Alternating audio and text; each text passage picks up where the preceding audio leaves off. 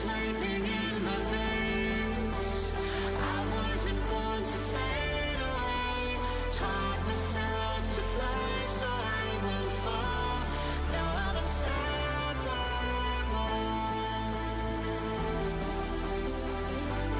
I'll rise above it all. Now I'm unstoppable.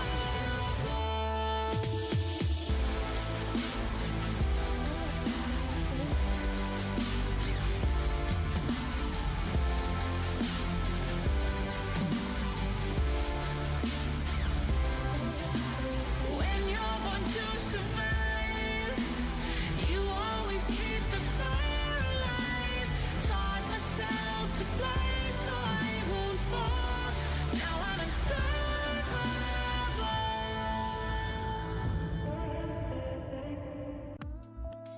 This is VCT Pacific 2026. Earn everything. Gravity is powerless against me.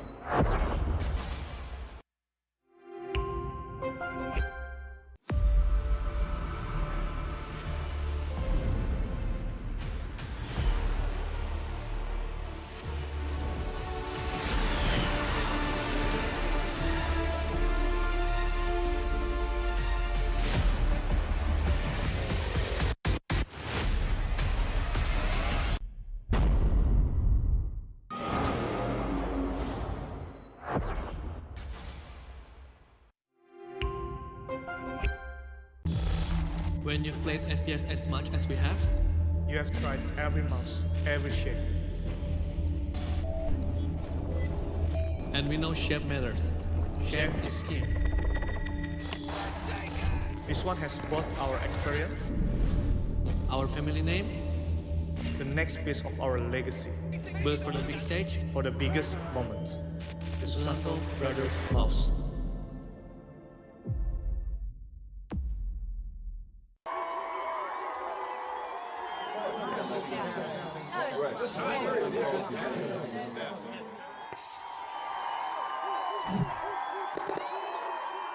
Red Bull gives you wings.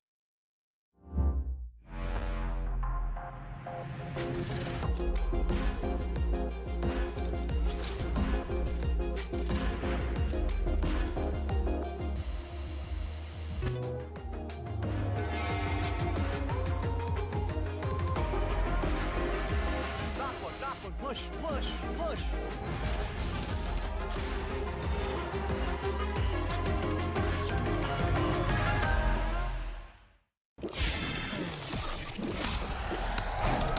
Red Bull gives you wings.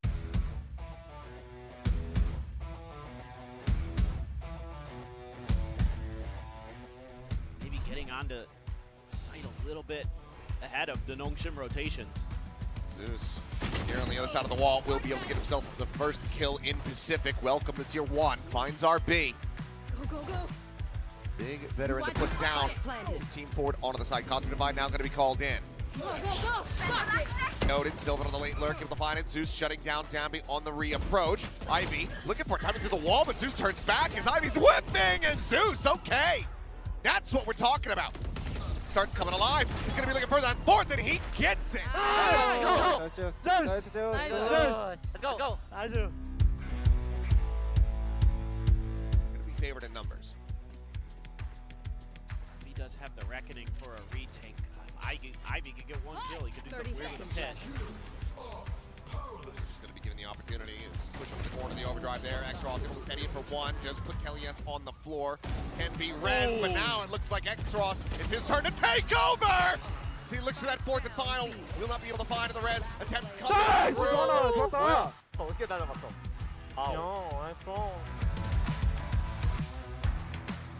That's some decent damage. Meanwhile, Quick approach from behind. Klaus has to clear this tripwire, and he's gonna just go sliding in, and he kills two! Spike down A. Rolling Thunder's now out of the equation as Klaus pulls out the overdrive. And he absolutely...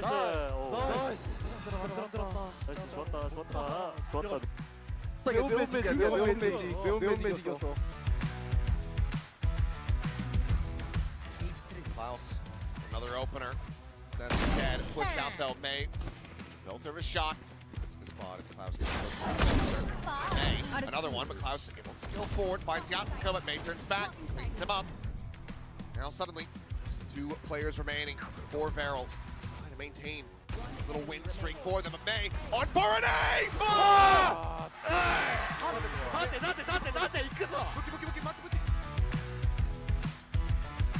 So put a check onto Defiance player, but for now it's the double duelist from PRX just looking to stream in. Blocked off by Armageddon. They're still hovering around looking to dive in. They managed to do it just at the end. No, they got caught! Full on trap! Devi picking one back though. Round's not done just yet. Jin goes forward with the flash. Patman continues to deliver. What a round! As well now, Yudotan wanting to tee it up for Pat. Oh, and there it is, the ace to completion. This is danger territory for GE. Thinking to jump off the wall, but suddenly Jin comes in with a curveball. Oh, Defy, what have you done?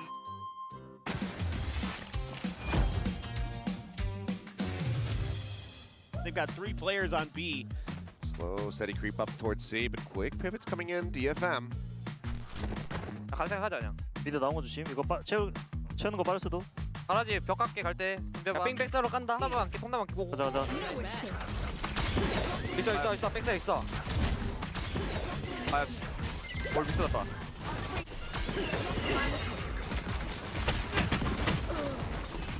마크. 하나 하이들 주변 다음에 가르치래. 아 캐틀. 또.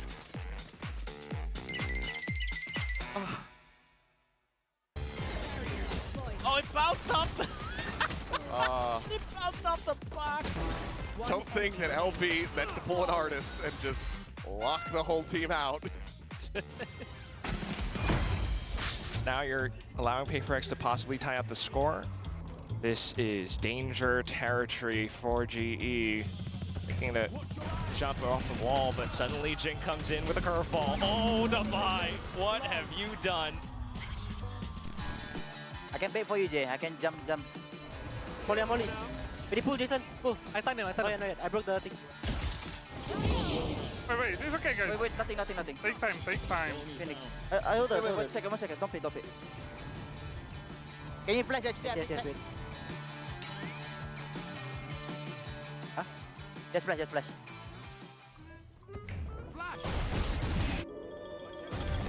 Bingo. One enemy remaining. Flawless. It's a mid grinder. 그 가바이 병장님이 되게 궁금하신 분이에요. 같이가 안 보겠다. 태호한테 선글라스를 좀 빌려야 될 것 같아요. Stylistically similar in some ways, but that Vice a big deal. I confirm presence. Here we go.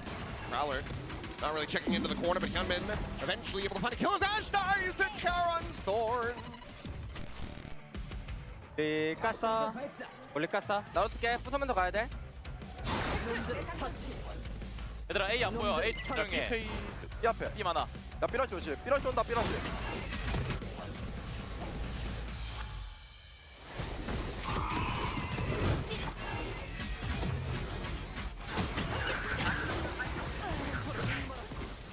얘들아 네온 죽었어. Poor Ash just got lit the heck up on the way into those. 나이스. 너무 잘 봤어요. 네온 나한테 90 맞고 팀킬 당했는데 까시 얘들아. 까비. 더블이었네. So well thought out there by Nongshim in so many different respects. Line up now, and it's going to be a change-up. Aggressive push forward from Francis, but his position now going to be known. I think he set himself. 삐 많아. 삐럭 조심, 엑스리야. 네온 스카이 둘. 한탑 플러스 플러스 Go, go, go. 얘네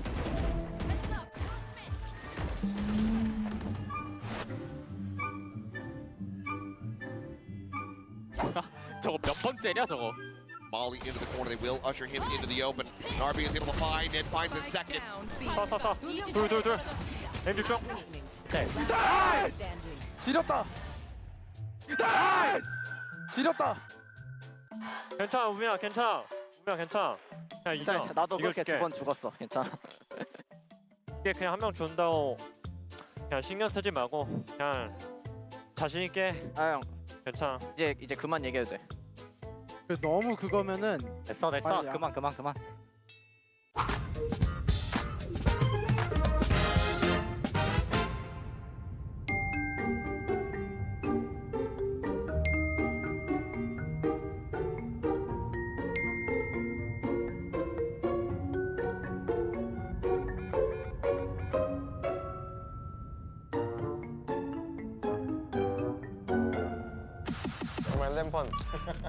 뭐ただ単に月光が好きだったから適当です I'm the mystery guy. 저는 레몬 러버고요 제가 악어고요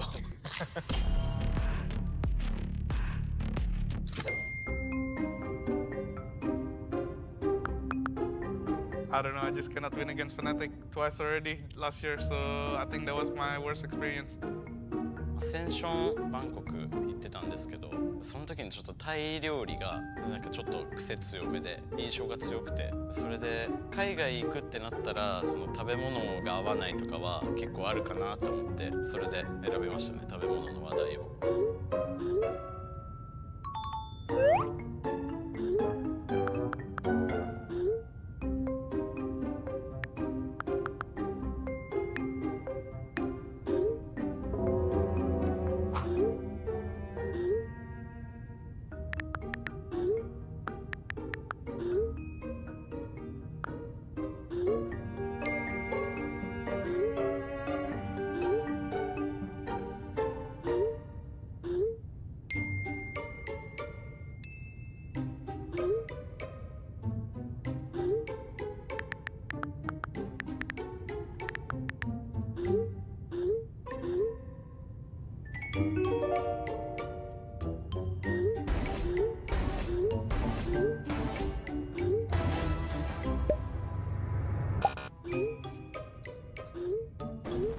정답을 쉽게 말해줄 것 같아서 이렇게 쉽게 말해버리면 왠지 게임이 금방 끝나버릴 것 같으니까 그래서 제가 대신 임포스터 역할이라는 걸 좀 해왔던 것 같습니다.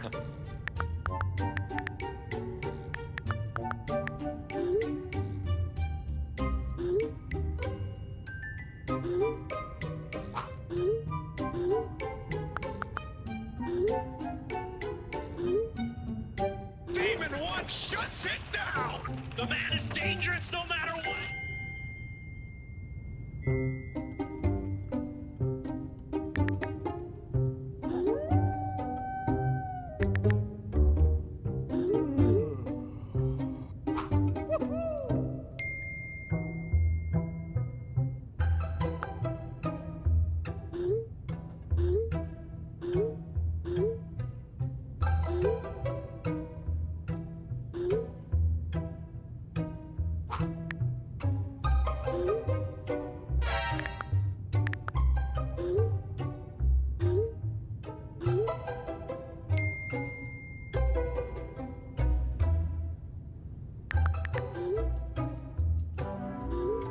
嘘つくしかないなと思ってとりあえず嘘つきましたそこが結構怪しかったかなって思います自分でも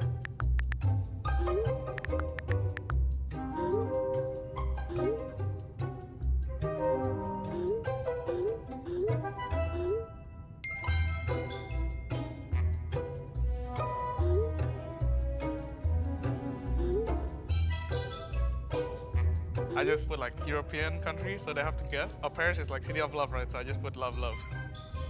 소세지를 못 찾았기 때문에 네, 스테이크를 넣었습니다.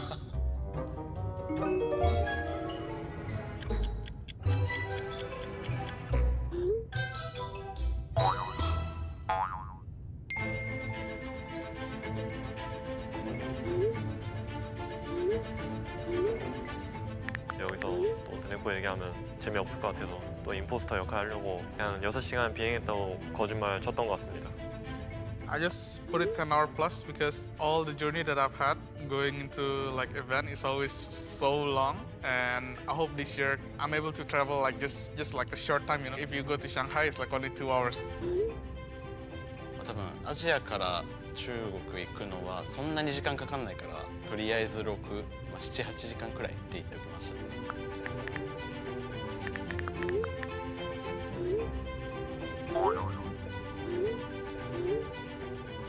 아이슬란드가 좀 더 길었던 것 같아가지고 정확한 시간은 기억나지 않지만 뭐 제일 길어가지고 골랐었습니다.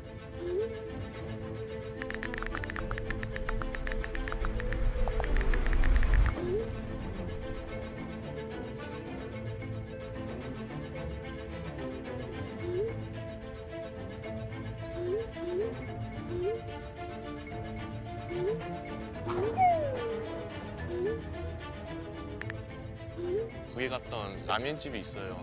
거기를 갔었는데 되게 맛있어가지고 기왕 가서 이제 말했던 거고.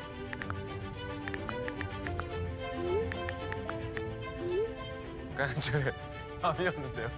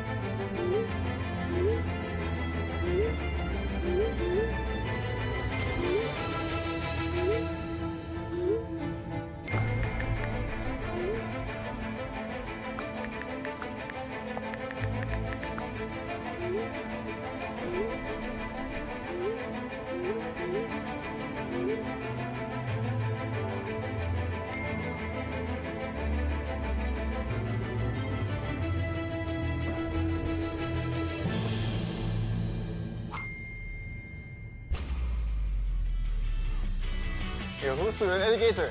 Who? Yeah? Not Yeah? me, not me. Who is the most fit? 일단 저는 게임 자체를 너무 재밌게 했던 것 같고요. 저는 토론을 안 하고 진지하게 찾아보려고 노력했는데 다른 팀원들이 저를 도와주지 않았던 것 같아요. まさか自分がそのインポスター側だと思ってなくて、ちょっと緊張しつつも、結構いい感じに騙せたんじゃないかなって思います。楽しかったです。At first, I thought he's lemon lover because he's so quiet. Second, I thought it's alligator because why would you eat ramen in Iceland? Like, where can you find ramen in Iceland? And then the last one is just moshpit because the answer is too basic. 채팅을 했을 때 모시핏이 너무 임포스터인 것 같은 거예요. 그래서 어떻게 하면 도와줄 수 있을까를 좀 많이 고민했던 것 같습니다. 저는 시작할 때는 살짝 몰랐는데 이제 말하고 나서 알리가토르랑 미스테리가 되게 익숙한 말투가 들리는 거예요. 한국 선수인 건 대충 감을 찾았고 나머지 두 선수는 이 둘 중에 임포스터겠는데? 라고 생각했던 것 같아요. 저는 요즘 세계대회 나갔을 때 여러 음식 즐기는 걸 좋아해서 베트남 가면 또 맛있는 거 먹을 수 있겠구나 생각하고 있습니다. 현지에 쌀국수 집도 한번 방문해보고 싶고, 만약에 거기서 이제 현지인분이 저를 알아보신다면 만약에 제가 한번 쏘겠습니다. Vietnam has been one of the countries that I want to visit lately. It's Crazy Guy's home ground as well. So I really want to make it to Vietnam and feel the crowd finally cheering for us. ベトナム人生で一回も行ったことないんで、本当に行きたいし、みんなで行けるように頑張ります。これからも応援お願いします。 호치민 베트남 이제 결승전에 가게 되면 정말 좋을 것 같은데 만약에 가게 되면 칭차오 이제 베트남어로 안녕하세요 하면서 제가 외치러 다니겠습니다. Thank you for watching.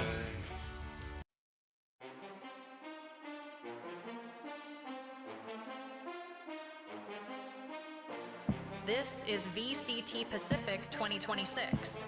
Earn everything. We back again. We back again. I'm bouncing up before they count to 10. We back again. We back again. Tell your mother, brother, sister, and your friends. We back again. We back again. I'm bouncing up before they count to 10. We back again. Tell your mother, brother, sister, and your friends.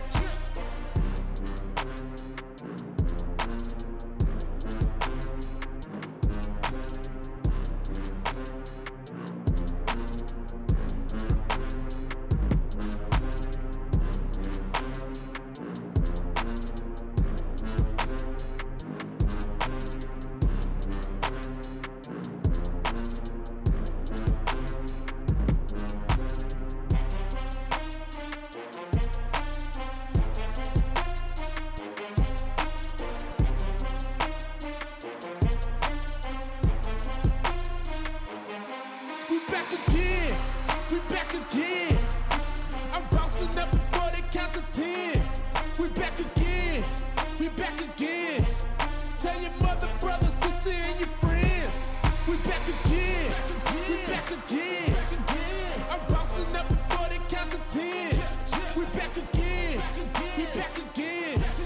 Tell your mother, brother, sister, and your friends.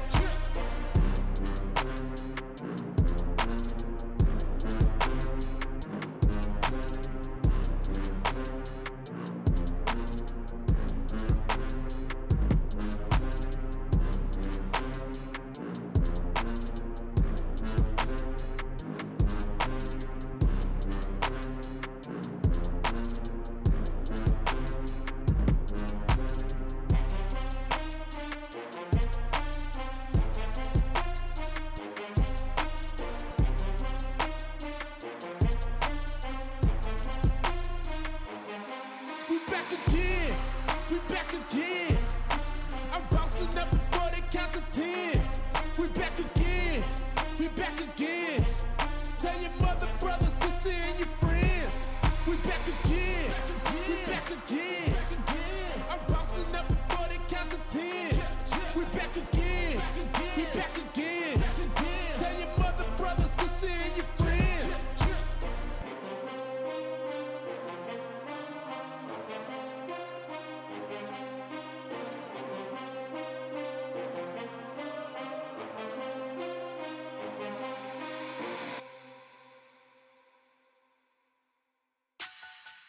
This is VCT Pacific 2026. Earn everything. Just wanna be us. Just wanna be us. Mama said I'll be a star. I guess she's right again. Whole team waiting at the bar. We'll pour one up, my friend. I don't know if you like alcohol, but if you don't pretend, we gotta celebrate this win. Next week do it again, you know. I got 100,000 jewels covering my dough. I want a game on the line, man, you know that we ain't gon' choke. I might legally change my name, you can call me the GOAT. Cause you know I'm the GOAT. Cause you know I'm the crowd cheering, and they just wanna be us. When the lights go out, tell me who can I trust? Don't show no love, don't show no love. They don't wanna be them, they just wanna be us. They don't wanna be them, they just wanna be us. They don't wanna be them, they just wanna be us.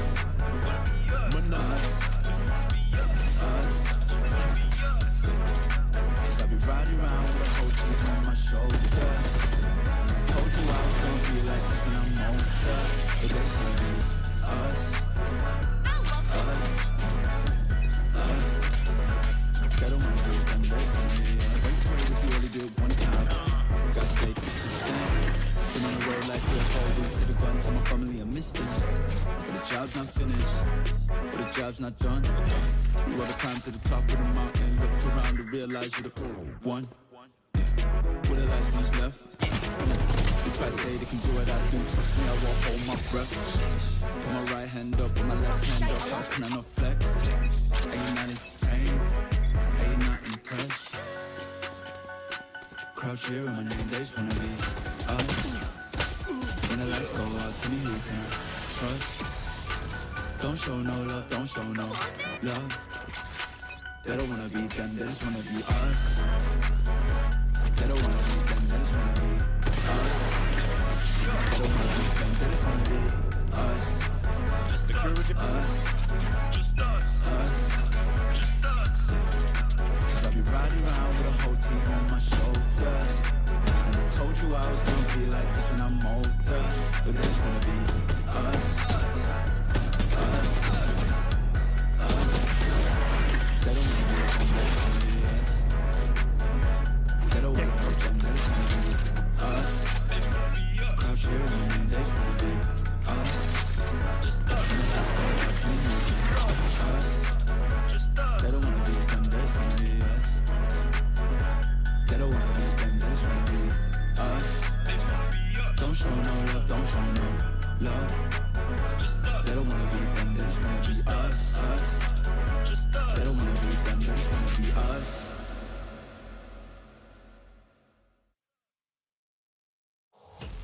is VCT Pacific 2026.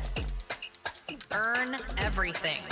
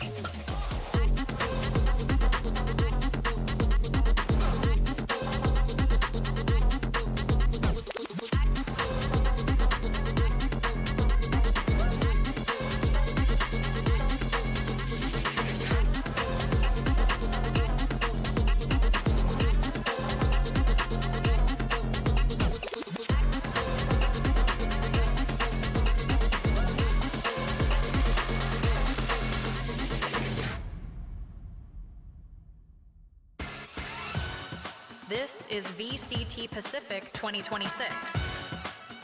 Earn everything.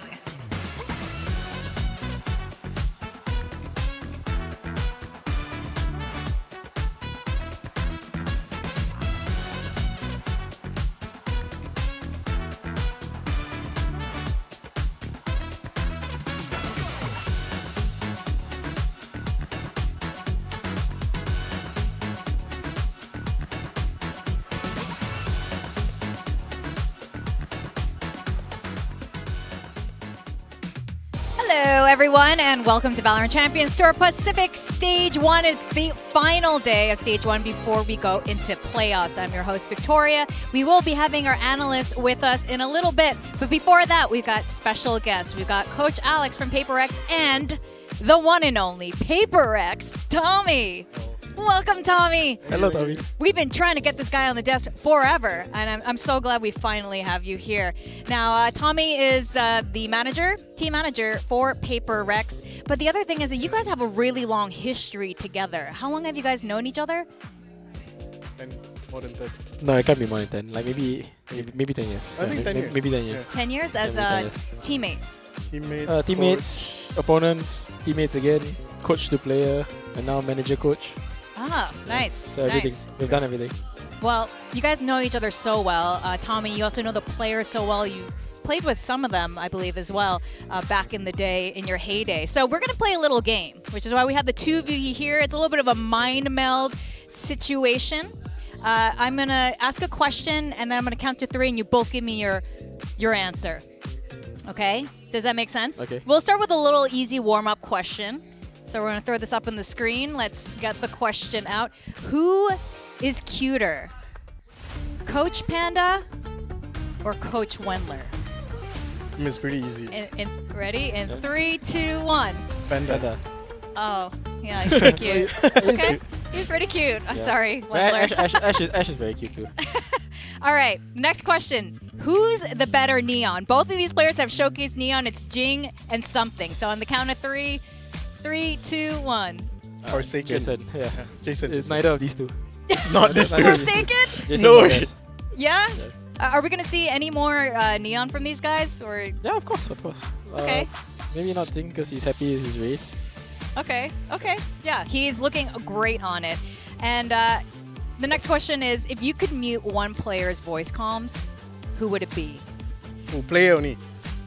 Oh, No, you're anyone on the team. Anyone on the team. Okay. 3, 2, 1. Jason. Why would you mute Al? It's a bit loud, huh? You don't even hear me. What do you mean? Okay. I guess he can hear everything. It's connected. I hear, you talk to yourself a lot, so you hear like everything. But you hear my thought process is the best thing. Okay. You know what I mean? I guess so. Well, Tommy wants to mute you. Sometimes. Why do you want to mute Forsaken? Isn't Why- he your why- like doesn't- unofficial IGL? But he's also, you know? he's also incredibly noisy. Yeah. Oh yeah? Okay. Speaking of the noisy guy, what is Forsaken's favorite map of all time? Because everyone talks about his agents. Let's talk about his maps. In 3, Right 2, now. 1. Breeze. You know why? Why? Why is it Breeze? Why? He plays Neon. But yeah, okay. I guess that's true because he gets play duelist. Okay. Yeah, that's probably true. Yeah. All right. Well, you're saying Fracture. Okay. I mean, you don't even know. Do you know? Jason is the one person that runs the team of Fracture most of the time, so I feel like he just likes it. To be fair, he actually likes any map that he can play Euro on, and we've never played Euro on Fracture, so I might be wrong. Okay. Okay. We can ask him later.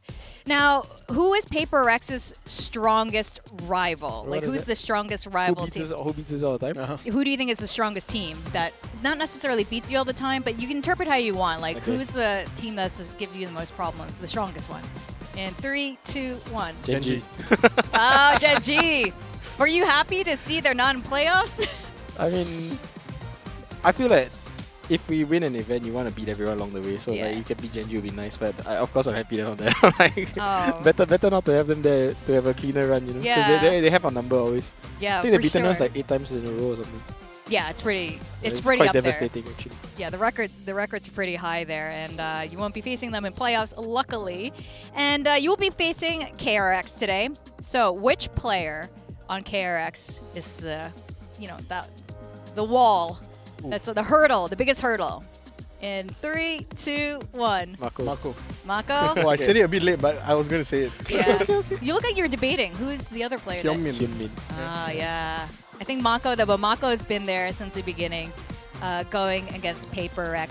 Now, we have the last question. You guys have been teammates together for a long time. And who's the better player, Alex or Tommy? In 3, 2, 1. Me. They sent me for skirmishes for a reason. They can't send me. Okay, he wants to go though. Why No, did you no, send no. Tommy? Huh? What? Why can't Tommy play skirmish? No, you. I mean, you we don't put want it, we to. put it out there. He wants to play skirmish. Okay. Once the rules change and he's allowed to play, he I will be did playing not say skirmish that. because he thinks he's the better player. Why do you think you're the better player? I mean, You I just am. are. Yeah. Is this factual? Just facts, exactly. Is this, can we check this on the stats when you guys were both teammates? Oh, I don't. No, please it's don't. good. Mine is really bad. Mine's better. It's okay. We could ask Pilsky all about it later. I think he casted who's some of those better? games. He's pointing at someone see? else, right? He's pointing at Turby. pointed at me. He's pointing at Turby. Oh, turn me. Tommy definitely better than us. Yeah, he has like actual titles. Yeah. Well, how are you guys feeling actually now that you're going into playoffs? And PRX is a team we always expect to make it to internationals, but I obviously talk to you guys backstage, and you're always a little bit stressed out that maybe we won't make it. Maybe we won't make it to playoffs. Maybe we won't make it to internationals. How are you feeling this stage? I mean, that's exactly what you say. I feel like maybe we'll make it. I mean, look. Do you still feel like that? I mean, look. Your team's looking good. Last year T1 was first seed as well. Yeah. They lost both games straight away, and you play like back to back. You know what I mean? Yeah. If I remember correctly, and then you're just gone. Even though you're first seed, so Just one bad day. I feel like you just have to. I mean, good that we have the extra life. Mhm. I prefer to not rely on like back to the wall kind of magic, but. Yeah, I'm always nervous. I'd obviously rather prefer to be first seed, so this game is important today. Yeah, yeah. And Tommy, what's it like for you? Managing the team. We've never gotten to talk to you about this whole time. Like, instead of being a player or a rival to PRX, what's it like managing this group of? I can't think of the right noun for this, but yes. Sometimes it's difficult, but I think they make it a lot easier. I mean, they're good, They're good Yeah. boys. Yeah. Are they? Yeah. Okay. Okay. That's not what you said backstage. No. That's what I say, dude. And Pilsky had a question. We've been observing Forsaken. Usually, he's a bit of the golden boy. He's always like topping the charts all the time. But we're seeing, a little bit of a change up in the player base here. Is Forsaken just getting bored? Is he just bored of playing all the agents? Is that what's up? No, actually, he's getting bored of playing Omen. Like, he's actually complaining. Yeah, that he's playing a lot of controller. He's getting a bit annoyed with me because I won't let him play other agents. Ah. But I'm trying to figure it out. Like, if we play Bind today, it would have been nice, but maybe not, Oh, okay. We'll see. So, okay. Oh, interesting. Okay. A lot of information here between the lines.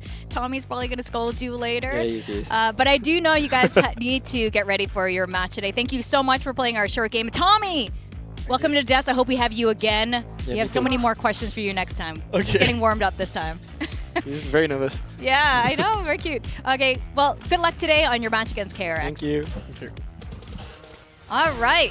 It's very rare. I don't know how many times we've asked to have Tommy on the desk. His own teammates have urged him to come have a little chit-chat with us, and I think next time when there's a little bit more time, I'd love to pick his brain more because he has so much insight into the team and almost like an unofficial assistant coach before Wendler came along. You know, I think when you have a manager there who sees so much of what's happening behind the scene and also has so much insight to the games, and you know, we're welcoming back Pilsky and Big Time to the desk.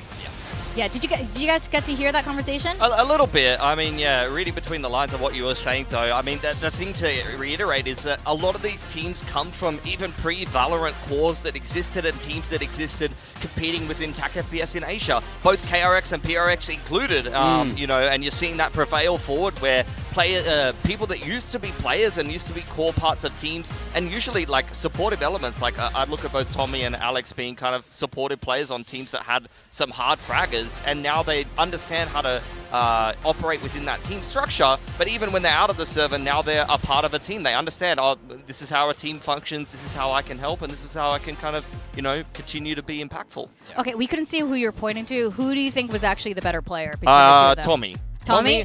But between Alex and Tommy. Yeah. But I would say, like, they were both kind of role players, you know? If I was honest, both carried by Benkai. Both carried by That's Benkai. awful. Benkai. That's crazy talk. Benkai was the GOAT. Well, maybe in you know, when we have like a national Valorant tournament, we can see the two of them play. We have so many questions revolving around. Okay, so Benkai, then Tommy, but not by much. Followed by Splashkey. Don't forget Splashkey, but I don't even know if he's played Valorant, to be honest. Splashkey? Yeah? I think he did. I think he did a tiny bit in the beginning, earlier Splashkey also days. insane. Yeah. Also insane back in the day. Well, I know this was before you were born. I'm way Big too time. young to know. I was born the day Valorant came out. He's a youngin'. It was his 3rd birthday last week or 2 weeks ago. Now, Big Time, we are down to the final teams. We know who's going to be making it into playoffs now. But today is going to be a big one because we're going to be finding out the seeding. Yeah, I mean, it gets exciting today. We're looking to lock up who is going to be top of that group of death, that group alpha, and it's intense up there. Really big names, and of course, you want that advantage. You want to start further down the bracket. Yeah, and then we got another series coming up after that. We DFM to take on RRQ, and the stakes are very simple. To avoid going into the lower bracket, DFM must 2-0 RRQ, otherwise they'll be in the lower bracket no matter what. So they need to not only beat RRQ, which I think they're not even the favorite in that matchup, let's be honest, and they need to kind of beat them cleanly. Yeah, exactly. And this is really important, of course, for RRQ. You guys saw the QR code earlier to get your tickets to Ho Chi Minh, where we're going to be having our top 4 teams playing in the finals. We're 12 days away from the finals. If you want to see Crazy Guy there playing in front of the home crowd, they didn't win a map today. Yes. They actually really need to win a map today. Otherwise, they got to win like three best of 3 series in a row just to make it to Ho Chi Minh. That's going to be pretty tough with how tight the competition is in playoffs. And we saw what happened in kickoff when they had to play 3 days in a row. That was not good for them. So nope. They need every help. I wasn't going to bring that up. But okay. But it's best of 3, not best of 5, so maybe it's not as bad. But Bill Diff, speaking of bad days for you, Pilsky. Okay. I've been watching from Singapore. I've been. I didn't know that watching you at the bottom of it would actually bring me the most joy. I thought winning was like the best thing, and then you losing was actually. We're not the same though, Vic. You're at home online. You would choke on land. Now we're both here on land today. Okay. I am going to destroy you. Fighting words. All right. It's so funny to me how much confidence you have at the start of every day, and then the end of every day, I see you shriveled up in a corner crying, saying, "Well, I'm just so unlucky. I'm so unlucky." This was me playing on land as a player as well. Yeah. I like that though. You should go in with a positive mindset, but the person on top right now, it's not me, it's not you, it's Big Time. Of course By it a is. huge margin. I'm going to say I've been playing a little bit like some of the Southeast Asian teams and throwing. Sunday are usually my throw days. Nice. But I didn't throw today. Today I'm I'm locked in. But Big Time, can you tell us like how you found so much success as we lead into playoffs? It's skill, it's hard work, it's determination, it's being on the grind every day. You know, I wake up at 4 a.m. for this. I don't sleep. I'm researching. It shows. I know who's picking what.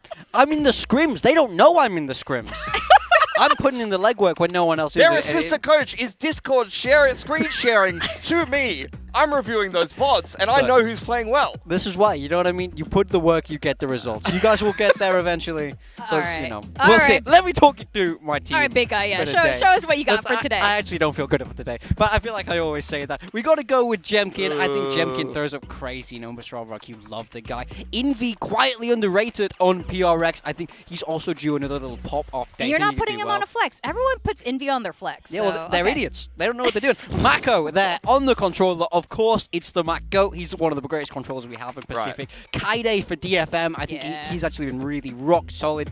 You know, you always tempt to buy May, but he's great as well. And Jing there, down there on my flex. You gotta have Jing. Jing is astronomical at the moment. To not So have you're him is going to criminal. eat the points. Yeah, I'll It's take the worth it. minuses for Jing. You're not going to get any minuses, though. I think, like, Jing is the only one who might give you minuses today. And outside of that, all the roles are actually pretty clean for you. That makes it. I don't normally do that. I don't play by the rules. I'm not confined by your restraints. Let's see if I played by the rules. All right, Pilsky, maybe today will be a little bit better for you. I'm You're not locked like in. the other guys. I'm a bit of a bad boy. So. Oh, yeah. I feel like Hyunmin and Duelist, that's not much of a bad boy. Kaide's going to be my initiator just because he played it on a technicality, and I'm going to get, you know, -3 because he's going to be on Senti and he's going to be popping the hell off. Jing on controller, please play Breeze and at least only give him -6. Jemkin on the Senti, please play Haven, please play Pearl. Give me some chamber games so that I'm not getting destroyed by the minus on the Duelist. And then Marco as my flex is where I'm trying to go away from getting minus points. I think he usually does pretty well against PRX, and I'm hoping it's going to be the veteran duo of Hyunmin and Marco to put up the numbers today. Okay. I see what you guys did, but I pulled up something a little bit different Here's something I today. prepared earlier.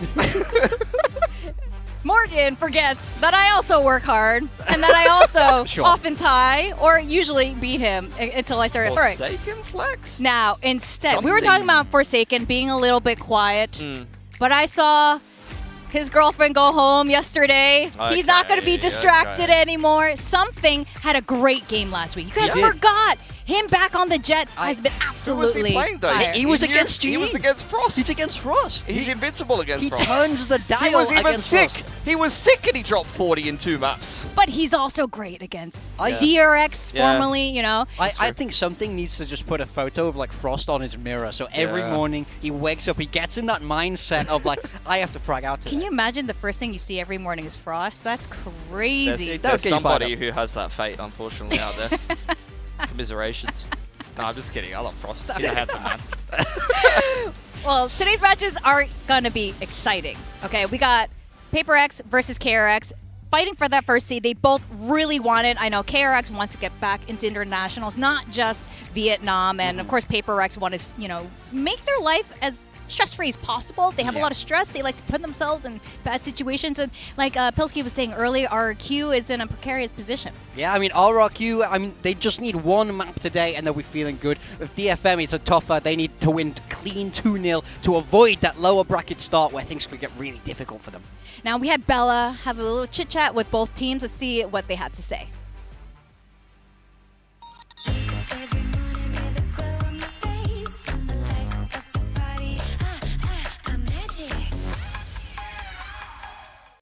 Hello, welcome to Pacific. Today I'm your host Hyunmin and I have a special guest today, Davai from PRX. 안녕하세요. How are you feeling today, Davai? 영화 어때? 당역. Here I come to your rescue, Davai. Hello, Hyunmin. Hello, Davai. Good to see you. Welcome to Pacific. Another RX Derby yet again. How are you excited? Hyunmin, what are your thoughts on today's match? I think it's gonna be a very fun match today. Fun, classic. And what about you, Davai? 영화 어때? No English. He can only speak Korean, you know, getting the mindset ready to face KRX. All right. Well, Davai, tell me, there's talks about you on the chamber, Daimber, and Yong on the chamber, Yong and Ver. What are your thoughts? What do you want to say to Yong? 잘해요. Do well. Wishing him luck. Love that. Well, Hyunmin, what do you think it would be crucial today to face against PRX? Do you think it's going to be the mind games, or do you think it's just going to be first come, first shoot? I think if Davai doesn't shoot his gun today, we'll win today. Oh, Davai, what do you think? Do you agree? 똑같이. 똑같이? The same. All right. Well, good luck to both of you, and thanks for joining me here. Yeah. Bye bye. 감사합니다. 안녕. 안녕. Yeah, if Divide does not shoot, that would probably be a great thing for KRX. And I saw Hyunmin there coming for our jobs. I'm glad they're sticking to the playing. Now this team is looking quite formidable right now. And if you guys didn't know, Divide actually does speak great Korean for a guy. It looked like it. Yeah. He's fluent, man. Let's hope he's as fluent in the server today because PRX need everything they can get. You know, I think it's been a good group stage for them, but we have seen that shakiness. You know, they dropped that game against Gen G, something none of us expected to happen. Since then, you know, really solid recoveries, but for sure against the weaker teams there in Team Secret and Global Esports, a win today gets them that top of the group, and everybody wants to see this team go to London. They are the princes here in Pacific, so for them it's all about chasing those international titles. Yeah, I mean, we're going into the RX Derby, so this is where you expect some of the veterans to have some better performances. I think like Forsaken and Divide. Divide's been up and down for me. Forsaken's just been kind of okay. It feels like he's just a role player in PRX at the moment. We're not seeing that same pop from him usually. I wouldn't be surprised if this is the particular day or heading into the playoffs more so that you start to see some big gains from some of these individuals that might have just been kind of along for the ride as something and Jing just go ballistic.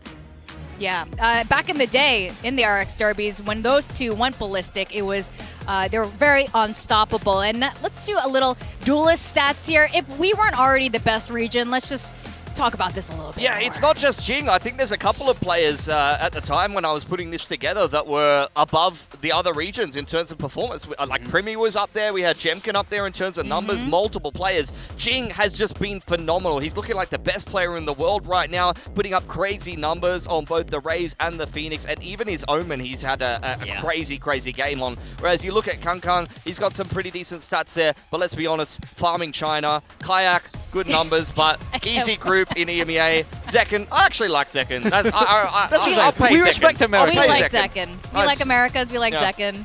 I mean, we like all the regions, but fair.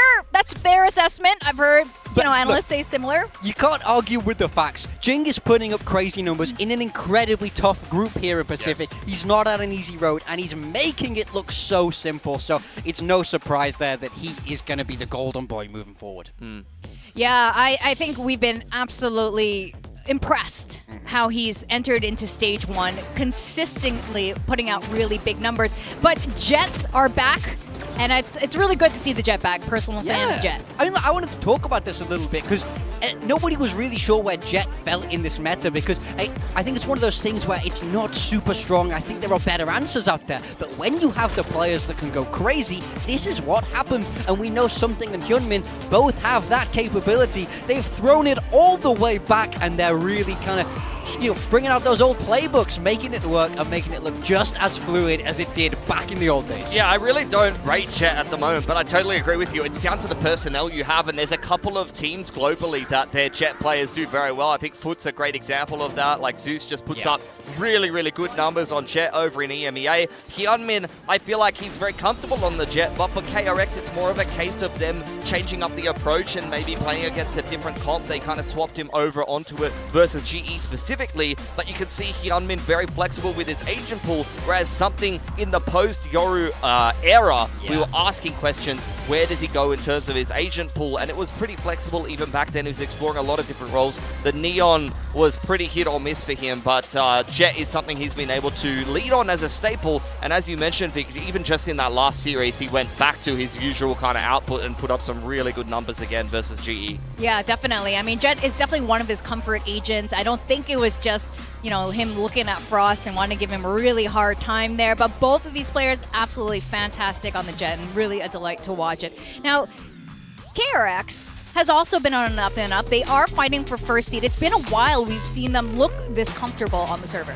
KRX, I mean, the core is just so good. The coaching staff is not something you can go past, and some of the individual players are in really good form. I love Bane's calling right now. He actually puts up pretty good numbers, and his effective util has been great to watch, and I think KRX has some of the best mid-rounding at the moment. Freeing's been very consistent on the Neon, despite the fact it's a massive role swap for him. And as I mentioned before, I think Freeing is the kind of player that you just tell him, you're only playing this one agent, you're only playing Teo this stage, you're only playing Neon this stage, and he just seems to thrive in that environment, just boiling boiling it down to simple kind of play style.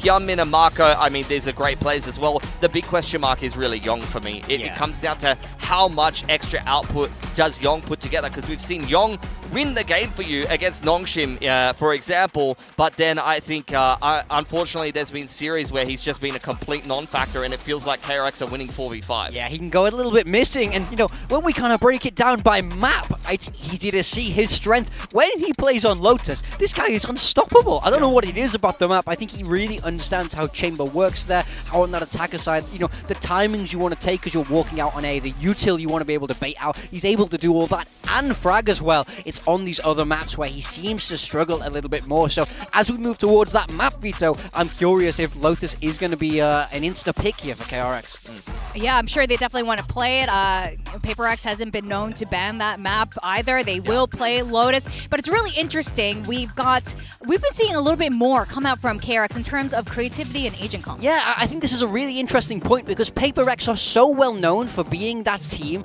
that can mix things up in an instant and play all this weird stuff, but so far they don't. They've just been playing the same comps on every single map, and they've shown all the maps in the pool apart from Bind. KRX, on the other side of things, only played those 4 maps, and they've played 8 different comps across 4 maps. They are not afraid to be the ones that take the risks. They're not afraid to mix it up. So I'm curious what the preparation is going to look like for PaperX here, because I don't know how you can read into what KRX are doing, but PaperX are surprisingly looking much more static than usual. Well, PaperX, I think the thing that they have going for them in terms of the veto is that they're changing things up in terms of what they're banning and picking. Like, they banned Pearl in some series and they let it through in some other series. It's a good map pool for them. We've already discussed it with Lotus coming back in, Fractures in there, Binds in there, which is something they haven't even played, but we know that they have the capacity to play. It's a fantastic map pool for them. So for PRX, the world is their oyster. On the side of KRX, though, as you mentioned before, their strength is series to series, changing up their comps, even with minimal prep time, and looking fantastic doing it. Yeah, I think that's a really interesting point, and a different, you know, KRX has a little bit of a situation where they're switching new players in every single stage, so I can imagine why they're focusing and specializing on certain maps. And we have Alex here continuing to play Skirmish. He said backstage his players just don't want to play, so that's all he's got his legs crossed under the table. Legs he's crossed? like kicking his feet right now. He's crisscross applesaucing for the Skirmish? Are we kidding? I didn't know he was moving like that. Yo, is he double jointed? Can we focus up? Okay, there we go. He's in the shots. He's very relaxed. He's kicking his feet. Smiling away. Well, last time he played against the team rookie, which was Ramiro. Yeah. He ended up winning that out here. I don't know what... Trying to punch down like this is all crazy, all man. I'm saying Young is, puts him in his place. This is the thing. All I'm saying is Alex bit Rimuru in the skirmish. He's not on the roster anymore. I'm just going to leave those. Those are 2 facts that happened in chronological order. So Young needs to win this. It could be the other way around, where this is how Alex trials new players for the future. It's like the final interview. You have to 1v1 him. Maybe. And if they don't win, I mean, he's they up don't make 4-3. It was 4-2. Is he going to throw this? He might win. He's been. Oh, no! no. The last one. It's 4-4. Come on, Young. Lock in, buddy. Career on the line here. He's got it. Young ends up closing it out. I mean, very winnable for Alex. He continues to show some degree of ability to win these skirmishes. He heard you say Tommy was better, and then, you know, tried to prove himself there. Unfortunately. I think he knows, though. I think he knows. He's acknowledged Solo and Turby's prowess on the server there. Okay. PRX back to banning Pearl, and the only map that PRX haven't been playing is banned out by KRX Bind, so they're not wanting to kind of play too many tricks with the veto and kind of lead it down to question marks as much. Breeze goes in as the first map. That was the 3rd map decided back at kickoff between these 2 teams when they were playing veto chicken with it, but now it's kind of more stable in the map pool. And then Lotus and Fracture, that's very unsurprising. It feels like Breeze is the question mark going in early, courtesy of PRX picking that. KRX have not played Breeze this stage, right? Yeah, I don't think so, but they have at least played it, and even in the last matchup these 2 teams played against each other, it was played already, whereas I believe the last time that PRX played it, Jing dropped 25 on Omen. He went crazy on that map, so I'm keeping an eye on that. Yeah, I think this is going to be really exciting. So Breeze being that first map, and you guys are talking about how wide PaperX's map pool is at this point. This is a weakness they've had in the past, so this is something they've been working on. KRX, on the other hand, do you think they've been, kind of hiding their cards a little bit here, or do you think they're going to be at a big disadvantage, not really having gone through all the maps? No, I don't think it's a big disadvantage at all. I mean, I think KRX have shown an ability to counter what opponents are going to bring and guess very well at what direction the opponents are going to go. So we saw this from them back in kickoff, but not at all recently. So I think their composition will be interesting. For PRX, when we last saw them play, it was this double duelist with Forsaken on that Neon. He's finally going to have a little bit of fun, at least. He's off the controller role. So I think he'll be happy that he gets a chance to play it. He's quite a good Neon player. Most of the time, having a look at the predictions here, though, mostly PRX. I thought I was going to be the only person to go for KRX, and then I saw you. I said, who did you predict? You said, I thought I was the only one going for KRX, and then we saw Seth, and he's like, I thought I was the only one going for KRX. So Yeah. Well, none of you are special. All three of you picked KRX. So make your case for KRX. The rest of us have gone for PRX. I don't know about you, Pisky. I think KRX have just looked a little bit more consistent. Yes, they've had those kind of close games, close series. Look at that game against Gen G. It was very close. They could have lost it, but PRX did lose it. I just think the floor for me is a little bit higher for KRX right now. Obviously, PRX can pop off and win this series. That's not out of the question. But I think if people play at their lowest level, KRX are a better team. For me, KRX, I think the core is just so good right now, and the calling is really good, and they're showing a lot of prep and a lot of trickiness in terms of changing up the agents, which is what I really like. But quite honestly, I think PRX is the better team as a whole team. I think especially if Something is playing well, that's the big question mark for me really on PRX, and Something had a good week last week. Now he's going to get some jet maps as well. I think if he's able to just put up a decent performance today, PRX is probably well-rounded enough to get it done, especially if Yong has a rough one here. I think Yong and Something are the key players for me in this series. Oh, absolutely. And this is why my predictions are usually linked to my build diff. I put Something on it because if he pops off, this PRX. team wins. Yeah, if he carries PRX, we'll just smash them probably. Yeah, and this has happened in the past before, so he could do it again the same way that he's ended up doing to Frost so many times, whether he was on Talon or otherwise. But this is interesting if what you're saying about KRX and that they have multiple comps per maps. But there's one team that knows how to adapt on the fly. They're known for their improvisation. It's PRX, so I think they'll be able to counter it really well. Yeah, I just need to see that kind of strong mid-rounding, the strong reading of the game come to light for this PRX team, and I'll feel much better about them. But I do think they've just been a little bit static so far for me in Stage 1, so bring the old style back. Let me see it. Yeah. Let us see it. But actually, it's pretty cool, too. We've seen these two teams facing off since the very beginning of franchise, and let's see what changes they'll be bringing to the server today as we send it down to the stage for KRX versus PRX.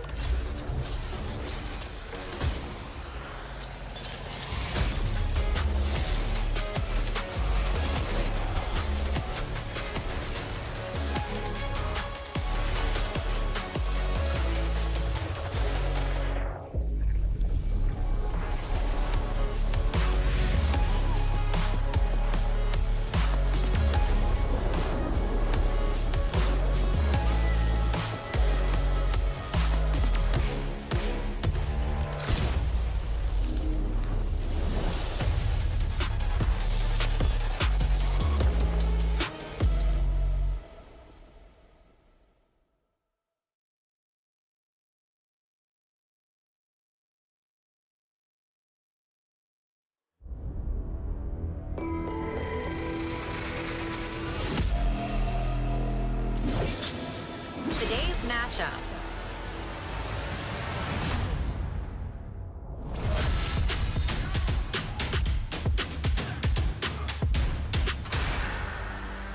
PRX. What is VCT Pacific without a little bit of an RX derby, especially for Paper Thin's birthday? These are two teams we know this guy loves to watch face off against each other. Now, PRX, a little bit of a sleepy start, but they've shaken off the dust and they're looking a lot better now, which is why I think today is going to be a really exciting match between these two. Look, it's hard to ever bet against PRX. They've been at the top of this region for such a long time, and today they're coming for that crown of the #1 1 seed to get them 1 win away from Masters London. We've seen this team do so much damage internationally, and we know that they lost out so close in Santiago, falling at that final hurdle. They want to run it all the way back in London. Yeah, they do, and KRX is the team standing in their way to getting that first seed, because so far, or so many times, they've gone a little bit uncomfortably into internationals, running through lower brackets and somehow always pulling through. And this is a team you don't want to wait till the last minute to find all the pieces coming together. Now KRX. PaperX has been such a thorn in their side so many times, but they've also shown a lot of improvement coming through this stage 1. Yeah, with the pickup of Yong, it's been interesting to watch their development. The core is still rock solid. They've been saying it all day long, and it's been interesting to see these teams clash in Pacific Grand Finals, and then more recently over at Champs, that was the defining third-fourth matchup. Then in kickoff, PaperX kicked KRX out of that tournament in 5th-6 after they had in the past been a contender in the top couple. So this always seems to be an inevitability that KRX and PaperX will play each other in a very important matchup to determine how the rest of the tournament will be looking, and to fight for that first seed spot to be 1 win away for an international when we've recently seen both of these teams there will be a really, really good match at the end of this group. And both coaches here fist bumping. We were talking about this a bit earlier, Pilski. Both of the coaching staff are full of ex-players, actually, and that makes such a big difference when you are coaching teams, and probably a testament to why these teams also do so well consistently. There's just so many years of experience between both of them. A lot of the Korean coaching staff very stacked, but it's no surprise to see PaperX become kind of the pride of Malaysia, Singapore, having that, existing staff of players that have had experience representing that region for more than 10 years now. Yeah, I mean, they just know how to help better because they've seen these situations time and time again. So it's no surprise that these are the 2 teams that we see right up the top of this group, right up the top of Pacific as a whole. But of course, it's the number 1 seed that's really in contention today. And I think once again, we can't understate how big of an advantage this is towards your journey to London. It puts you 1 win away. It avoids the sort of fiddliness of having to play that first game. You get an extra week of prep, something both these teams are very, very good at. I think the winner of this game has a enormous potential to make it to London. Yeah, and they both usually do very, very well at international events, so you want to just immediately give yourself the best opportunity to make it over there. PaperX obviously winning themselves a Masters. KRX never quite getting the trophy, but always making some deep, deep runs, and I think Breeze is going to tell a big story as to who's actually going to come away with this series. PaperX picking this.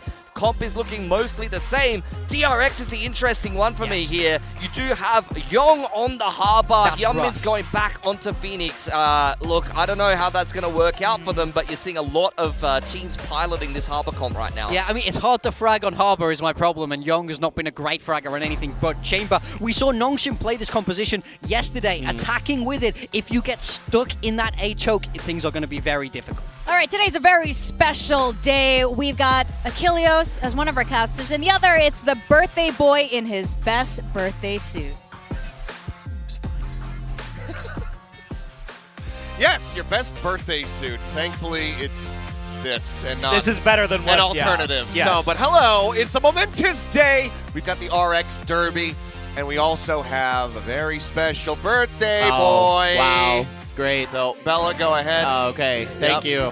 Thank you very much. Okay. Yes. All right. Here we go. Do I have to make a wish? Yeah. Yeah. Okay.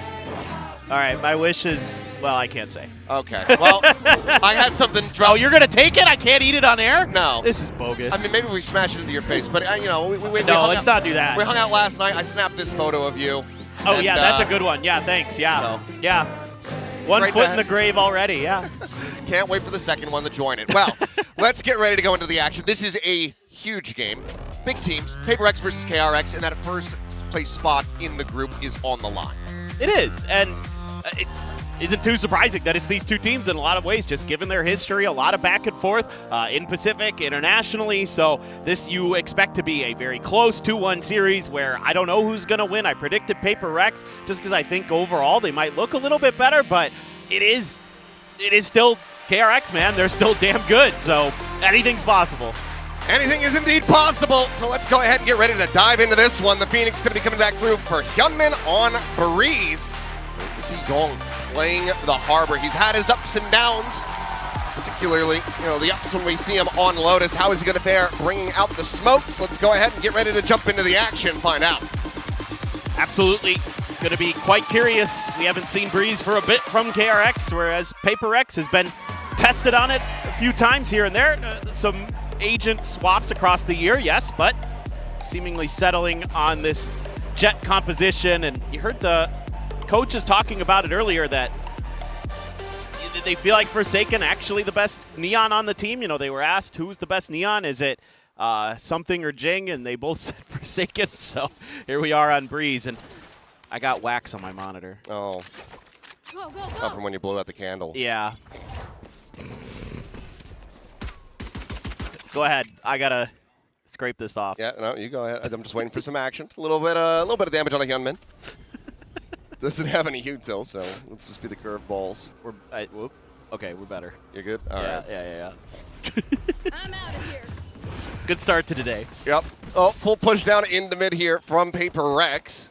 Gives the site over to KRX relatively for free, so we'll be able to get in and get this plant going, but it's going to be potentially very fast flood retake. Yeah, they're going for it.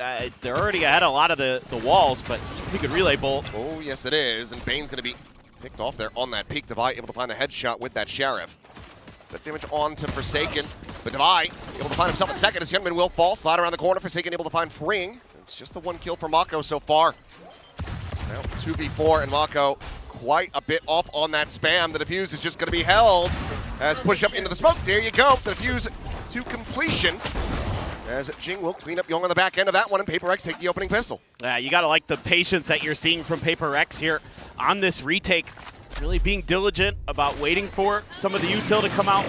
And oh, Devi just when that smoke goes up. And he's so quick to react to Hyunmin, trying to push through the toxic screen. Mako trying to do what he can, gets a couple kills. Sure. I have no idea. I don't know. I mean, this Big Tiger before, now whatever that was. Well, yeah, I mean every time it's something different. Easy kill for something. Anticipating that peek at window, but then here's the curveball as well. Delayed on that, but okay, Mako, very nice shot. We'll be able to find him. Jing gonna be spotted, back pedals away, sends up the paranoia, but it doesn't connect on the two. Oh, but he's over, gets behind half wall and is able to find Yong. Hyunmin is gonna scoop up the Outlaw though. So that's gonna be a little bit concerning for PRX, but this is his gun on this map. That is true. If he gets the operator, then you breathe easy if you're PRX, but when it comes to the Outlaw, he is deadly. There you and go. He's immediately able to find a kill on the Jing, so already this starts getting a bit more suspicious.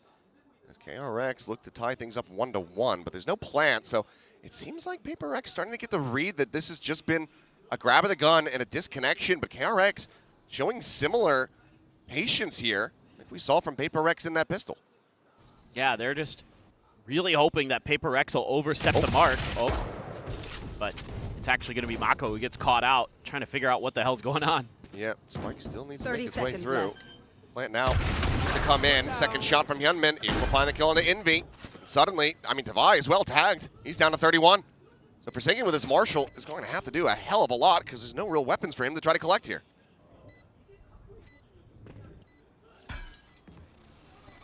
Spotted on the recon, swing in, elbow going to be seen. Bane just backs away. They have some time on their side. Flash going to be connecting. Slide through, able to break the aim of Hyunmin. That would have been a very nice shot to hit. Instead, shock dart up and over the top. All right, a little bit of damage there on Forsaken, who holds his own with the Ghost, and okay, round rescued. Defuse to come in, but very solid damage found by KRX. Yeah, it just takes Mako being really snappy with his shooting. He has looked clean with that Sheriff. You can see why he's been bringing it into the rounds and gives KRX a real hope here. Get Hyunmin a sniper rifle, seen what kind of damage he can do. You know something's going to try to go for that repeat. You just know it. Mako, smooth as always. It's right here. That puts the fear into India's PRX, but One enemy Forsaken, very smart there. Moving around, keeping them guessing, where Devi was going to be coming from. So here we go. Still a lot of weaponry that PRX is going to bring. They're buying up pretty heavily into this round. Right there. They're going for an outlaw, but only Bane going to be on half armor. Look at this walk down mid again. He's taking that forward space, giving up the A site, looking to try to catch somebody here at Sands with Bane Take flight. on the peak, able to spot out a little bit, so we'll send the drone. Meanwhile, the swing and Young, ooh, a bit off on that. Unable to find the kill, so Jing can breathe easy for now, but Hyunmin struck down. Forsaken able to find that one. Just pushes through shop door. Also still looking to challenge this, and once again, we'll get the better of something. Envy, fast to arrive and fast to shut this down, but this is giving the wrong read over to PRX. They do have a numbers advantage, but the plant is going to be hitting on A, so we'll have to repivot, and this allows for KRX to try to get into a post-plant scenario. And you got quite a bit of post-plant utility here, as KRX still left in the bag, but a lot of them to retake for PRX as well, so it should be a pretty good battle in terms of just who's going to be able to find that extra little moment, if KRX is going to be able to get that extra player. Almost out. Forsaken making some noise, trying to fake the flank, keep that extra player pinned in A main. Now a lot of this is going to be on Frings, the lone player on the side itself. Paranoia over towards main, not going to be connected on a Bane. Still tucked, but oh, what a reveal! But Young, two players swinging into him, he's able to find that kill. Fring cleans up Jing, and now it is just Envy. Fring down to 46. Winnable, but time is running low, and Freeing will just quick peek, finds the shot. KRX will get themselves on the board. Still good damage here from PRX, but they did force back into the round. Yeah, exactly. So they're still going to have some kind of look into a mixed buy, but it's not going to be maybe as strong as they would have hoped. You know, you're trying to get the bonus here, and then you really put KRX on the back foot. If you can get the round to go, you give yourself a good chance, but they just kind of line up there for Young. Positioning just a little bit too easy. And the fake never really worked. Young didn't bite too hard on it there as the Harbor, so something we've been looking for him outside of the chamber to step up, and maybe that's a good sign of things to come for our rookie. I love the gamble shot from Freeing. Well, they've been pushing mid every time, so might as well. Maybe I'll catch someone. Instead, just three-player exploration down through elbow. Nothing to be spotted though. Mako tucked back deep at cannons, as it seems like KRX once again going to be leaning onto the A side of the map. Trying to check out main, and hearing that, Davai going to be calling some forces to start rotating over. Forsaken again, hitting the door, trying to see if he can get another catch. He's going to keep hitting that door, trying to condition KRX a little bit. Don will get a ping, and it's going to be the run it back pop. Hyunmin immediately tagged down to 5. Flashing through, spot on to 1, swinging in the corner, and he gets shut down. Back over to safety, but 2 shots from Fring, 2 kills, something in Davai. Now on the floor. KRX looking very good to secure this and tie it up.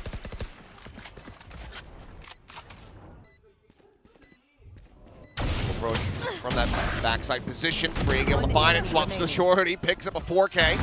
And Jing, not long for this world, will fall to Hyunmin's hands. So 2-2, KRX tied up as we go back into a buy for PRX. Yeah, usually PRX is pretty aggressive at A main on this map, so far they haven't really showed that. I wouldn't be too surprised if maybe they're going to dig into that well on this one a little bit.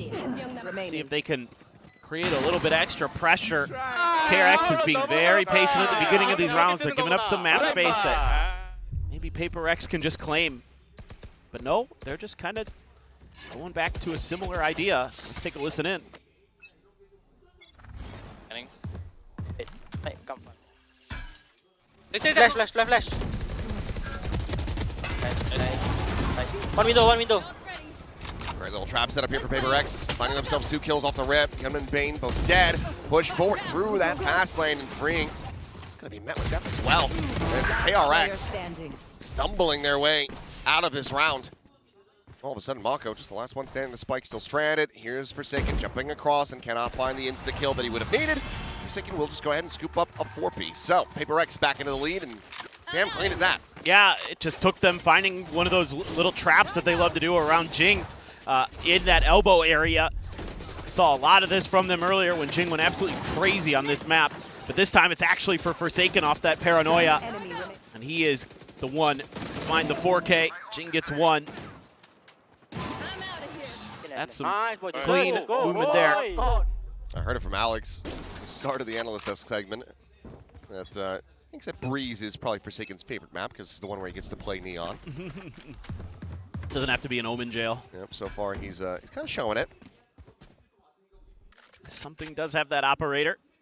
You're going to have the Hunter's Fury and the Overdrive plus Jing's ult, which we've seen be impactful in the worst of ways, the best of ways. Ooh. Close, but no contact. Clear the recon, no pings to be found. Drone now has to lead the way, and this slows things down for KRX. We'll just send out that Reckoning, though. Got to slow them up. Bit of damage going to be pushed forward onto Fring. He falls down to 30. Jing at the moment just going to stay tucked away behind the box. And Envy going to be able to find Young with that Hunter's Fury. Spike now down on the floor. Hyunmin has to tuck away, and it's just going to be him and Mako trying to fight their way out of this one. But now Mako, last one standing. Spot onto the Jet. Some damage to be found. Quick little transition over to find Forsaken. He still absolutely has his work cut out for him, but they continue to give him pixels out of position, and Mako, he will take those every time. Something down to 13. Device still at full health, but can Mako have a Mako moment? 30 seconds left. Something looks to say no. He shall. We'll deny him the heroics, and PRX will maintain the lead. Yeah, got a little scrappy in there, but the initial read, again, from PRX, really, really good. Off the back of this Reckoning, love the position Jing tucks himself into there so that if they do push around that corner quick, he won't be affected by the near sight in terms of the angles that he's going to see. Plus, they have backup behind him, you know, and they're throwing the Hunter's Fury at the choke. They throw a Paranoia at the choke. This is a really good counter to this set execute play that KRX is trying to bring. And looked a little rough, but it got there in the end. If it wasn't for Mako, it would have been a lot cleaner probably. Good read here again from PRX though. Yeah, stacking on the correct side of the map. Forsaken, maybe not registering just how many people are going to be around this corner, but we'll hear the drone and that'll be enough to stave him off. Keeps himself alive. And now they have all 5 players ready to greet KRX at the door. Now you're just no idea what you're walking into is KRX. 2 hero rifles. As Curveball going to be able to connect, but Envy will find freeing. And now Jing just scales forward. Poison's off. Slotted up right alongside that main exit, and this is KRX starting to scramble. Don't set. And they're throwing a smoke in mid, so that's going to pull your attention that way, you would think. Well, now for sure, with the door making noise. No doubt about it. But they're actually using that as a bit of a fake, so trying to use Forsaken's own idea against them. And it looks like it's working. Device still here on bridge. Swing out, and there's the kill on a Bane. Playing off that previous damage found, and that's the Hunter's Fury out of the round. Mako, given that he has a classic, I don't think we see a commitment to the pit here. Hyunmin finds Device. It starts becoming a little bit more likely, and there you go. Does decide to pull the trigger on that one, but Hyunmin going to be taken down. He tries to just swing around the corner out to safety. And Mako now probably wondering why in the hell he decided to send this ult. Don't placed. Smoke set up, center pyramids. Mako quick check out around the side. He will fall, as will Young. And the investment does not pay off. The fuse to be found. PRX themselves up by 3. Yeah, a little bit of good map trickery here by KRX to give themselves a chance, but then they gamble. Mako wants to invest that ult, starting to feel like maybe PRX is running away with it and they need to stop the bleeding here, get that thrifty going, get that economy back situated, but the bridge position finds 2 players. Already had a big deficit, and yeah, okay, Hyunmin did have a rifle, did find 1, but fearless are PRX going into that pit, and Mako had already swung out of it. Well, I think he was... Timeout. Yeah, he was trying to recover the weapon. Yeah. Because needed a rifle. It's like, oh, this classic's not really going to cut it, so it does end up being a little bit of a head scratcher to send that one, but that's why we see the timeout call from KRX. A lot to talk over. Kind of curious, maybe this is a little bit about some mid control being established. How they, you know, I think it's some of the rounds where KRX was able to find some value. They were able to either thwart PRX at that part of the map or just establish some presence, or at least convince PRX that they weren't going to go there. And so PRX would have kind of overcommit some of their resources to it. So I think fighting PRX with the chokes here at A main and B main is ill-advised. Yep. It's kind of a death sentence. so time for a change in approach to the map. Yeah, I mean, you don't want them to really ramp this up and steamroll their way through this, because as KRX, I mean, you're kind of rolling the dice. You've elected to go to Lotus. We know what PRX can do on that map. Right. We've seen the ups and downs, but can't be relying on them to show up in their worst form on that map. So being able to secure the win here would feel great, but what a shot from something. Hunter's Fury to try to track him down, but it's the Jet, so the updraft takes him to safety. Mako is dead at window, and this timeout is not looking good. Not so far, but they've got a chance. Oh, but the reveal. The chance is gone, it would feel like, but okay, still able to find one, but that puts it into a 2v4. And I don't really think remaining. this is Spike gonna down happen. mid. So there you go, cleaned up to come through. I need Bane. to save. Yep. Not sure if they know where he is, but they have a minute to try to find out. Should be doable, you would think. But yeah, PRX, what a nice little idea. You know, you could see the play from KRX was to try to create some mid-pressure, set up for that push. Forsaken does end up finding Bane pretty quick. So that is not going to be exactly what Termi was looking for out of that timeout. But, I mean, it's something who does a great job stalling this out. They throw so much utility at the double doors here. Look at this, the Storm Surge, the Relay Bolt, and it just goes past him, just the Relay Bolt. But didn't really matter. I think he was going to get one no matter what. Then you get the reveal onto him. The Hunter's Fury doesn't work, and then Envy's great with his util. And all you have to do is hold S, backpedal away from everything. Nice, boys. So yeah, the catch is not coming through. It's going to be a Hero Guardian in the hands of Hyunmin. Who would have thought that would work for PRX? Just hold S instead of W. Yeah, S-Key Gaming. Time for the new merch line. That would be a good one for April Fools. That's true. Well, think on the Young, swing in the corner. Mako going to be taken down. Young does manage to find the kill in the end, so Divide dead allows him to scoop up a weapon. Meanwhile, knives are popped. Something drifting in, trying to find anybody they can. But vision is denied by the walls. Running back now, going to be popped as well. Hyunmin sprinting his way towards backside, looking for a kill. He's going to come up empty-handed, though. Snaps back to safety, sets up that blaze wall. Forsaken, now going to be known here at main. He's able to find Bane. Sliding in, the blind is through, and there it's just Hyunmin absolutely screwed in the corner. Jordy will clean up freeing, and that's going to be another round going over to PRX. Again, I just love the patience on PRX on these retakes. As KRX going up against this team, you're used to them just sending it at you, right? Like, like Divide just takes a fight against a bunch of players indoors, knows he's probably dead, but wants to try to see if he can go for the big multi-kill. That's typical PRX behavior, but usually on these retakes, they're pretty quick. Like, they rip some ults, they're trying to go. You know, they've got the Blade Storm and all that stuff, so usually they just want to try to hit you before you're really able to get comfortable, but they take their time. They know that the Phoenix ult is there. They're going to wait it out. They give it all the space, and it's got Alex smiling. Yeah. Go, go, go. Well, if we learned anything, is that the smile doesn't often last too long, but we'll see if KRX can make anything happen in this bye. I mean, already the lead secured for PRX at 7-2. It's been, you know, those 5 rounds in a row. Like this from Bane. Kept a little bit of attention over at Long A. Divide just tucking into this corner. Surely this wall. Fring is able to find one, but Divide finds 2, gets the spot out. Fring has to drop away. Something is already here, but okay, good clearance. And Zwanka will be able to flush out the enemy Viper. Forsaken dead, but on the Jiggle Peak. Something collects the kill. Fring now gone. Spike in position for the plant, but Bane is not there to try to reinforce this. They're picking out window, which means that this catch onto Jing is not gonna come through. Oh, dear Lord, that is unaffordable. Uh-oh. That ain't good. That's, yep. I mean, this also not checking behind this spot. Well, I mean, to Hyunmin's credit, he was just starting to realize it, and he was just right on top of Devi's crosshair, but One enemy remaining. like that's a sus wall if I've ever seen one on this map. JJ. I mean, yep.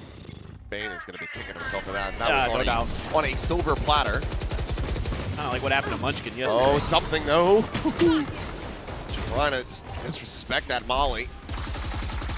He and Forsaken end up taking a bit of damage. Clear out that cove. Oh, a lot of these ecos have gone A, so PRX leaving that extra player. Meanwhile, all the way to the other side, maybe going to try to test Devi's Viper's pit. I mean, they have a drone to try to check forward into this. Do they just blind face? No, it will be thrown out first. Snakebite to try to delay. Oh, he dodged it. Yeah. Very sneaky beaky like. Here's the orb. Pushing forward. That's going to be freeing Dead. Great punish. Stops that overdrive from coming into play. That is so smart by Devi. And now you've got to reface into mid. Okay. Good jump peek from Yong. Shot out of him, but Yong himself is very, very low. Man, that's such an impressive little play by Devi. He's so good, man. 30 seconds left. And now this is going to be completely unexpected. As there's been no conditioning whatsoever for them to anticipate Jing in this spot. They'll quickly drop down, though. Okay, does manage to find the spray through. It's taken down by Hyunmin. A 2v3. Reveal onto Hyunmin, who is low as all hell, but still scales forward, finds a kill. Plant coming in, not going to be interrupted. Bane safely there around the corner, but Hyunmin out in the open will end up falling, and Bane now needs to try to clutch this up. It's been so good for the team in the past, but here today, it has been a very rocky road. PRX will find themselves a 9th round win and can potentially make this a 10-2 half. Yeah, absolutely. And this has just been the story of PRX this stage, is their defender sides are incredible. It is, what is it, like 85%? They're winning 85% of their rounds or something like that, is what I heard, like, coming into this. It's pretty disgusting. It is outrageous. What happened to this team? What happened to my attacker-sided Kings? I asked something about it on the analyst desk last week. He said, we don't know. But we're happy about the defender side. 10 seconds. Well, it's just, I think, overall, really good decision-making. They have a good feel for the map, and in particular, their retakes. What has impressed me the most here today is their patience, right? Like, they're not just sending it. They're taking their time, trying to feel things out. Oh, something wasn't going to lose that time. Yep, not able to catch a break here at all. Hunter's Fury out. Does get the ping on the Forsaken, but not find the follow-up kill. And he's just refacing forward in the main. Comes away with another elimination, and Envy gets a piece of the action as well as Freen will fall. Suddenly 2v3 as Yong is just rushing forward as fast as he can. Into the deep.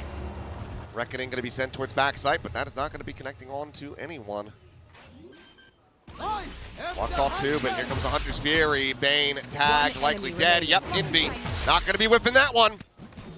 That leaves the rookie to his own devices in a 1v3. Taps it, swings it, dies. Something finds it. 10-2. PRX looking very, very happy with this breeze. Yeah, they're really well drilled, and you can see why they're happy to pick this map. So impressed with so many things. Obviously, you have something with an operator, and he does some good stuff with it. Forsaken, fearless as always. It's what makes PRX so difficult to go against. Talk to anybody that's ever played them. It's that individual ability when they can make plays that other players don't even consider. Like Forsaken there at the front of that door, just re-swings in there. He's like, well, I'm dead anyway. Might as well go for the big one. KRX now, even with the defender side being so much better overall for PRX, I just don't see this one happening. No, probably not. 2-10 deficit. I mean, granted, they were the first org to ever do it. True. You know, them versus Billy. Billy, yeah. But a little bit of a different beast is PRX, to say the least. Yes. This is, and I mean, I think the scary part about this PRX team right now is, like, you know that they should have that same level of capability on their attacker side as they've been, you know, showing in the past. And here this year, they figured out the defender side. So that's frightening. That's terrifying for literally anybody, except for Gen G, apparently. True.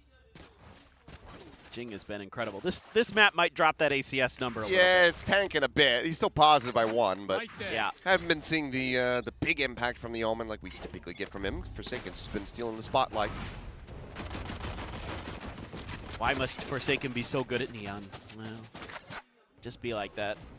Why must he be good on days where I don't put him on build dip? Swing out though. Little punish. Defy going to be struck down, so it's a good early kill found for KRX, who absolutely need this pistol win. Oh god, yeah. No commitment there of Util though. PRX gonna be able to swing behind. They're pretty much playing this exactly like PRX is playing it. Yeah. Just a little bit of a Face ring out in the mid now and just go right back through the doors. Yep. You don't have to worry about the molly. Granted, shock darts could slow you up, but ring. Oh, okay. Finds himself a 3rd kill.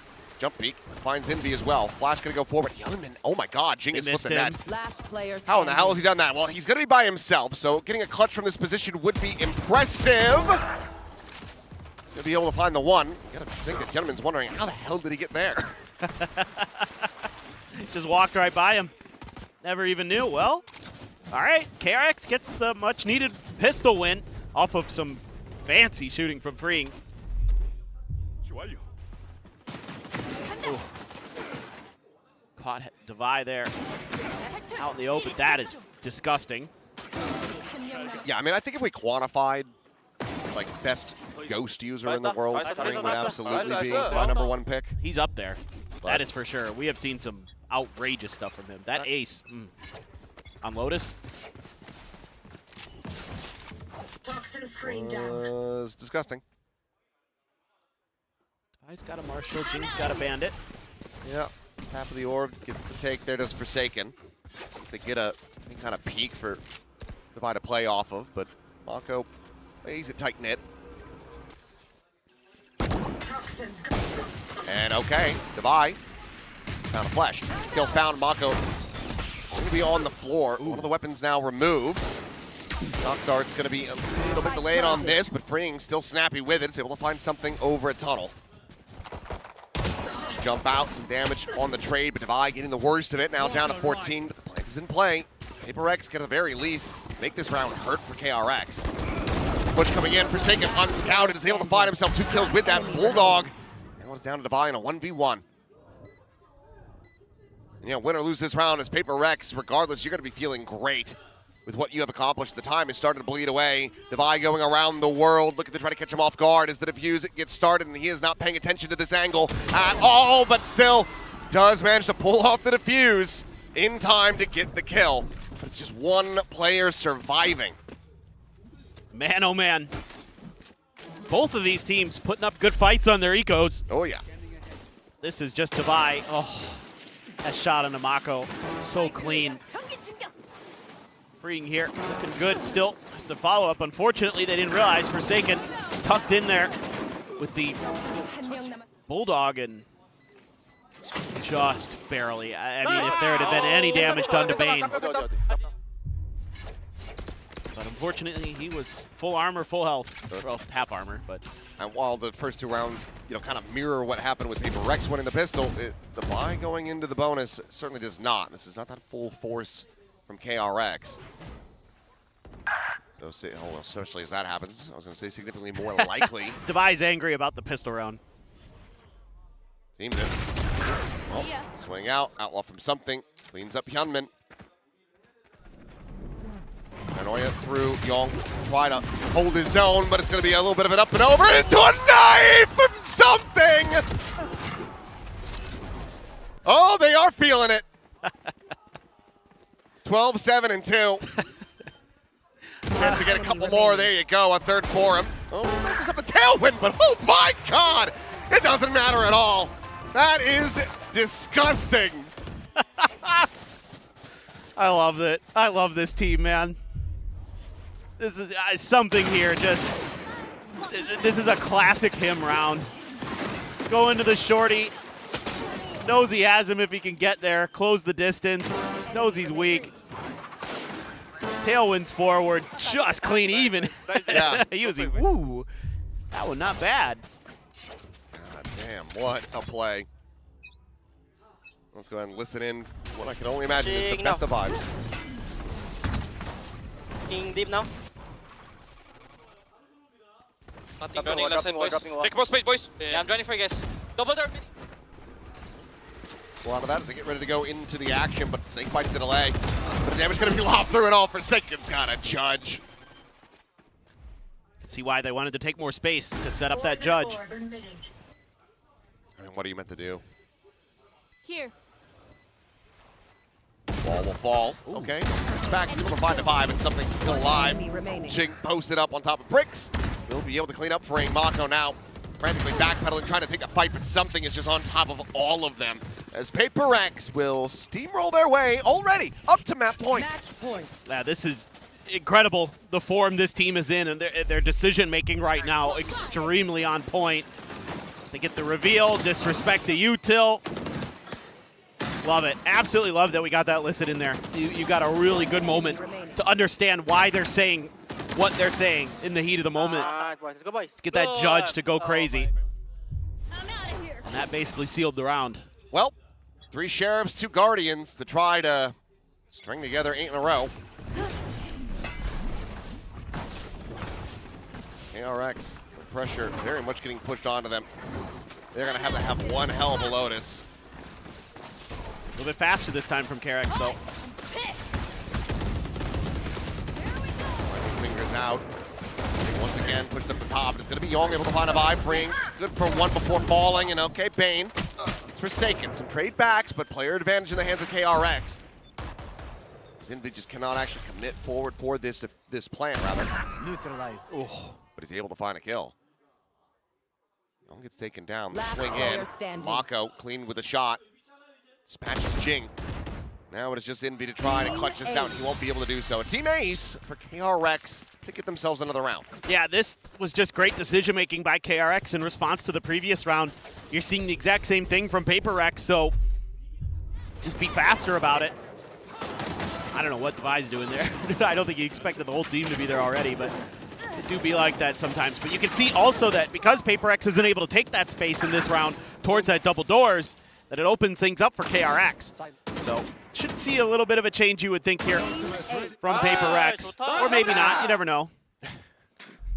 Well, he's still laughing about it, knows that they have such a significant lead. Yeah, well, that's a round that you can just go for it, see what happens. Yeah, you can see a very different idea right now. Spreading the map a bit, trying to put some pressure towards mid. But they're going to look at maybe just try to fake. Yep, you're absolutely right. Tailwind forward. And even then, I mean, given how something's playing, I think he's going to be perfectly fine. And yeah, he is. Now with a kill on Namako, KRX, you can really start leaning more players onto this side with a heavier commitment.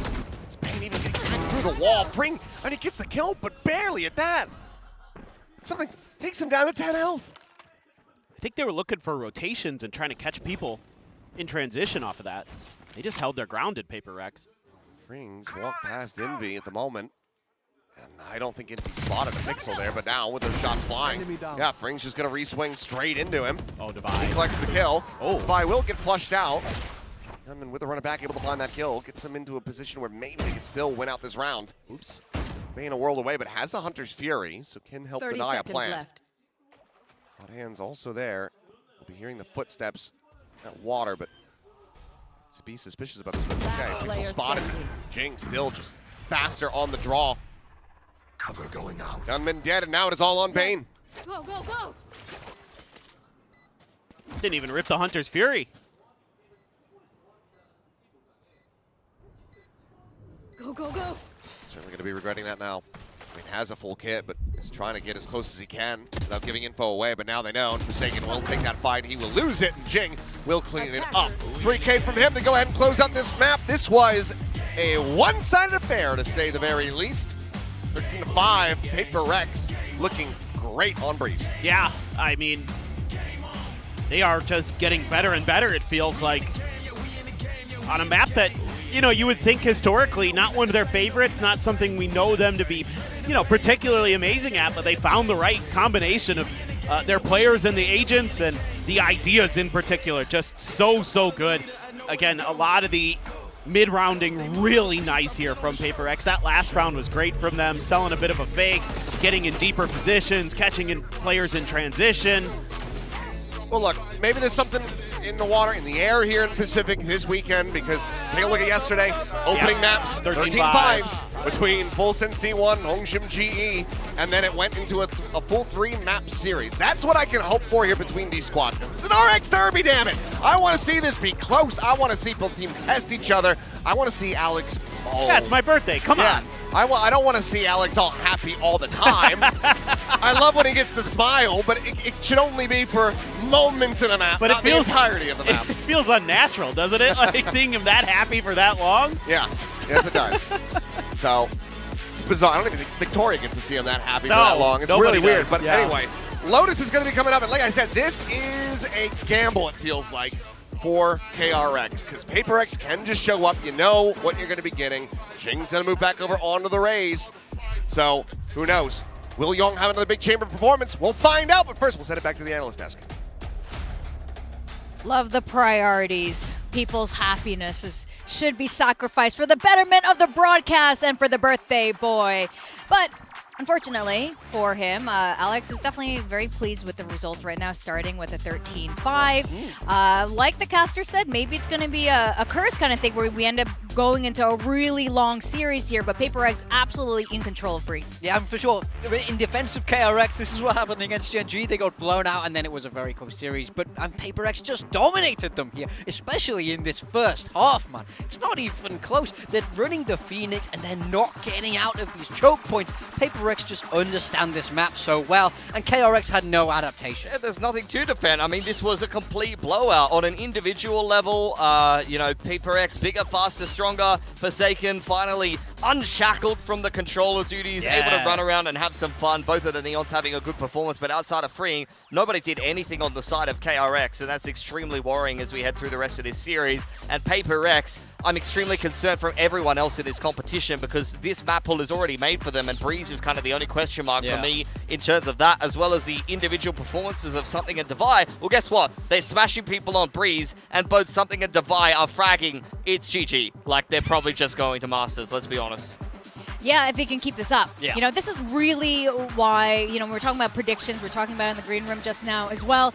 All PRX really needed was one or two of their other players to step up to their, you know, their better form, just a little bit better, and that's all it would really take at this point. And KRX is at that slight disadvantage with having a rookie joining the roster only at the beginning of stage 1, even though they started off pretty smoothly here. Now, Breeze, a little bit painful for KRX here, and that's because PRX was doing very PRX things on defense. Yeah, I mean, we've covered this comp that KRX likes to play a lot, and Morgan's already mentioned that they like to go aggressive in B main and A main, and then use that as a springboard to go onto either one of these sites, for example. But something that PRX do a lot is this paranoia through elbow with the Jet walking down and the Neon over here as well. So if we see how that works out, as KRX, you see the paranoia hit them right from the get-go, double multi-frag for Forsaken, and all of the follow-ups from KRX are completely ineffective, unfortunately. They get completely wiped by this play. Now, I'd like to say, no harm, no foul. They're contesting the mains, they're contesting the chokes.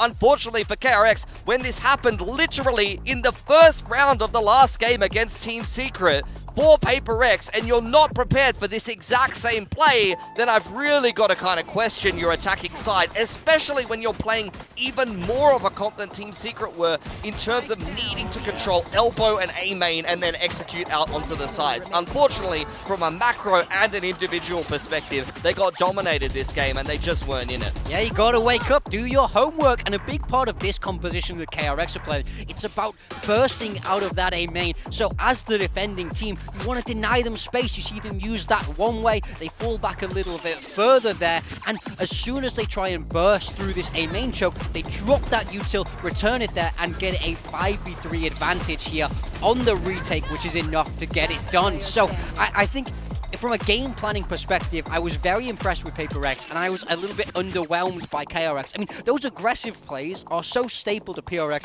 that most teams will call those aggro plays PRX. It's the win condition against that comp as well, which it begs the question, what are the protocols? You know what's good against your comp, you know what your comp wants to do, and you know what PRX like to do. They like to get aggressive in the early to mid round. That's exactly what they always do, and you seem to have no answers. I feel like every time it was an A main or a B main fight, KRX like, oh my god, get out of main! Please, don't hurt me! Like there was no, I want to see like a Storm Surge or something in reply, or like a Relay Bolt from the Neon, and they have like this 6-set play in reply, but instead it was just like, they were just getting punched, and they just were flailing. It was really sad to watch. It's the most surprising because this is KRX. This is the team that's faced PRX ever since they invented this W gaming concept of pushing out, being super aggressive, especially on defense, and they don't give you any time to think at all. So yes, I am very surprised. Now, another guy spearheading all of this is none other than Forsaken.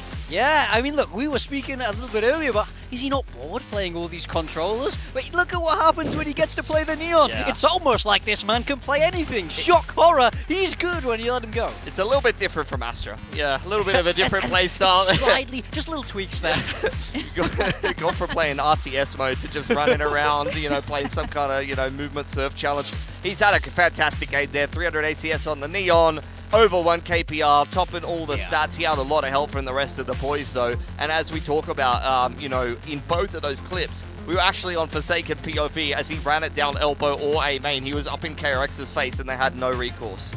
Yeah, and they definitely paid the price for that, as Forsaken was definitely having the time of his life over on the Neon. And I can see why both Tommy and Alex voted him as their best Neon on the team, not the other two. With that said, we saw a good step up coming from the Jet, coming from something as well. So this will be very exciting as we go into Lotus. Now, PRX has been good on Lotus, but Pilski... Bro, this map pool is cooked. They're cooked. Let's be honest, guys. They're cooked. Unless Young goes ballistic or something like that. I mean, KRX, let's be honest. They're good at Lotus and Fracture, but PRX having smashed them on Breeze, full momentum, and then they've got Lotus and Fracture left in the map pool. Like, surely they should win this series easily. No, I'm not as down on KRX as you are. We saw this last week. They get blown out, they know how to come back, and Lotus has been a map that's been great for them. For PRX, look at what happened when they played Gen G on this map. They got blown out 13-3. Wasn't even close. We've seen them crumble here already. Was that a one-off? I mean, we'll see later on. But KRX have been much more consistent. Looking at the data here as well, good defense win rate for KRX, running that chamber comp, whereas PRX, they're on that double duelist vice, and they've got a good attack side win rate. So I'm keeping an eye on the fact that we're starting defense first for PRX. If they get good output out of their defensive side, or if KRX have a better attacking side, then they're probably in for a good one this series. I think the first half is going to really tell a tale here. Well, Young farms duelist when he's on the chamber. Yeah, I mean, look at those numbers. That his Cypher brings down his average so much. He's had some quieter games on it. But the Chamber stats on Lotus in particular, like, he just puts up numbers. He does get Chamber on other maps. We've seen him Chamber on Haven at least. Might Pearl as well. Like, he's getting other maps on Chamber. But for some reason on Lotus, something clicks for this guy. Both up against Nongshim as well as against Gen G. He had big games on this agent. Yeah, I mean, I think he's going to feel much more comfortable. He's clearly much better on this agent and on this map.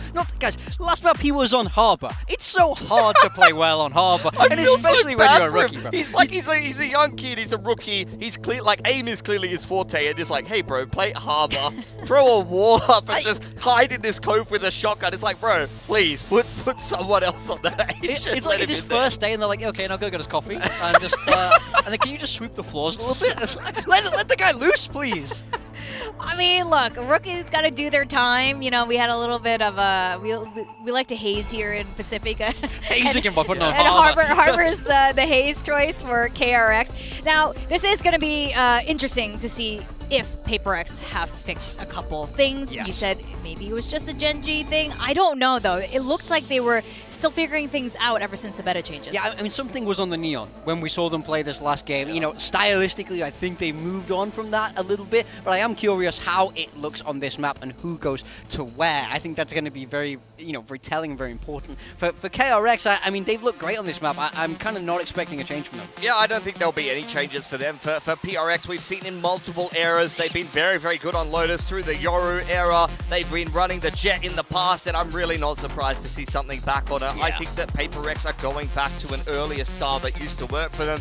Keep an eye on Jing on the Rays, though. He's the highest rated player in the world right now for a reason. Yeah, I mean, he is scary. There's also been another change there of they're running the Sky instead of the Fade. So I think they're trying to find some use in the flashes, and I think that will do well in trying to deal with the Chamber there on the side of the RX. I'm looking at Young. I mean, we've mentioned it multiple times. He's great on this map on the Chamber. KRX need a Hail Mary as they go into it because Breeze did not go well for them. Let's see if they've had that bounce back and if they've had a good talking to from the coaching staff. Well, this is a competition for first seed here. I'm expecting Breeze to be a lot closer as we send back to our casters, Achilleos and Papertech. Yeah, I mean, some changes going into this Lotus for PRX. They're going back to a comp that they haven't run in well over a year. Haven't seen this exact iteration since lower round 1 2025 versus Zeta Division. I was going to say, it's been a while. They cleaned them up. But yeah, we'll see how this does fare. I like the pivot. Obviously, the Neon just needs a lot more time for something. This is going to put him on maximum comfort, and I think that this is still a map where if you're playing the way that something has been playing on Jet, you're going to be able to get away with it. Yeah, no doubt. This is honestly, from like my memory, one of my favorite iterations of the PRX Lotus comp. They've had a ton of good ones, but because of the Sky, the way that you can set up Jing and something for their dives, for their entries, for their retakes, it's really annoying to play against because of the coordination that they have with it, at least in the past when it was Devi playing the Sky. So if they've got that same level here built in with Envy, then you know, I'm concerned if I'm KRX because they are really annoying. Well, KRX, fast entry into B for freeing, but this is all solo. Gets himself slotted here within the smoke. Devi on the other side of it. Ghost in hand. Gets plenty of attention. Pulled over into this direction, but Ring, as the smoke gets ready to fall, gonna have to be Johnny on the spot, and he is. Finds a quick kill. Meanwhile, gets himself a second. Envy down as well. Forsaken going to be able to put him on the floor at long last, but good damage found from a Neon, who just sprinted his way into B. Something, though, I'm not sure if Bane had made some noise, but he is otherwise reading this incredibly well. Just not quite able to find the fatal damage. Jing, however, able to do so as Hyunmin will get taken down, but Young the spot out, but Jing with the kill. And suddenly, it's PRX with a player advantage. Paint Shells forcing Mako forward, and the right clicks will connect. Finds two. Knows the location of something, heard him drop down. And just try to sandwich him in, but something wants to isolate, take the fight first and foremost, but Mako is on point this time. And that's going to be the pistol pickup in the hands of KRX. Yeah, it's just kind of unfair sometimes against Mako with how good he is. Some of those individual decision-making. Saw with Devi earlier, kind of using that smoke to get an advantage on your opponents, and now it's Mako's turn. Not going to be outdone. Gets ahead of the paint shells here, and they're not anticipating that he'll be that close at all. They're thinking he's back in tree, maybe hanging to the back of smoke.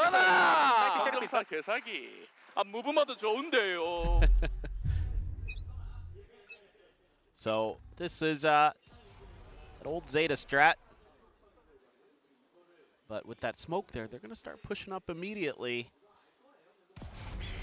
We saw how well these teams were playing their ecos, and it looks like that is not going to stop. Devi able to find freeing. Great little peek out with that Sheriff. Weapons collected, so still good firepower for the remaining players of KRX, but down a player. Devi looking for a little bit more here. Cheats his way forward. That's over towards water. Nothing seen, and now we'll have to back away. Some damage is going to be suffered. Hyunmin able to find Jing at the same time. Teleport's ready. Self some revenge from the previous round. Lord tap, flash flying. Young down to 5. There is a very big reality here. Poor PRX to still be able to take this one. C set to try to slow them up, and Hyunmin at 23. Young able to find a kill. Something going to be struck down, but Devi gets himself another. Hyunmin now on the floor. Bane at full health. Young eliminated. The Haunt up over the top, and Bane to clutch it out. Gets himself a Red Bull clutch to get the 2-0 start, but what damage found for PRX again. Yeah, they're just really feeling it. that's why you saw them invest a little bit into that one. You know, after the one on Breeze, they got to be thinking maybe if we just put an extra Marshall and an extra Sheriff in there, we can get it to go this time, and they are so damn close. So again, some of those impactful flashes, setting up some of those angles, but Young takes just enough of an off angle that he catches something. That was a big kill right there with only 5 HP. Let's see what we can do here at this Rubble fight. Ooh, Mako.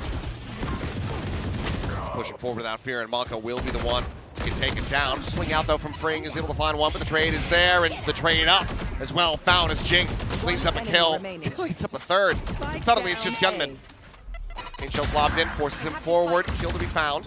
Cleans up the enemy raise, swing in, and oh, for a second you start believing as he hits Forsaken, but Envy's there to finish the job. Jeez, man. Oh, that's just good timing for Yunmin, starting to come alive. The 3K finally gets himself on the board on the raise, and disrespecting that dog there, found the perfect timing. Right when Jing's trying to swing, going for that 4K. Something gets up and over. I was gonna say Mako getting aggressive behind Rubble. A little bit sloppy, but they got the job done. This one right here, terrifying. Sorry. They're able to get there. And it's gonna be that pen shell out, y'all. Tiny bit of damage going to be taken. It's a fake TP forward to Rubble. Trying to keep his interest there. At the same time, scale forward at Mound, something. Of course, it does have the tailwind to try to get himself out to safety quickly. And yep, he was just going to overstay. Well, never mind. It's not an overstay at all. Exactly as long as he needs to. So the rest of this should be elementary. Showstopper lobbed into the corner. Not going to be able to find actual executable damage, but Devi is wise to Mako's movements. Knows that he's teleported up top, spams through the smoke, finds the kill, and that is damn clean for PRX to tie it at 2-2. Let's have a great map read off the rip. They know that off of some of that checking towards A main that there wasn't much of a response, that it's probably just Young on his own. It's often how KRX has been piloting this map with that chamber, is leaving kind of him on Rubble duty often. Maybe he has one person backing him up at times in the early parts of the round. Yeah, beautiful read by Devi. Okay, bang. I'll give you the cue one. I'm very, I don't know money, guys. Very what? I got no money, guys. Fast lane set. It's going to be a very quick hit attempt here from KRX, but Fring dead. Paint shell going to be lobbed in, but Jing is able to just swing out in front of that. Cleans up 2. Young with 1. Bane, nice little side onto something out of the sky, but he still also took a ton of damage from the shorty. Dog onto the corner. Stun found. Bane, great shot from him as Young takes Envy down the 1 HP, but he cannot secure the kill. Decent attempt here from KRX to up the pace, but PRX still beat them back. Yeah, you can just tell that once they kind of get in the groove, once they get in the rhythm, PRX is so quick to respond. They're trading off of each other very nicely. Some good shots here and there for sure, but oh, Jing just teeing up Envy in this round, using those blast packs nicely, and then it's his turn to double down. One enemy remaining. Just barely. Oh, Young so close. Here we go again. Yeah, it just feels like deja vu, but okay, Young does manage to find the opener, so Jing, his reign of terror brought to an end. And something still wants to go for this peak. Playing off of a Trailblazer, swinging out, finding Bane. It's exactly what you want to see, using that Sky util to tee up the duelist. Mako? Okay. Forsaken's like, if you don't check, there's a chance. We saw some weirdness yesterday. I mean, the RBTP into Hell on Haven. Yeah, that one was an all-timer. Meanwhile, you still have the full kit set up here from Devi. They both not going to be connecting. Pops the overdrive. Devi down to 9 HP. It's going to be the alley-oop set up for the paint shell. Collects it, and Envy falls as well. Something now, trying to retake through this C door with the operator. A lot of this going to be resting on Forsaken, but KRX, as far as the info is concerned, they know exactly where these two players are. Swing out though, and that's ill-advised. Ultimate is ready. Knives now popped. Playing together, TP up over the top, sliding down into the smoke. Mako, how cognizant of this is he going to be? Rotates back. The defuse to be protected. Something slicing and dicing, comes away with a 3K in the round. And PRX are going to maintain the lead. Now 4 rounds in a row built up. And that right there is why you want him on Jet. Was that important? Just a difference maker. You can see how comfortable, how confident he is on this agent. Really nicely played by Forsaken too to win that quick fight.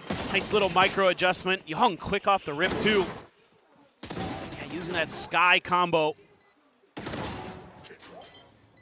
Let's watch this again. Oh, that first one is nasty. Oh, I can see the off All right. Timeout. It's going to be an early timeout again. Termi trying to get in there to stop the bleeding, because that's 4 in a row. PRX is stringing together on the defender side of Lotus, which again, yes, PRX has been really good on defender side, but you feel like on this map it doesn't get any easier when you flip it over. I think this is the only map that they have where their attack side win percentage is higher than the defender side. So that's concerning. Very. So something's got to give. Obviously, KRX, they're making these rounds very close overall, but to not be able to scrape out these wins, just letting PRX get further and further away from you. I think you drop that first map, that is not something that can happen. Yeah, I mean, PRX has had a good read off the rip on how to win some of those rubble fights, how to take a little bit of a delayed fight at times on their own to give themselves that numbers advantage. Yeah, KRX has been able to fight back a bit, but it hasn't been enough. Showstopper. Tour de force. Yep. Decent amount to make a go of it. Want to play? Let's play. Thrifty might be exactly what they need to jumpstart the engine, but Jing changing things up, going for a nice little cheeky position that really I feel like I only see him play in. Not too many raises opt to go for this. I think he's hoping that Young will try to swing and look wide. Maybe Forsaken taps the door to bait a little bit here. Prowler will get the scout, and Mako had that visual confirmation as well. Paint shell very shallow. Tossboard, Bring had the spike! Down A. Main's able to find one Forsaken. He's over to Rubble. Young finding that kill, and okay, suddenly KRX maybe have bailed themselves out a bit, but the spike is still down on the floor. Can something updraft over that? Blocking sight. Yep, that works too. Blocking sight. Okay. Davai now dead stairs. Satchel out. Satchel out. Gunman, just double blast packs across, gets the spot out, but something's getting closer and closer with that operator. And right now, no one is looking in his direction, so Young does, and he will fall. Envy finding the kill. Final shot, just barely not connecting onto Pain. 30 seconds left. Gives himself a chance to try to clutch this out. Does he go here? Does he go all the way to C? Look, it's going to stop on B. Something immediately with the pivot. Spike plant. Rotates into B main. Peeks right as he tries to clear that Trailblazer. Close but no cigar. KRX not able to find the thrifty attempt. Again, they're giving it good goes. They're getting it down to 1 or 2 PRX players, but never able to fully convert. So I think the good news here is KRX is if you could somehow find some stability, you will pretty quickly do some damage to the economy of PRX, but it's going to take a couple rounds. It just hasn't been quite enough, and oh me, oh my. I mean, PRX is just so smart. Love this guy. Getting a lot of good info with the dog and the blinds. I mean, it's really teeing up the other players nicely. Like Envy still got 6 kills, having a pretty good run of it in that department. Should have more assists, I would think, with the way that he's been finding some of those setups. Here we go again. Maybe another pacey hit. Off shuttle ring out. Damage found on the Fring and Hyunmin. He's up a bit on that approach. Mitchell locked in. Prowler just going to be fully eaten there by something, trying to find that timing shot. Meanwhile, Steel Garden going to be invested. Hyunmin now pulling out the showstopper. And yep, he will be able to find something. He was trying to cheeky, stay tucked in with that shorty. Elimination found. Paranoia sent through. Bring with a spot onto 1. The double approach means that spike can't be planted, and now far away from the remaining players of KRX. Forsaken finding himself at third. His gunman will fall, freeing in Mako. Trying to drag this one back from the brink, but Forsaken just spams into the smoke, and now he's on for an ace.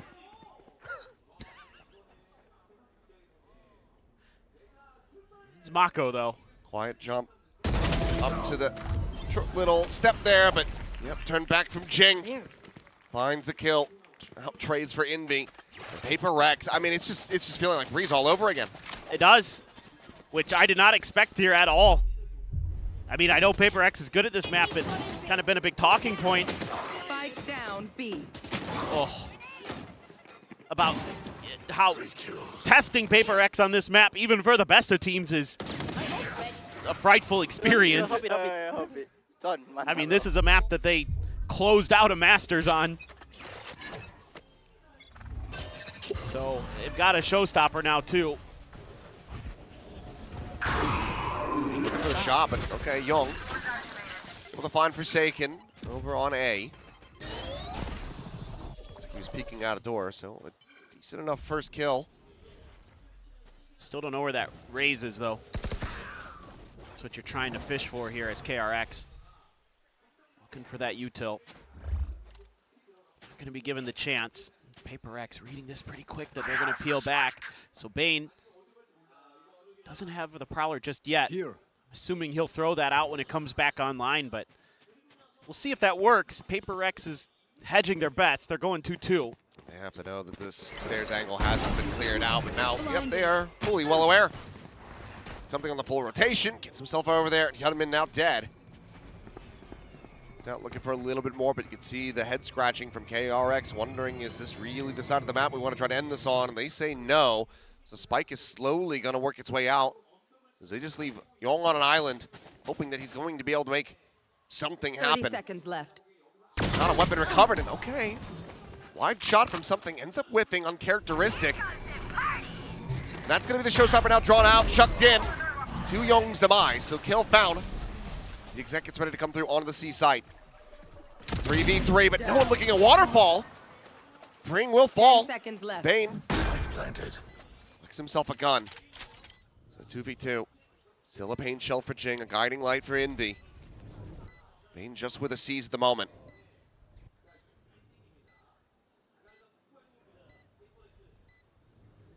It's going to be difficult here. Actually, a couple flashes. They know close is clear. Just send flash connecting onto Mako. Jing's able to find him. Bane now to try to do it all. Sees up and over the top. The defuse just being stuck. And Bane will be able to get there in time. Picks up the thrifty for KRX to get their third. This is a really scrappy round, but getting some value here out of the chamber with Young. Able to win that first kill. Really sets the tone for this one, and a lot of good mid-rounding.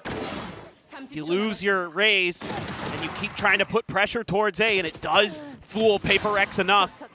They only have Divide over on the other side of the map, so you get that 2v2 retake. You're able to scoop up an extra gun for Bane. And he's able to get the 3K. So that was a pretty good round overall in the macro perspective. Here we go. Straight back into it. Freeing going to be taken down. Boombot's going to be able to find damage initially, actually. Second tag to 65. I thought for a second Jing still had his showstopper with the way that round started. Well, just used it. Yeah. Yeah. Well, whatever damage the Boombot did find, immediately going to be taken care of. So just going to be armorless for Forsaken, but Envy patches him up otherwise. Well, you're still quite content with that. Teleport's ready. Leaving the extra player, leaving Young with that operator. Could be challenging for Forsaken. Wait and see. Dry swing into B again. That's not so good. Envy to find the kill. Hyunmin dead. 2-player advantage now for PRX. Oh, man. Get nervous with those jump peaks from Forsaken. Young is looking right at that angle. Spot onto Bane. That may be the key piece of the puzzle here. 30 seconds PRX, left. maybe he's the player to track. Oh my God, it was so dear. close. He's Bane. No, he absolutely just ripped Bane to shreds. Yep, you're right. Down to 16 is Mako teeping forward, but I mean the wall's up. Mako's in, but he misses the window. Okay, gets 2 actually suddenly. There's a chance, but something. Not able to find the shot, swing in, and there you have it. Young, he gets the kills, but they need to push something, and they just don't have the time. So the round still goes to PRX. KRX is, again, unable to catch a single break, it feels like. Yeah, it's just coming down to, a lot of these close moments, and almost everyone has gone PRX's way. Oh, man, Jing. That is disgusting. Sure if they just didn't register the TP here. I don't know what Devi's doing. Feels like they Great just reset, but yeah somehow missed that. Close to NV Seekers, something as well, close to a Blade Storm. He's Glass Cannon. Keep this operator in. It's true. So that punish is going to be able to be found. Prowler. Okay. Ooh. It's grabbed in the end. Let's open up the orb. Opens up the door. Will this open up a plant? Another chop of the Paranoia is not going to connect on anyone. Gunman diving forward in the backside, going to be caught fully by that flash. Mako's able to find one, but something cleans up Bane. Young will find Forsaken. And now Young will find himself alone with the spike stranded just outside a tree. Vandal collected, but something in position. If he continues to wrap this angle. Young hearing these jumps has a chance to try to get maybe even 2. As they are completely misreading this. Oh, he's not quite patient enough though, but did he see? Looks like he did. I'm too far.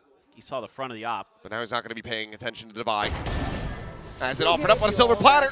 Happily takes that. And PRX now looking to make this 9-3. Last round in the half. Man, oh man. It's just crazy good flashes again. And then he just swings right off the back of that, teeing himself up this time as Envy. And they're just all swinging together at the same time. I mean, the coordination here from PRX on this retake is... But it's not, I don't think, I get what you mean. It's so good. It's so good. I mean, the only thing that they screw up in the round is they don't guess that Young is going to come through stairs. Everything else, they basically nail. Young back into another tour de force. Look at that angle. Oh, they both knew. Yeah. They both knew. Very well aware. But in the end, something, he's the one dialed in on the angle. Young's the one swinging, and something has the reaction time. Kill is found. Now triple push out around the back. Because Young is dead, this trademark is deactivated, so they have no real idea until Bane gets killed. That drops the spike, and now there's a showstopper lobbed in. Trying to find Mako. Gets a tiny little bit of damage, but quickly Forsaken will just storm forward the rest of the squad, overwhelm them, and pick them limb from limb. Flawless round for PRX to finish out the half 9-3. Yeah, this is clinical from PRX. I am so impressed with what I'm seeing. And KRX just doesn't have answers. Like everything they try, for the most part, PRX is a step ahead. And they're just, again, fearless on their reads and seem to understand the map, and Kuala Lumpur loves it. I mean, typically there is no shame in losing to PRX. This is a team that has lifted a trophy. They are an incredible squad. So most of the time, you're going to say, okay, you know what? I get it. PRX, they had a day.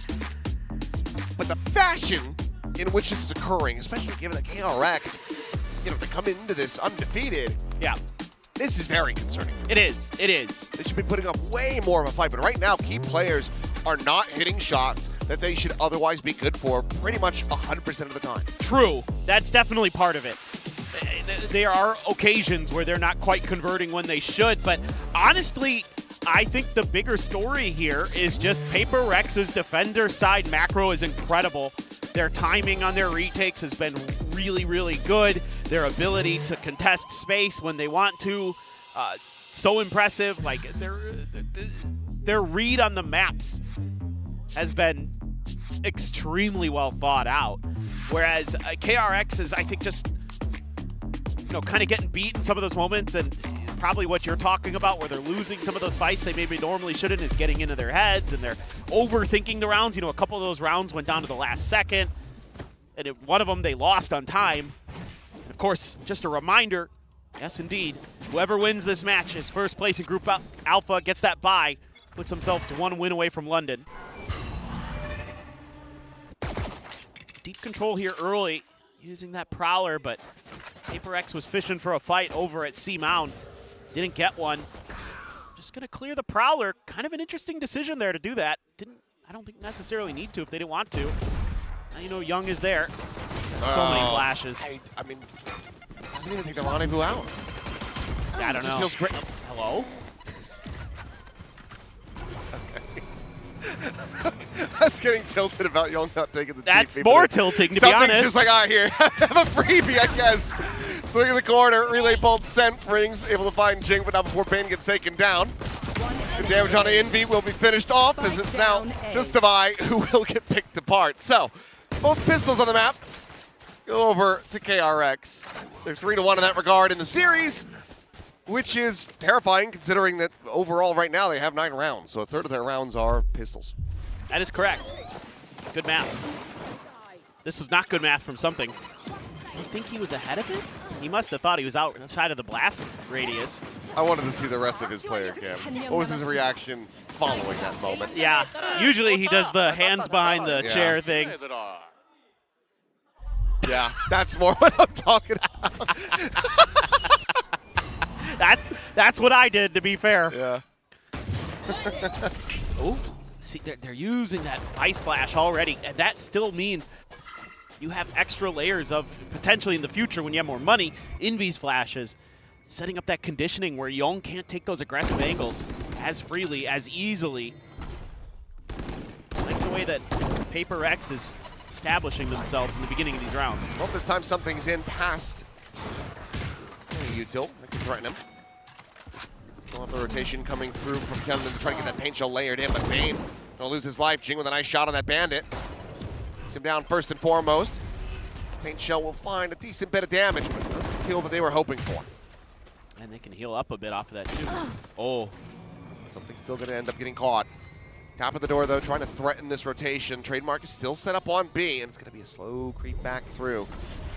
PRX trying to play cheeky here. Devi trying to nail this headshot, but just barely misses that timing. See if he gets another opportunity for it. 30 seconds left. You're in Hyunmin's footsteps. Look at how confident. Oh, I thought he was going to keep going. He's just clearing the trademark first. We'll clear that out. That actually draws Hyunmin back into B, putting him a little bit closer towards this C site, but the plant will come through, and there's not much that Mako can do. Needs the rest of the team to join in, and with that tap of the door, Devi continues to cheat back and now starts scaling forward for this flank. Oh, they're just going to pop flash out of this one.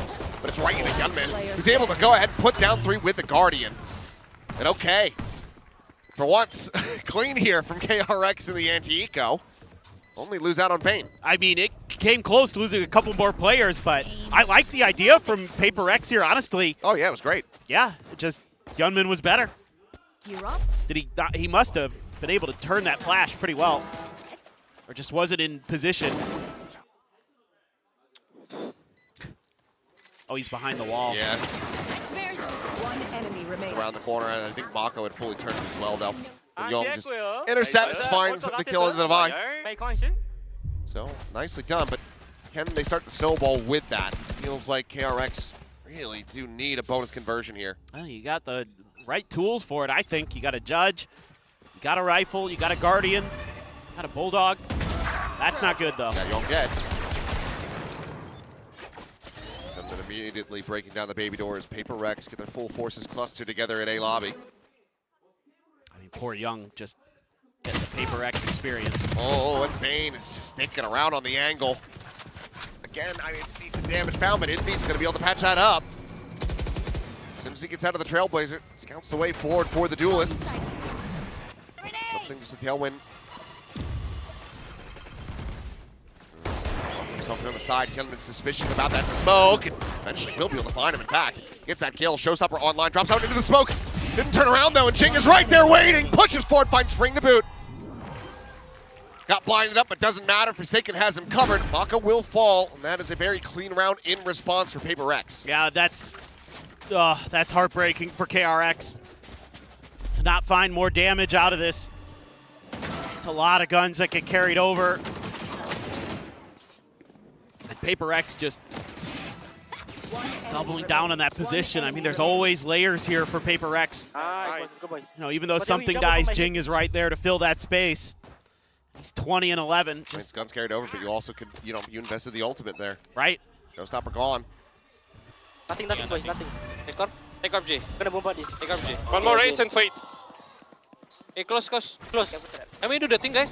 Get out. Open it. Please, help. Curious what that means. Can we do the thing? That's one way to not have your strats leaked, I guess. Just give them ambiguous names and titles. Right. It's just like in baseball, like how you use the hand signals and it kind of no idea what it means. Oh, God. Something. Well, he is on a tear in this round. Second wants some action here. We'll be able to find one. Oh, my God. Unnoted on the scale forward, and it will be Divide and collect the kill, but it's still something to finish out the round. 3 more kills here for Ilya, as he has just had Young's number, and now he's getting the numbers of every single other player on KRX. Well, it's been just PRX looking for different timings. That's nasty. That's absolutely disgusting. You almost feel a little bad for Young as a rookie, just having to go against that. There's a double dink there, too, with a Phantom. Soften up those targets. Let's go! Timeout. I know. I assume this is going to be Termy. It's got to be. Yeah. So, final timeout call. Question is, will it be for the stage, for this series? Will KRX be able to rally back off of this one? It's a rough deficit to be in. And they're staring down the barrel of, I mean, potentially getting 13-5 in both maps here. That's pretty hard to believe. Coming into this matchup, with the way that you know this group is shaken out, and it turns out that this is what's going to happen here at the very end when that first place slot is on the line, and it's just the PRX boys bringing their best. KRX, you know, some new players, some young players, but a lot of the players on this team were there for that deep champs run last year. So they're going to have to dig deep again. It's scary, man. PRX is just feeling it, and they've got Jing with a judge and a showstopper. Feels like the pain is going to continue here. This flash is flying, Fring blinded, taken down by something. Gonna check the box. Cheating forward, he's looking for a little bit more here, and yeah, he is going to. Young is dead. If Young exists on the map, something will find him, as he also finds Mako off the back of the Trailblazer. Jing's like, please, can I have a kill? I have the judge. I would like to kill someone. Beam with a quick peek. Taking down the buy. Forsaken will stop it from being a potential ace, but something just goes ahead, scoops up the 4K. They brush off the timeout call. And suddenly we are at match point. PRX are absolutely speed running this opening series of the day. Yep. Another good flash. Again, I really like the way Envy's playing this guy. Great awareness from something. Then you have the dog to check. They're just so well drilled right now. Yeah, let's do it. The protocols for PRX are sublime, to say the least. On top of just disgusting shooting from their duelists. This is exactly what you want out of this comp. To have your Jet and your Raze just absolutely frying. Now they've got a Showstopper and a Blade Storm. And Devi's got an Odin. Showstopper, good. Oh, nope. Okay, he hit shorted the wall. A little bit of an oopsie, but that ends up being costly. Still is able to find Fring, who's having a very rough game compared to the previous. Young holding his own for one, will take down Forsaken. Something leads the way over towards a B pivot. Mako here trying to find that punish, but has to pull back. Meanwhile, something says, well, I still want to fight forward. Devi, he's got an Odin, because why the hell not? Screw it. He'll eventually be flushed out. I think I heard him scream. Yeah, he did. I don't know what he said. Young finding Envy, but Jing gets to clean up on the Bane. Paint shell to cut off the young rookie. Get out of my way. And oh my God, for a second, I thought he was going to break it, but he cannot. Back-to-back 13-5s. Absolutely not what I was anticipating from this series. But PRX solidify and cement themselves as the #1 team in their group. KRX will going into the playoffs as the second seed, but I think there's a lot of cracks that were shown here today that need to be sealed up for them before they get into the playoffs, because if they're going to show up looking like that, we might not be seeing KRX in London. No, you're absolutely right. This is definitely not the showing they wanted. And there's some wry smiles down there on their faces. They know they got beat, but man, KRX is not the team that I thought they were coming into today. I'll say that. Yeah, no, not at all. Meanwhile, if PRX show up like this in the playoffs, then they just forget it. Then beat just the crap forget out it. of everybody. Just give them the London trophy now. Yep, Screw it. yep. Why do the whole thing? Save the money, right? Yeah, why bother? Yeah. Why break Boaster's heart again? Yeah. In the finals? Yeah. Just give them the trophy, make some AI slop videos that kind of recreate what would have happened on the way, and then there you go. I like that. I kind of want to do that now. I never use AI, but I kind of want to do it now just for that. Yeah, I didn't want to use it for your birthday photo. But that would have been all right. It was a little bit difficult to find a picture of a skeleton with a birthday hat, I guess. That's actually surprising. I figured that would be something relatively common for old. I mean, I feel like birthday cards would have that all over, you know? Probably. Either way, though, we are going to hear from one of the players on PRX. I'll take a peek down to the stage, and it's going to be Forsaken. So let's go ahead and send it down to Pellet and hear what Forsaken has to say about the win.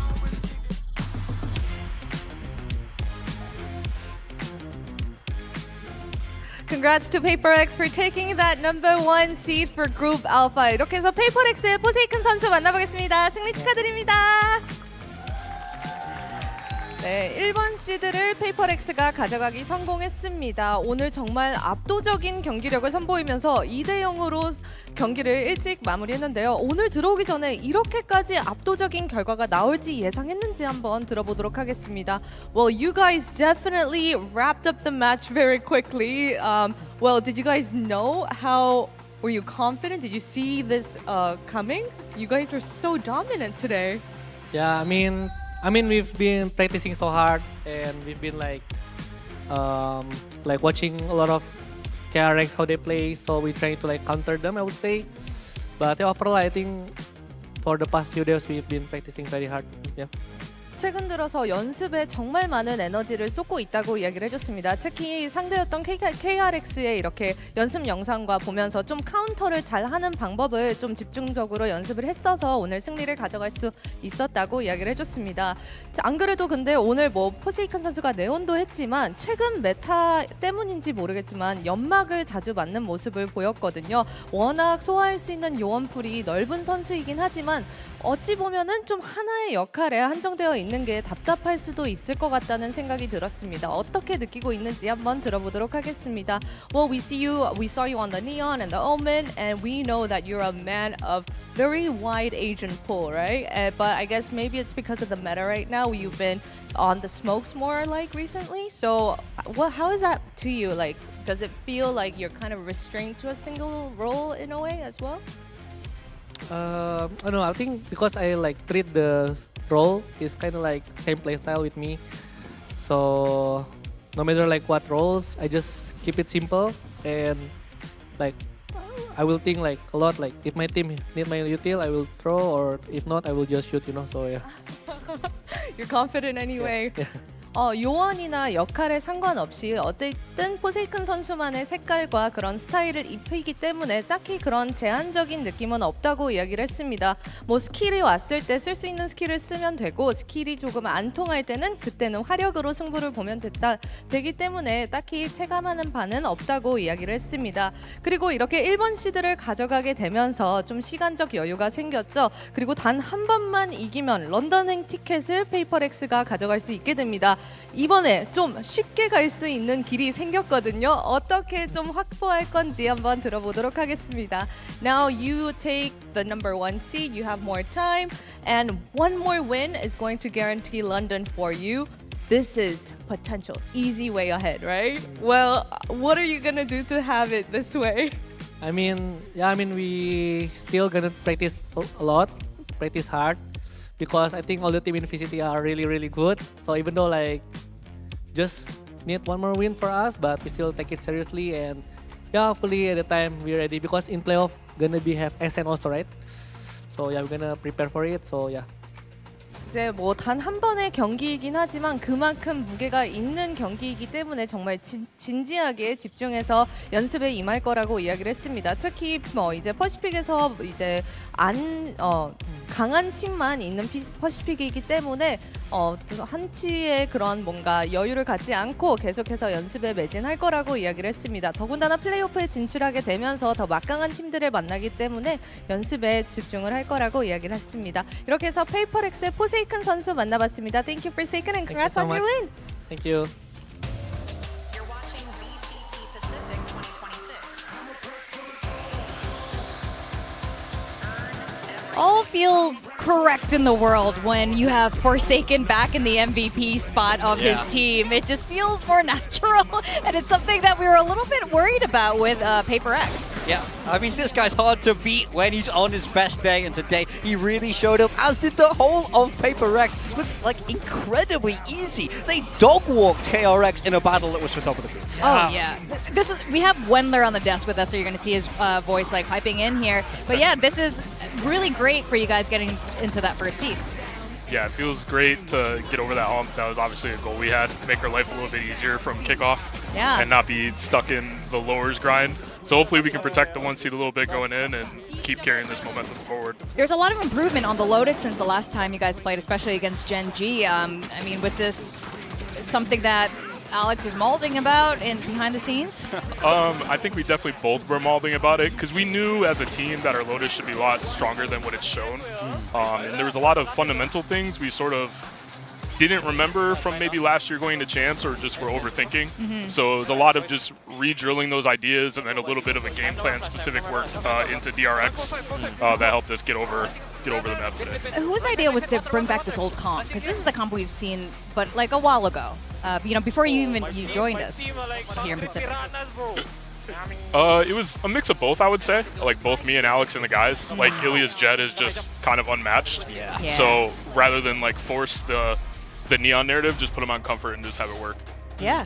I mean, I wanted to ask about the map pool overall. Like, Lotus has gone quite well for you guys there, but your Breeze was phenomenal. Like, I feel like, especially with Fracture and Bind coming in, although you guys haven't played Bind, like, it's very hard to veto against you guys at the moment because it feels like you can play pretty much any map. Are you guys very comfortable and confident in the map pool? And did you feel that way coming into this group stage, or is it something that's kind of developed over time? It's definitely something we knew we had. Like, even from kickoff, we knew our Breeze was stronger than like the first two showings. I mean, I talked about it. People joke about it. Why is PRX picking Breeze all the time? Yeah. And hopefully it's shown now why we pick Breeze all the time. Yeah. But definitely like leaving Santiago coming in, like having the map swap out to what they did was a huge factor for us for sure. And to have that confidence. And how about for this KRX series as well? Are you surprised that Breeze was left in as opposed to Bind getting banned out? Because I don't think either of you has shown your Bind yet this stage. No. They've only played 4 maps all stage. Yeah. So from their point of view, similar to the point you brought up with like how strong our map pool is, we knew that we could get Breeze in, and if they left Breeze in, we were going to take advantage of it. So. And how's it been like, fleshing out some of the players' agent pools and swapping around the roles map to map and things like that? Because you've had some individual players like up and down. I think Devi and Forsaken, Forsaken's just been kind of a role player at the moment. He's been playing a lot of smokes. Devi and something have been the players that are up and down, but you had everyone popping today. So do you think that that's just like, this is like a peak day for PRX, or have you kind of worked with each individual player to build up the form a little bit?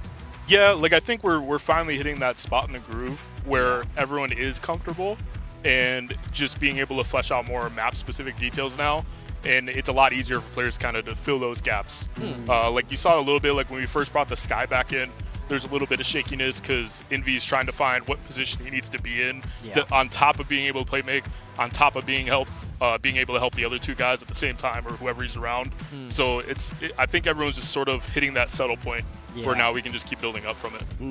I want to ask, how do you as a coach approach working with PRX? Because PRX are such a cerebral team. Everyone knows W Gaming. They want to take these fights, but you're coming and bringing a lot of strategy, a lot of theory. How do you go about balancing that? It's hard. It looks hard. I don't know how you do it. Can he sit still long enough to listen to you? Like there's some points where I'm like, why are we pushing this? But then it's like, well, you just have some of the best aimers in the world. It's like, it's fine that they can play there. Logic any other doesn't team, apply. any other team, it's like you should not ever be here ever. You just have to like let more things slide because you know they're going to shoot their way. I guess whatever. That's always been a thing in multiple games. There's like teams you should watch to learn from, and then there's teams you should never play like. Do not try to emulate that style. I mean, that was Genji last year with you know, texture on the op. Yeah. It was the very same thing. And then you see a lot of teams try to replicate that, where they play in the spots texture can play, but they don't have a strong opper. But I think like this team is just such an anomaly in that regard, to where like they just do crazy stuff. It's like, oh, you got a 3K, like I guess. Yeah. Well, Said it works. Speaking of anomaly, in playoffs, we're going to be having another map potentially coming in, Ascent. What do you think of their Ascent? You know, this is before you joined PRX, right? When they were playing it, you've seen their kooky comps. Sometimes it works, oftentimes it doesn't. Then they started playing the meta back then. What do you think, you know, as an analyst, looking at how they played it through the years and going into playoffs with it? So I worked with Mini at Champs. So when they were running the Sage Vice, so there's a good base there that we have, I think, and it's just it's the same thing, like solving what roles, because we don't have Yoru anymore. So what are we going to fill for that duelist slot? I think some people think it's straightforward, which it probably is. But it's just kind of going back to that base. Do the guys want to change from it, or do they want to build off of it and then go from there? And do you think we'll see mix before the end of stage 1 from any team? No way. From the end of stage 1, probably not. I think I made a joke with Yinsu on stream. If we top 3 Pacific, if we top 3 London, then stage 2 we'll maybe have some fun comps we'll come out with. So. All right. Well, fingers crossed. I hope. Yeah, I fingers see the crossed you mix. guys getting there. Pacific's got to play it, bro. He's on controller. There's no excuse. All right. Well, congratulations. You're in first seed. That's great. It's new news for PRX fans to not be super stressed on the lowers immediately. So, thanks for your time, Wendler, and congrats. Thank you. Thank you. Thanks for coming on. All right. You can leave your headset here. Something is the match MVP. I can't believe you guys doubted him, didn't put on your build dip today after his stellar performance last week. And you can see that PRX, we even talked about it. It was your show point that he's back on the jet. Yeah, I mean, fair play. He took over today, did a fantastic job on that jet. Like always, it's so huge for PRX to have this guy firing on all cylinders. I think today showed a real return to form. I think we always view them as the ones to carry that flag in Pacific. We know they can lift those trophies. They came so close getting all the way to that final in Santiago. And right now after this match, you start to get a little bit of hope in the chest, a little bit of fire in the belly of, ooh, can they get another one? Oh, yeah. At this point, this is looking really good right now for PRX. We have 2 more teams, though, that I do have question marks about. They both made it to playoffs. It is RRQ facing against DFM. But, you know, there are a couple scenarios here that affect the outcome of how this all plays out. Yeah, so, I mean, at least from DFM's perspective here, they cannot let RRQ get a single map in this series if they want to avoid the lower bracket. That's basically brass tacks for them, and that's kind of the main thing you should focus on. Because for me, first seed from each group, they get seeded in that upper bracket. Second, third seed, you're still having to play the same number of games. Maybe you could argue, I want this opponent instead of this opponent, but that's kind of, you know, by and by. You don't want to be fourth seed. So for DFM, you need a 2-0 over a team that you're not a favorite against. It's going to be a tough ask. Yeah. It is going to be a tough ask, and things do get a little bit strange in these kind of matchups where, you know, you're both already in playoffs and people already play a little bit differently. Some get a little bit more relaxed and they play better. Others experiment a little bit more and throw a little bit. Let's see what's going to happen here. RRQ is one of those teams, you know, it's hard not to talk about kickoff and, you know, the rise and quick fall of this team and how they've been trying to pick up the pieces over the course of stage 1. Yeah, I mean, kickoff was a stage to forget for this team, realistically. Started off strong and then looked astronomically bad in those best of 5s. But I do think this is a team that has heaps of that experience. And when we talk about playoff Valorant, this is a team that we know has the potential there. You know, they lost that game to T1. Then they pulled off that win against Fulsen, something none of us really thought they were going to be able to do. So they're coming into this match with a lot of strength and a lot of momentum behind them. They'll be feeling great today about their chances of avoiding that dreaded 14. I mean, for RRQ, to summarize the stage, like the Zeta game, they got blown out on one of the maps. That was worrying, but they still managed to grind that series back. Beat Varel, nothing really too much to talk about there. The T1 game, they got eco'd second round 3 times in a row. Maybe that could have been a better game from them, but you know, that happened at the end of the day. The Full Sense one was a very, very nice win on map 3. I think that's the best thing they've done this entire stage, was blow out Full Sense. on Fracture. And yeah, I think, look, versus Full Sense, you're seeing a lot of Jemkin highlights. He's in great form. My big issue really for RRQ, I'm just going to boil it down, like, for me, it's player performance. I think that Jemkin's pretty good right now. I think Xpero is very good right now. Crazy Guy's calling at the moment, and he does have some good games. For me, I need Cushy and Monyet to step it up. Cushy can be a very, very good, impactful init, and you have a lot of inits that are very impactful and putting up good numbers in this current meta all over the league, but Cushy has unfortunately not been that kickoff Cushy that we've seen, and Monyet has only to play Neon. He's playing one of his most played agents. It should be comfort territory in the Neon meta for Monyet, and he's got some of his worst numbers you've ever seen. Yeah, I mean, I firmly agree with you. For me, this team is good, but they're not quite great yet. Yes, that win against Full Sense was massive, but this is a team we want to see go international. I mean, look, we all were doubters. None of us were believers in RRQ there, so I think it goes to show that they do still have more potential than even we would expect at times, but it's just, if this team hits their ceiling, we know that they're so dangerous. I just don't think we've quite seen it yet. I feel like they're playing their B or their C game, and that's still good enough to make playoffs, and that's still good enough to have a chance at an international event. They just need a little bit more. Speaking of that, in Group Omega, we also have DFM, and I'm going to just say it how it is. I mean, this team qualified through after beating Varel, but it was also a circumstance of, you know, are they going to make it through playoffs? Yeah, look, this is a nice group that they find themselves in. In my mind, there was an open slot there for one of DFM, Zeta, or Varel, and DFM were the ones to take it. I think this is a team with a lot of growth still left. I think there's obvious potential there, and I think it's very fair that they get the spot over Varel and Zeta. I think that is deserved. The question is now, how does it look? Are you able to avoid that 4th seed today? Because let's be real, they get a 2-0 win today. This narrative flips on its head. I start to feel a lot better. You start to go, wow, is it RRQ who stole the spot? Yeah, I think for DFM, the thing is that they just seem to still be shuffling roles and figuring things out on the fly at the moment. There's not a clear identity to this team, despite the fact that it's very obvious they have one of the most stacked Japanese rosters that we've seen in terms of talent. They're just really struggling to find out who to put where. Yeah, we're seeing a lot of that, and that's why it's so frustrating, I think. A lot of us are DFM fans, and we want to see that potential come through with this team. Now, Akame was someone who absolutely shocked us with this picture.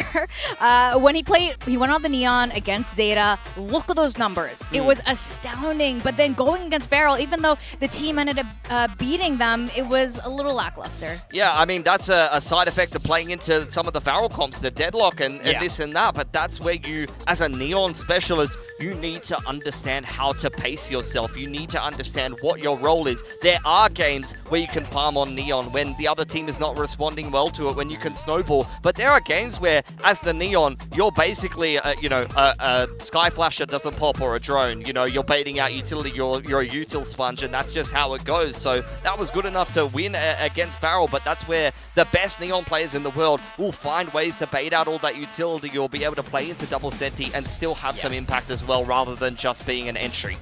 Yeah, and two other players we always have our eye on, of course. When it comes to RRQ and DFM, people always say it's the Jemkin show, he's the carry. And for, DFM, they used to say it's May and friends. But, we've seen a step up from the rest of the squad. I think they all have really good teams now, but still, these two are the key players of these teams. Yeah, I would agree with you. I think both these teams are spreading up across the board, but these two are still the ones you have to keep your eye on. I mean, come on. May is the hero of Japan, and Jemkin he never looks bad, this guy. It's crazy because I don't think he's at his best right now, but this is how good he is when he's not at his best. Look at how high he is in all of these categories, and I think he still has more to give. It's scary.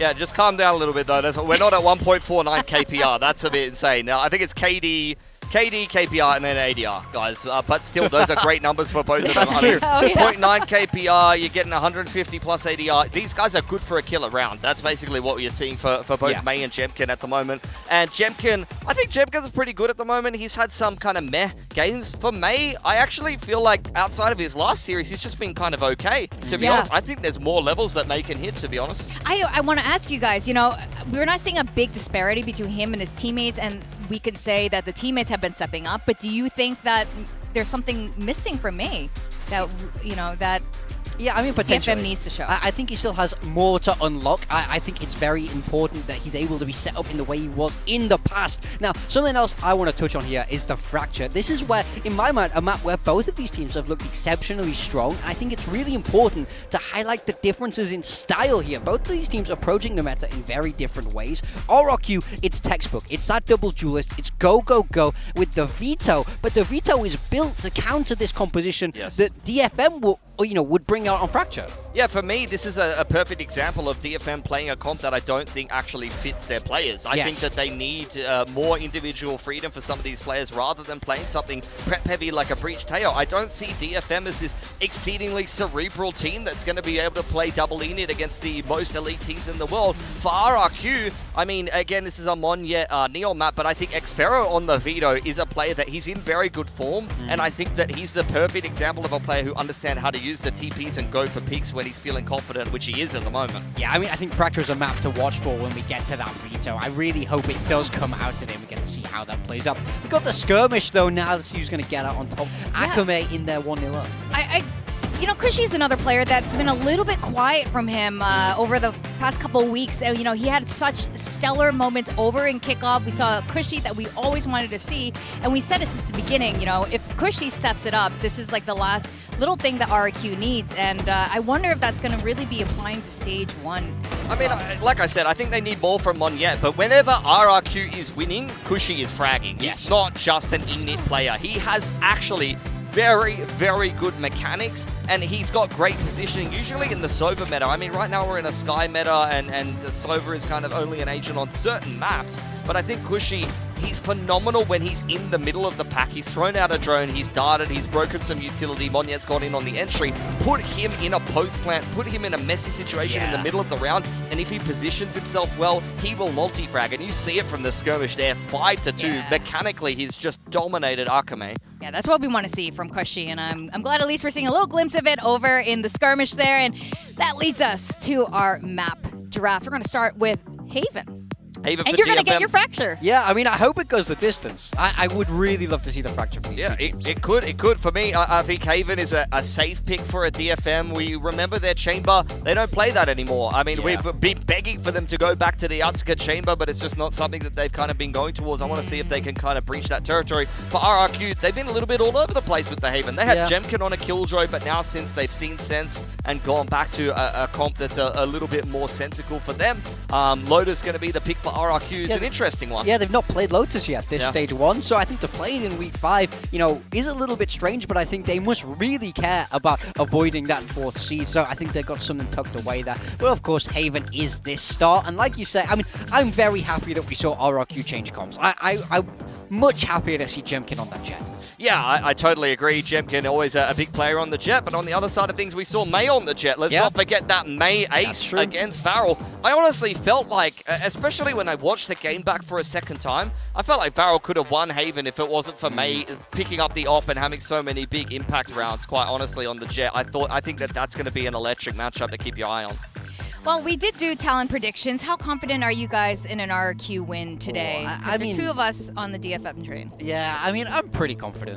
I got to say 75-80% confident in RRQ. I think it would be a pretty huge upset for DFM to win today, and especially for DFM to get that 2-0 to avoid that 4th place start. I mean, that would truly flip this group upside down. So I think the onus is on them to show up today. I like the veto for RRQ as well. There's a lot of teams in Pacific that when they pick a map they haven't played, I'm extremely worried. RRQ usually isn't one of them. Usually when they say we're confident in our map, we have a good game plan, they usually come out swinging. So I'm looking at Lotus going well, and Haven is a map they've played, you know, since the cows come home, honestly.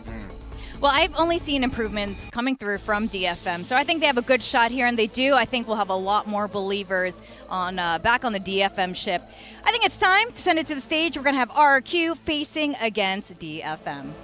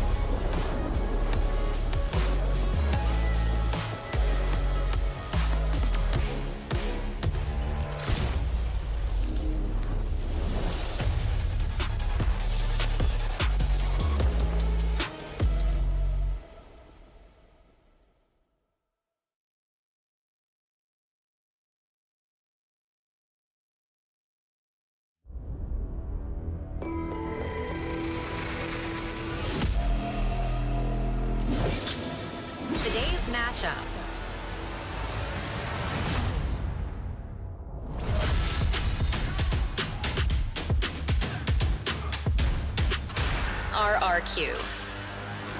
It is the very last match of VCT Pacific Stage 1 before playoffs. We got RRQ facing against DFM. Now, this is a very different scenario than not too long ago in kickoff when RRQ was comfortably going through top C. But right now, they are fighting for their lives to not be at the very bottom. It's been a little bit rocky for this team in Stage 1. They've had a lot of us doubting at times about their skill quality and if they're able to find their ceiling. Last week was a huge game for this roster, upsetting the Thai squad of Full Sense and really getting those believers back on side. These guys have been to international events before. We know that they have the skill to make it there. We know that they can be top 3 in Pacific, and a win today would set them well on that path. Even just a map, they need to make sure that they don't have -1 life, because otherwise it'll be 3 best of 3s in a row to send Crazy Guy in front of a home crowd. Oh, that would... They definitely want to make it through for Crazy Guy. But they're going to be playing against DFM. Now, every single year we see improvements coming through from this team, and now they are in playoffs. But they got to win today if they want to convince us it's not just because they were in Group Omega. Absolutely. I mean, they've beaten the other Japanese teams, not only in the server, but out of the server as well, time and time again. So I think this is a chance for them to continue cementing themselves as at least a team that's good enough in the middle of the pack. Like DFM, we're seeing them consistently finishing 5th, 6th, somewhere in the middle of VCT Pacific. Yes, they're losing to the elite teams, but you know, you can't necessarily blame them at times when the quality of VCT Pacific is so high. If they lose this series, I think they're going to drop in placement, and you're going to start to see DFM head back into that direction of being one of these teams that's nearer the bottom of the table, unfortunately. Yeah, and remember, it's not just about win or lose the series. DFM need a 2-0 win today to avoid that lower start. Have to keep stressing that, because even a little slip up on any map could still see them starting in that lower bracket. And I think for DFM to have a chance to go to London, they have to have that extra life in my mind. Oh man, a 2-0 is a tall order big. for DFM. I think this is going to be a really rocky road through playoffs for them. But first, of course, they have to defeat RRQ. Yeah, Haven and Lotus back-to-back, so you're seeing DFM simplify with this Haven pick. They've seen what RRQ is going to be running on this map. They've seen them change up comps for RRQ. You know it's a map that they play often, so you are really backing yourselves. You saw DFM do some weird stuff with the rolls, do some weird stuff with the vetoes. I think they're going back to, let's just play you on a map where we know what we're going to do, we know what you're going to do, and we're going to beat you with individual skill. Are you expecting any changes here for DFM? Because we keep talking about Yatsuka on the chamber. He's so good at this agent, but they won't let him do it. Surely now's the time. Every week, please, Force. please. Please put him on the chamber. If he's locked on this initiator role, I feel like we haven't seen the best from him on that. The problem is that Kaide is also just very consistent on Sentinel, so I think Yatsuka is just the player that has to take the L at the end of the day, and May has at least been picking up the off a little bit, and honestly, it's not looking too bad. You know, on that, we were really hyping up Kaide and Yatsuka joining this team, both like X-Riddle order. The problem is, you're right, the overlap with their roles. Is this what's gimping DFM? A little bit, unfortunately, but we'll see what they come up with here. Unfortunately, no chamber for DFM. Kaide on the Cypher, this is what they were playing before. Yatsuka would be playing that supportive Sky. I'm keeping an eye on Akame here. He's got nobody to clear the Cypher trips of Xfero for him because they are playing that Sky. Maybe he's going to have a little bit of trouble on the entry like he did up against Varel. Yeah, I need to see Akame stay alive if he's baiting on all that util. That was his problem. He was going down far too easily. For RRQ, this is what we saw from them last time. The Neon Gemkin on that Jet is just electric with it. And Xfero on that Cypher. I mean, we can't hype up Xfero enough. On this Sentinel role, he has been the guy. Yeah, we are in for a treat though. It's May v Gemkin on Jets. This is like a vintage VCT Pacific game. Straight back again. We talk about Jet v Jet, Hyunmin versus something. We've got it again in the second series here. Honestly, I kind of want the DFM 2-0 because we do have a talent here who is, you know, he's like 86 years old today. He's coming into his final years, and it would be really something if DFM could just 2-0. Over to the casters, Birthday Boy, Paper Thin, and Achilleos. She said it, not me. 86? I mean, that was almost the year I was born in. I mean, I thought that you would take that as a compliment. I'm not like as old as Mel Brooks or something. Your 86th birthday for the 10th year in a row. Well, yeah, I don't know. Will you get your wish before the end of the days? It's hard to say. DFM, they need this win, and they need to be clean if they want to have their best possible chance at getting to Masters London. They want to have the fastest, easiest road of getting to their first international. Right, exactly. If they win 2-0 here today, then that gives them the 3rd seed, which means they only need to win 2 games to get to London. Whereas for RRQ, if they win here today, they're the 2nd seed. But if they don't win and they get 2-0'd, then all of a sudden they're the 4th seed. So there is a lot of pressure here on both of these teams to get this first map win. Like, this first map is unbelievably important. Yeah, there is a lot of denial that could be happening here today, including for Full Sense, who are watching from home, hoping that they can walk away from this one being that 2nd seed and not fall down to 3rd. But it is out of their hands, and the fate will be decided by these 2 squads. We jump into Haven, DFM's map pick, where they look to try to start that 2-0.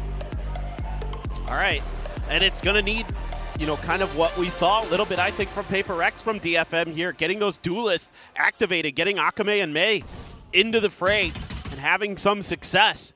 Somehow finding a way to slow down Jemkin, who is just unbelievably consistent. I mean, I think he's had 1 match this year where he was kind of not great, and other than that, he's just constantly putting up numbers. So let's see, though. Monyet as well, looking to keep improving, as we saw previously on the Neon. May, tight angle. It's a little bit of damage. Oh, and Akame, he's just right out there into the opening. He's able to find Jemkin. Good start for him. Look at Xpharaoh, though. I was just about to say. Yep. His linger forward, however, is trading places with the Otsuka. If he's able to come up with a kill, I think he might have been spotted. Yep. Yeah, they are pinging that cubby. They know exactly where he is. Do have a shock dart, could send that in, and they will. Get as much damage as they possibly can before the face forward, and Cushy will collect it. He himself does take a little bit of damage, but now Xpharaoh push forward into that tuck. Will be good for 1. Akame dead, but May right then back, TP up into heaven for Crazy Guy. Anticipating this push. May, suspicious about this, has to be. Get the helmet in play, and he will be able to collect his head. So now, a 3v2.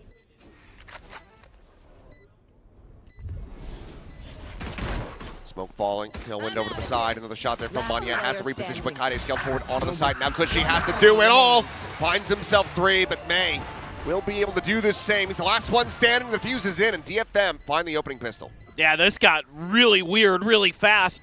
A lot of players kind of circumnavigating each other, and unfortunately for Yatsuka, he just barely got the worst end of that timing. If he's a half a second earlier into tucking into that cubby, he doesn't get spotted, and he probably gets 1 or 2. Instead, yeah, shock dart makes it very difficult. Great reactions by May, though. Good read of the map here. That Crazy Guy could be up there. Kaide able to take 1. Cushy almost. Not quite enough time. May off to the races. You know, had a little bit of a rocky start here to stage 1, but picked it up. He's talked about in interviews about how he's been struggling, how he needed to be in better form, and he definitely got there in the last couple of matches, got some confidence going.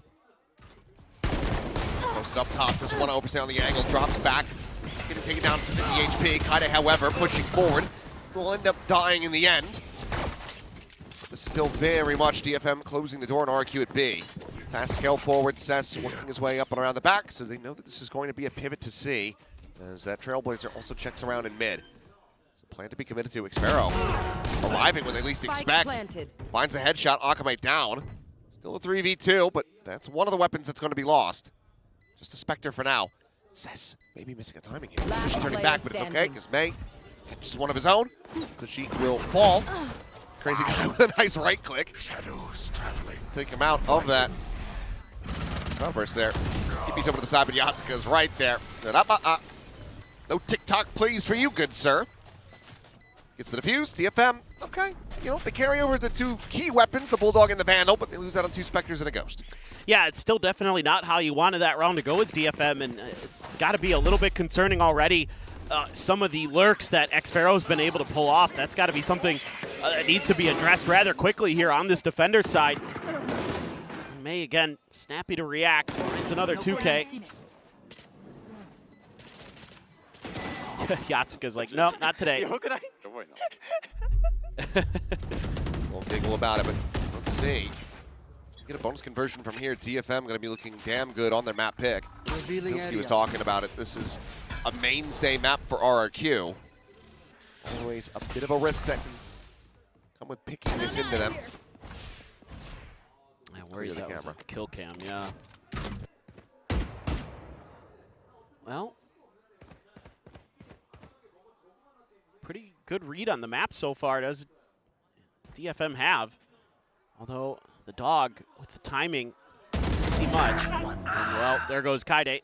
Tries to find a timing of his own. Yeah, a bit of a slow peek out. No, somehow. Sparrow able to avoid that. It's going to be grabbing up the orb, mate. Not hearing that. I know exactly where you are. World Depth Online immediately invests it. It's the spot out. 2 players on B, and 3 leaning in towards A. So they will go ahead and, wow, xFaro, what a shot. Finds May, and the C site is completely broken open. Now, you're going to be on struggle streak, because that's your one rifle that you did have into this one, still standing. Now on the floor. Decent shots from Yatsuka. Now Jemkin has a Vandal in his hands now. The Bulldog recovered by Sess. Top flash not going to connect onto anyone. Crazy guy pushes back sight, finds it. Now it's just down to Sess, but eyes are in on Garage. I mean, it's a triple stack waiting for him around the corner. Yeah. He knows he doesn't really have much of a chance, so just maybe looking for an exit. Yeah, try to get some damage through if possible, but looks like RRQ not really going to give them the opportunity, so very clean anti-bonus for them. Get themselves on the board on round 3, just Jemkin dead. Just stops to die to the spike, doesn't want to give any more orbs over, not really needing to carry the Bulldog over, so okay. Pretty clean round there. xFaro really firing for RRQ here so far. Very ready for that push out. The ping gives him the info there. May thinking maybe he can catch him off guard, maybe thinking he had fallen back towards spawn, but xFaro not fooled at all in that round. That's that veteran presence that he brings. There's that operator. Very early Bladestorm behind it too. He's going to be holding mid again. See though what RRQ wants to do. Fast hit, it feels like. Yeah, they're going to just go barreling into this site. Monyet immediately taking care of Akame. It's going to be a trade on the Neons, though. Posted up on top of the box is Jemkin, but Yatsuka just can't quite flush him out. May's able to find one. Yatsuka dead. Now into a 3v3 as May quickly repositions up into heaven. Oh, spotted to the head, but xFaro. It's the wall bang shot. Just through the railing. Gotta save this op now. You would think. Oh yeah. What did he send? Peek in, Kaide able to spot one. Kushi swinging, but wins out that fight. Now just Sess. Smokes off the one angle. As he slow peeks in, xFaro's right there, ready and waiting. The operator to be lost. And RRQ to tie it up 2-2. Yeah, just maybe pressing a little bit too much here. Our DFM early. Feeling like get this one to go. He'd be a complete difference maker. Goodness gracious. But xFaro, he's not having none of this today. Hey, just a bad angle there. If he had been scoped in and ready a little bit sooner, he might have had a chance at xFaro's head, but instead xFaro just repositions, knows that if he can get underneath that op, Ian's gonna have a way better angle. Right, xFaro was out here aim training. When I made my way back up to the booth, every other player backstage, actually waiting for their walkouts, but he stuck around, and so far he is showing that it's paying off. I just need the one map to avoid fourth, so they know how important this Haven is. Just want to get this win out of the way.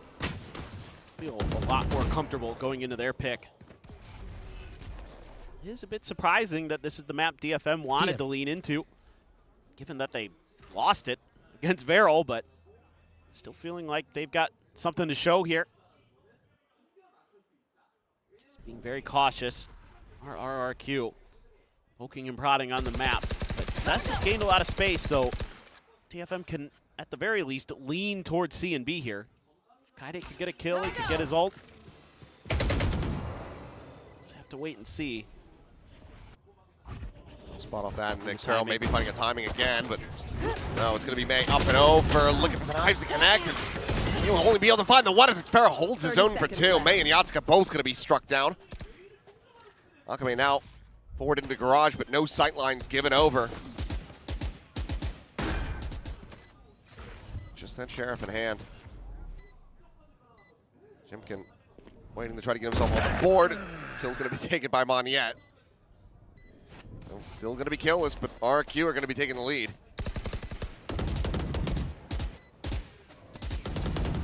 I think at this point you're just trying to do what you can to do some damage. Sass usually pretty sharp with the Sheriffs, but scrape. Akame finds one.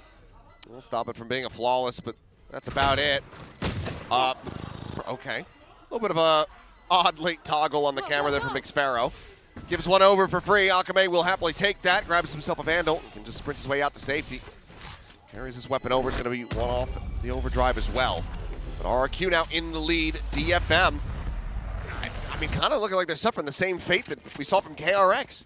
Yeah. Win the pistol, have a little bit of a rougher anti-eco, and then just open up a massive win streak for the opposing team. Yeah, and I mean, they're getting outdone by Xfero. He is absolutely sharp. I mean, 3K again. Let's go. Let's go. He is just cruising. 11 kills already for him. That is filthy stuff to start. This looks like maybe a Pacey or C hit. So maybe Kaide potentially under some pressure. If the shock dart connects, it does. Clear up the trip. Hunter's Fury. Sent through, looking for some contact here, but nothing really to be found. But it's Moniette who did an immense amount of damage on the way in. Down to 19. Trailblazer meeting going to be cleared. Cage set up. Moniette playing forward. Seekers now set to fly, and Moniette will be able to clear those very quickly. Now went forward, is trying to get forward into the Cloudburst, but it does get taken down. Akame with that one kill. Xfero still fighting. Cleans up Kaide. Jemkin now dead. They look to try to get the defuse going, but she's able to find this, and she now lobbing in these shock darts, looking for some damage, but doesn't manage to connect. The spam from Crazy Guy backside will not find its target, and the defuse will just get stuck. So DFM, 3 players surviving. The operator held on to. They'll tie it up 3-3. Yeah, it turns out that cam that wasn't cleared was a real problem for RRQ because it gets the spot onto Moniette, and he gets lit up, so he can't hold the line. Even though they clear all of that Sky Util early, he dies quickly to just the body shot from Akame. Oh, geez, May. Ooh. I mean, when he starts one-tapping, that's when he starts feeling it. But it opens up the door because of all that early damage that they suffer onto their Neon.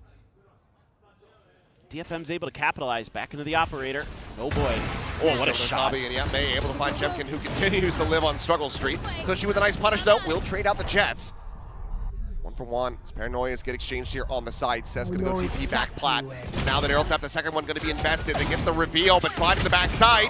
They're still able to find several kills as Kaide's trying to fight back, but Xfero comes out on top. What a scrape between these squads. As RRQ, rather. They're just the ones limping away from this. Well, Xfero's putting the team on his back right now. Some good trades in there from both teams. I mean, they were quick to flood here. Were DFM off of the back of this Pacey hit. That kill, tried to push through there, tried to contest in May, and he got punished instantly. Oh, Xfero down to 30 HP. I don't know if Timeout. Yatsuka, he started standing up there. I'm not sure if he thought he had him dead.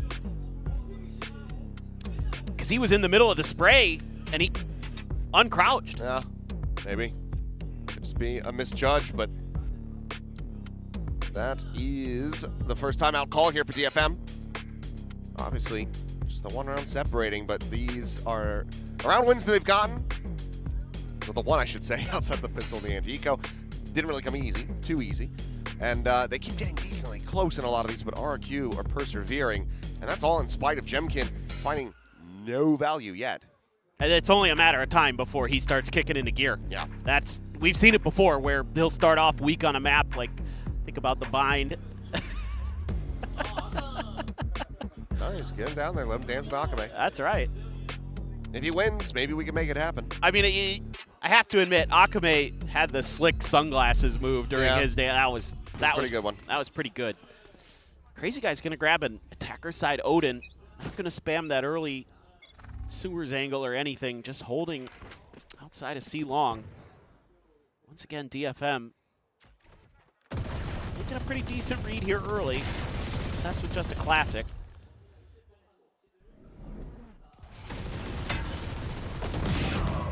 Nothing Pushed you in can the do. corner by the recon, trying to just dodge out the pings, but should have just been a fast exit.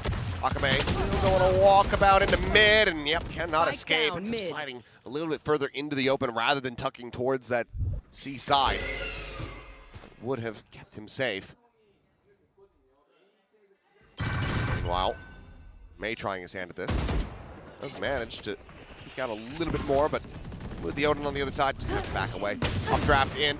Jemkin planting his speed, desperately trying to find the kill, and he will do so. Not to be stolen by Monyet this time. Kade forward, the cage, the fall. Monyet, will he be in the open? No, but know exactly where he is. As this makes his quick little exit, sliding over. Kade not going to be fast enough on the draw to come up with that kill. Here. Taken down to 54. He's got a couple players that he would be able to one-tap, but just don't see him really getting the opportunity. There's the face in from Xfero, who will move up now 15-4-1. It's going to be 5-3 for RRQ. Yeah, they're looking pretty well prepared. The coordination really nice here between Monyet and Jemkin. So really nice round for Monyet. This right here. Getting underneath, setting up Jemkin. Good little play. Yet, just gets the brief glimpses the smoke blooms. Good job, guys. Pretty smooth. Let's see how the comms sound for RRQ. I hold the shot, guys. No cam. They smoke grass. Hey, they smoke grass. They smoke grass. They smoke grass. Catch shot, on the shot. Speak it. Can you pick it? Yeah, marking. May's got it again. He's hit some nice ones. Getting that lead into the round win.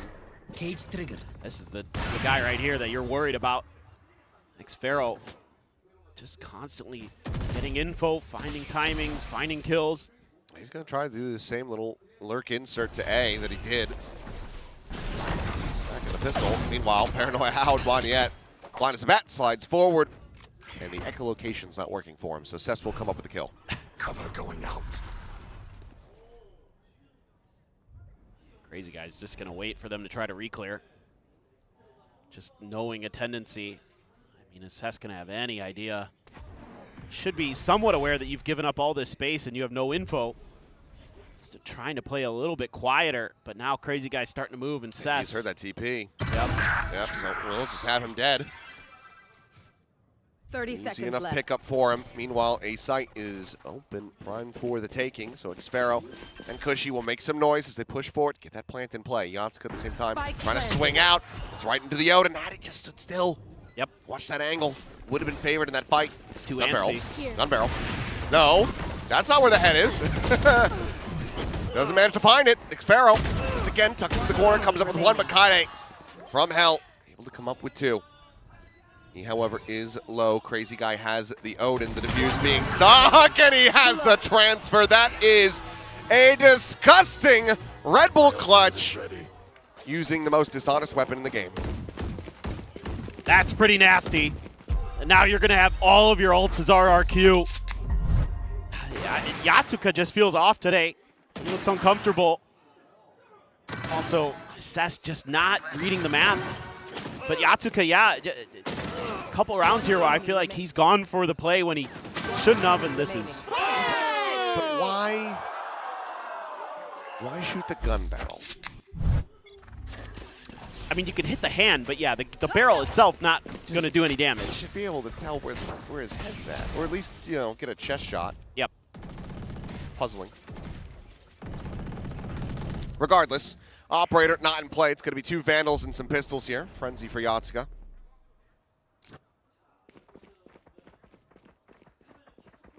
Well, they do clear the dog, but that doesn't tell you too much how far forward Jemkin was with an outlaw. Here. Smoke there to cover. Well, I thought for a second he might just timing shot. Yeah, just take a timing shot in there and go fishing. Not quite.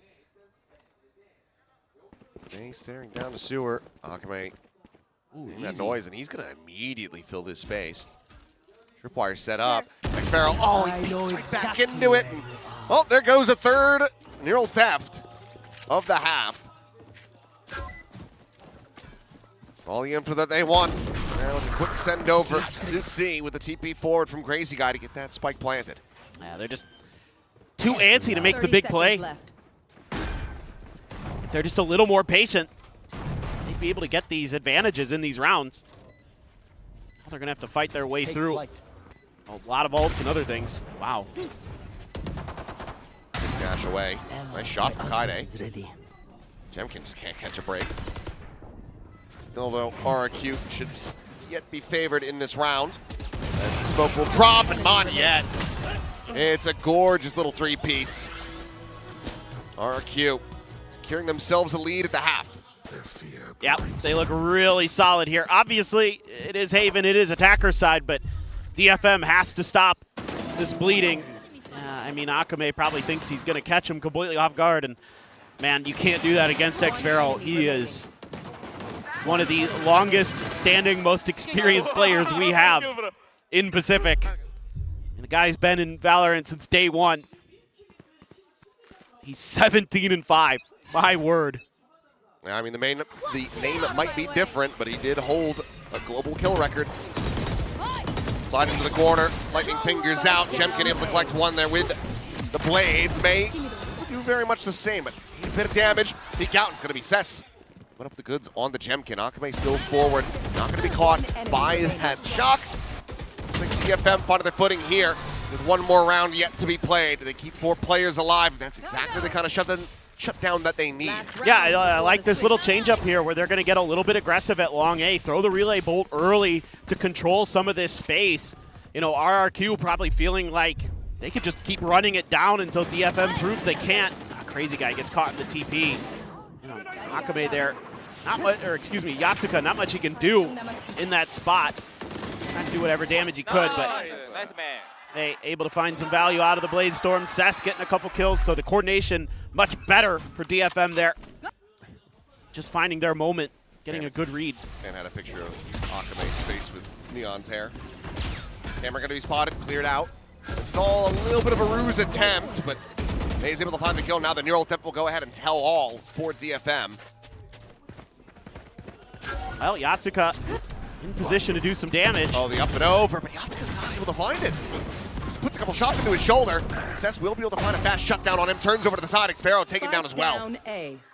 Certainly it's Crazy Guy and Cushy, but the Odin could wreak havoc. And it does for one, but Spike still dropped on the corner. Cess is peeking into this. Oh, and he'll be damn happy that he won it. Looks like he's got the read on Cushy. He does. What a round from Cess. Out of nowhere. I mean, he was looking damn clean for DFM last week. Yes. Switching sides. But for the whole start of this half, it wasn't looking like that was going to return, but that's a great round to find his footing in. No doubt. I mean, for me, one of the biggest keys for DFM coming into this stage was that Cess could pick up the fragging a little bit, and he's getting there. It's taken a little while, but yeah, the last couple of weeks, he's really been feeling it. I mean, crosshair placement, really nice. He may not be the snappiest, fastest reacting player. He kind of has a lower sense compared to most, but he's been hitting his stride recently. And I tell you what, 5-7 on a defender side on Haven, that's okay. You'll take that. No, it really is. So this guy is going to be their biggest concern as he moves over to the defending half. xVero, another insane performance from him. Got to be one of my favorite players to watch on the map. Flip it. It's upside down. Flip it. Flip it. Flip it. May something. Flip it. Because of May something, I couldn't read it upside down in Yeah, time. my Hungle's not good enough to read upside down. This is easier. Yeah. That fan got a real treat. And that one, you could have read it just as fine if it was upside down. Yeah, that's true. Just put the double S on the other side of the word. Still says Cess. What the hell was that? What is that outfit?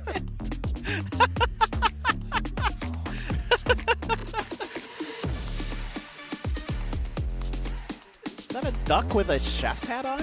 That'd be something. Okay. Huge pistol. DFM can get this. Could be 7-7. Could be looking at a potential map win. Wait a moment. Quick clear of Xfero's cam. Big battle coming up, but he's been so good. Oh, but May's better this time. That he is. Util's situated there, trying to play around, so does just get spotted. It's a clean shot from May. There's DFM. May just be able to go 2-0 in the pistols, and yeah, deep lurk now enacted for Kaide. Just doing exactly what Xfero did. He's still quite far behind, so he does need his teammates to hold the line. Sub the paranoia. They fanned out well enough to be able to maintain control. Paranoia through, not catching on the Yatsuka. Crazy guy able to find one May and Akume. Kill a piece. And, well, didn't need Kaide to get involved. It's just the May show here in the pistols. DFM both found here on Haven. Now the gap is just one round. Yeah, I mean, for DFM this stage, they've been actually rather good on pistols, but they haven't been able to convert a lot. Like, there's plenty of maps early on here where they were winning both pistols and then losing the map, so kind of worried that that might be the case again, but we'll wait and see, I guess. Now, being good at the pistols, not always going to translate into the wins. I mean, we think about the pistol win rate when, you know, Big Time was the coach of Global Esports. Just crazy he couldn't get more done with those pistol win rates. That's hard to believe. If only he hadn't put texture on Sensei. Yeah. Sensei, what a read.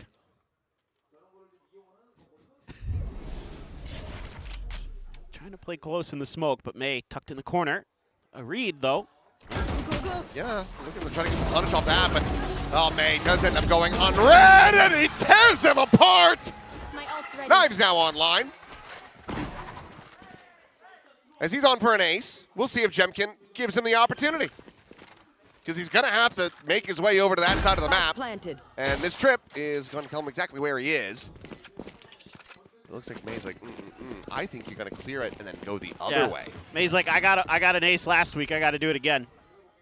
Switched him to the Sheriff. He's 19-8-3. He actually is so close to your birth year.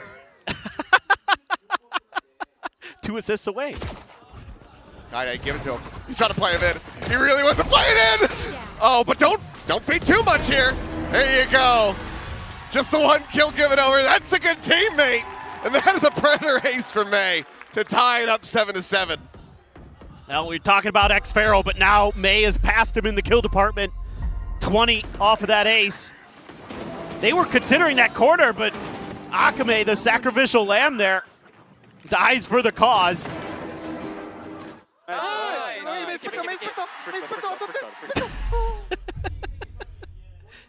Pick it up, get my gun. He's got a Bucky now. He's got knives. Good guy. He's got knives, yeah. He grabbed the orb, he's got the knives, so he's ready to go. Problem here is there is a trip, kill trip set up for Cushy. But he's playing pretty far in front of it. And DFM just going to take a pause, gathered a little bit of space, a little bit of info, looking for a reaction. Just going to make his exit, at least fakes a little bit of noise away. Where's that drone? Checking in. This is going to be a bit of space opened up for Jemkin to try to go on a push. Meanwhile, Xfero. Quick check. Trailblazer working its way over towards him. Still has the camera set up. And May, he actually gets Jemkin. He finds him at long. And that's going to change the direction here for DFM. But immediately pivoting. RRQ's matching. They've kind of figured this out. Work forward. Noise made. Cage going to be popped. Tailwind up and over the top. And Crazy Guy, well, he's going to be good for one, but May is good for a second. He's looking for that third. He gets it. And it is just Xfero all the way back in his spawn to try to tuck away and save DFM. Spike planted. This time, able to convert the bonus, and that's going to put them back into the lead. I mean, this is why you're happy to send a player to their death for that ace so we can get the Blade Storm and just go absolutely crazy. Guy is 23-8-3. Yeah. In the future now. He is absolutely in the future. Actually, the most popular movie the year I was born, Back to the Future. That makes sense. Great film. Yeah, great film. That's where May's at, man. Well, can he find Xfero? He's found him. Can he kill him? No. We'll put him down to 14 HP. Yatsuka ready for the swing in, and okay, they ensure that nothing is carried over for RRQ. Now you can believe, because May is outdoing Xfero. Oh my god, dude. Saw him on the way through. Yeah, not fast enough to relay that info over to Kaide, but still more than made up for it. Woo! That's a nice one from Akame. Nice. They are feeling it now. Finding good moments to make these explosive entries, and you have 2 players at 20 kills and no one else is double digits. Yeah. I mean, meanwhile, I mean, Jemkin, he's 1 past Pi, basically. That's 1 past and 1 under as far as the deaths are concerned. 4 and 13. I mean, again, you can't imagine that that's going to last. Here. For RQ's sake, you would hope not. Right. They're going to set up a off-angle double stack. It's kind of got to feel a little awkward as DFM. You haven't seen anything, you haven't heard anything over here at Long A, and it is an eco, so you got to be so worried that they're just going to be hidden around corners with shotguns. They might just be walking right into that trap. Spike was there. Down in sewers, the dog though checks. There's the spot. See the shorty. Meanwhile, May on the entry gets himself a second. Jemkin trying to just push, trying to just catch somebody off guard. He'll put Yatsuka to 75, but that's about as good as it's going to get. Xfero's still sticking around on B, watching for a lurk that will not arrive.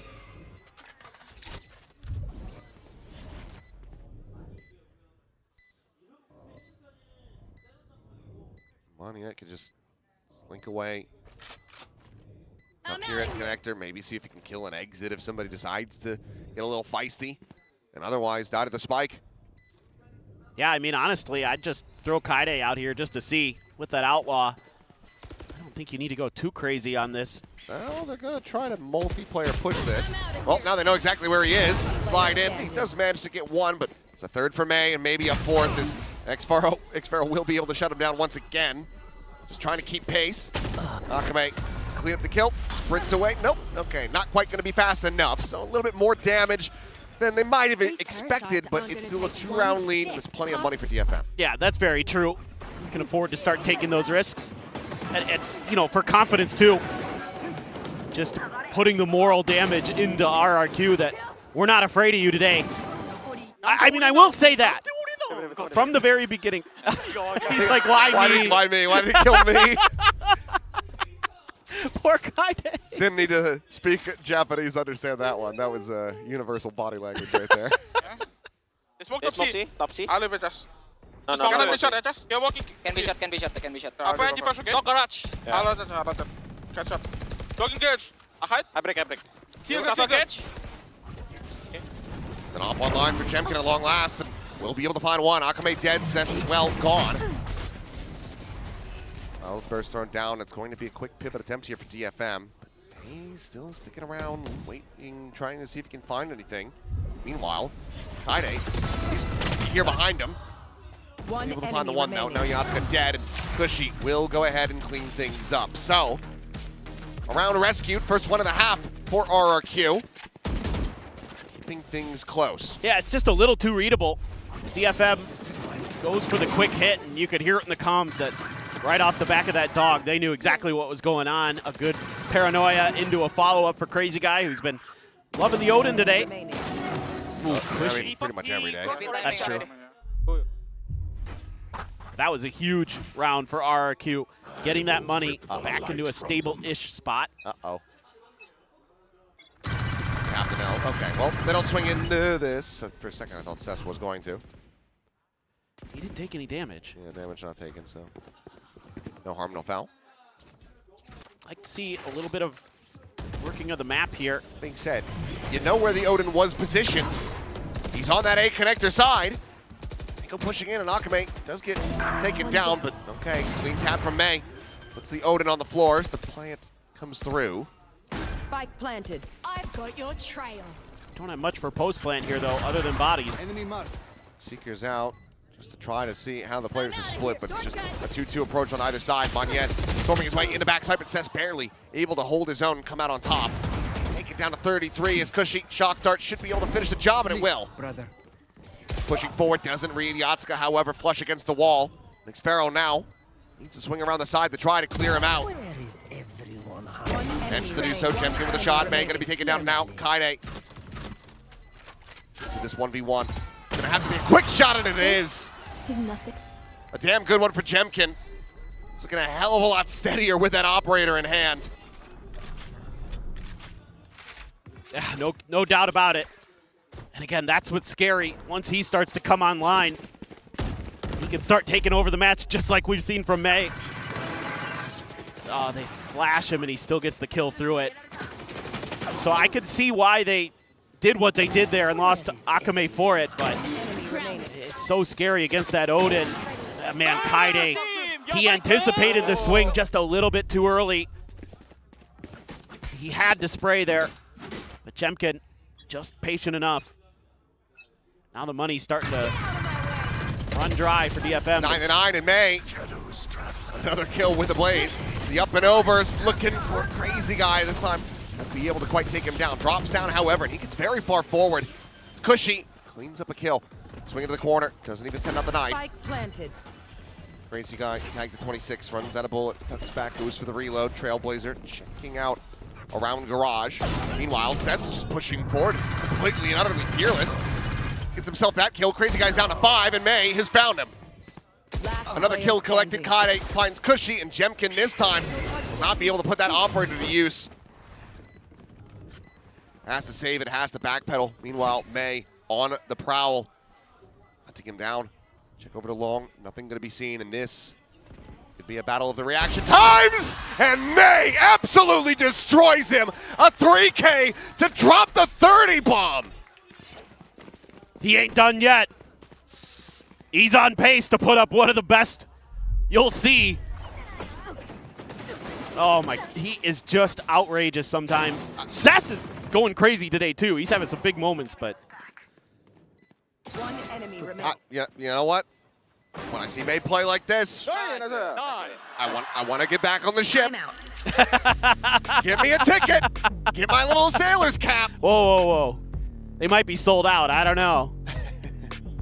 I'll have to check my itinerary. Well, somehow, it's the first time out call for RRQ. Felt like they really let this ride for a while. Started looking good, but after a round like that, I think it's time to calm things down, try to ice May a bit, as much as you can. As much as that is possible. I mean, Xpharaoh was in the lead, then keeping pace. Now, May is just shattering him. He's up by 8 kills. And I mean, at this point, I think he's got damn near twice as much as Monyet and Jemkin combined. I think they're 9-7. That is correct. So he's just 2 away from that. It's been blinding. I mean, he just gets more kills, gets more blades, gets more kills, just keeps going. Just keep doing this, honestly, though, if you're DFM. Yeah. Like, just take a leaf out of PRX's book. Not looking great when something's playing, stuff that isn't Jet.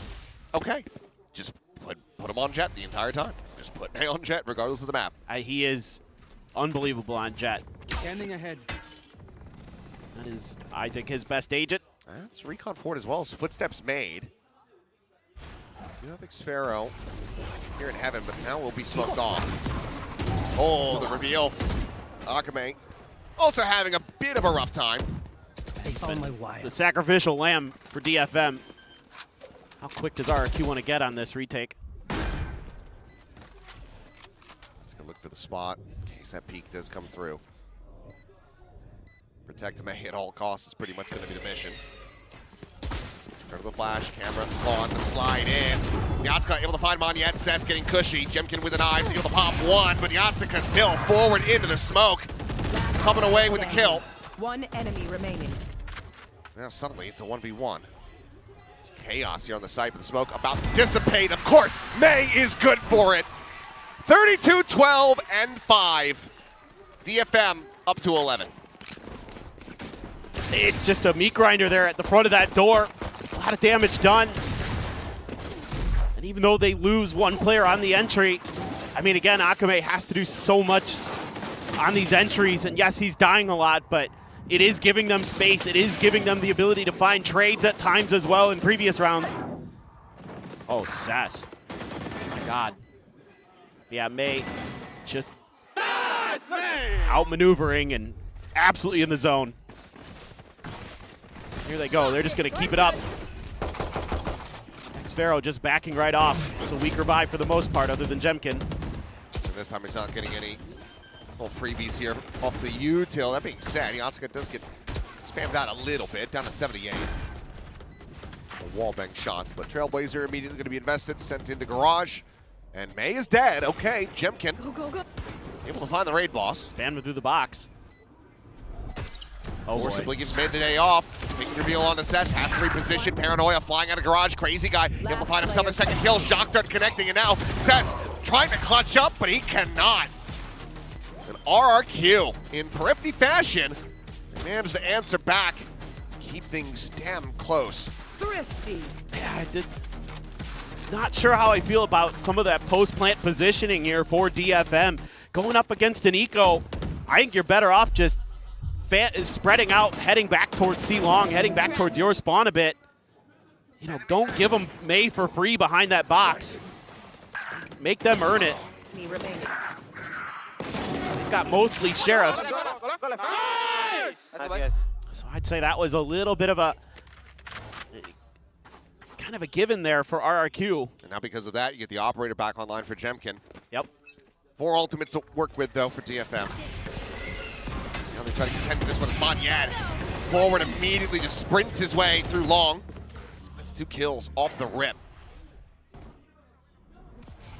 Fantastic. Aggressive execution as he catches a glimpse of Kaide. I think right before the smoke bloomed. That or it's just the game sense to find the kill. Either way, massive round for Monyet. One enemy remaining. Swing the corner. Now on for an ace of his own. As RRQ will tie things up 11-11. Jeez. What a round there. Talk about it a little bit after it's all said and done, but it should be pretty quick. Yatsuka is going to sneak underneath Jemkin's nose, but he's got Xfero there right with him. Yatsuka might just be trying to save, actually. Yeah, it could just be tuck in here at the cubby for 40 more seconds.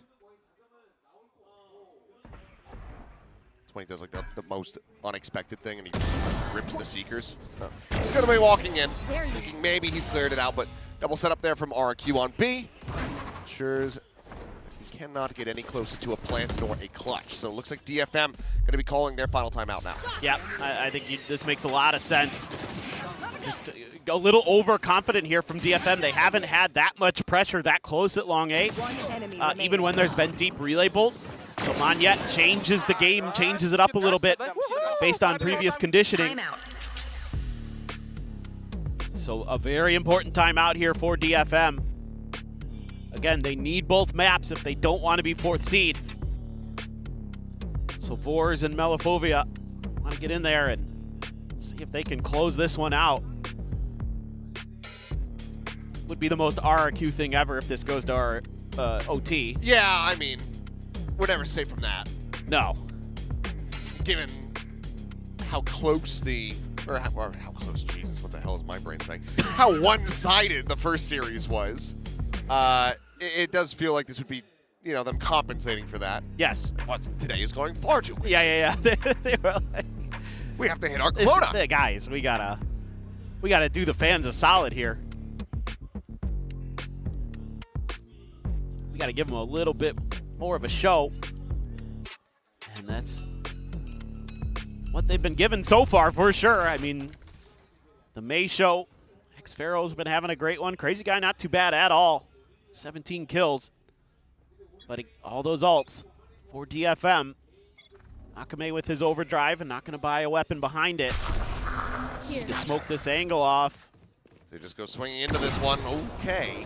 Will not be able to clutch, but he just repeats, and Kaide now is dead. May slowed up on that entry side of the corner. Maniette able to find Akame. May, however, looking for a little bit more. Gets himself a second. Crazy guy taken low, taken down. Dash over the side. May spotting out the rest. Cess from on high is desperately trying to find this kill, but Jemkin will take him down, and May now needs to pull off the ace clutch. The final ping reveal coming through, and Jemkin has him in his sights. RRQ are now up to map point. Match point. Let's end this. That's what May dropping 35 kills. I know. I mean, again, you don't smoke the entrance here, so of course he's going to double down on it. And also, Cess gets a little overeager, sees the shoulder at Jemkin, and gives up the game there.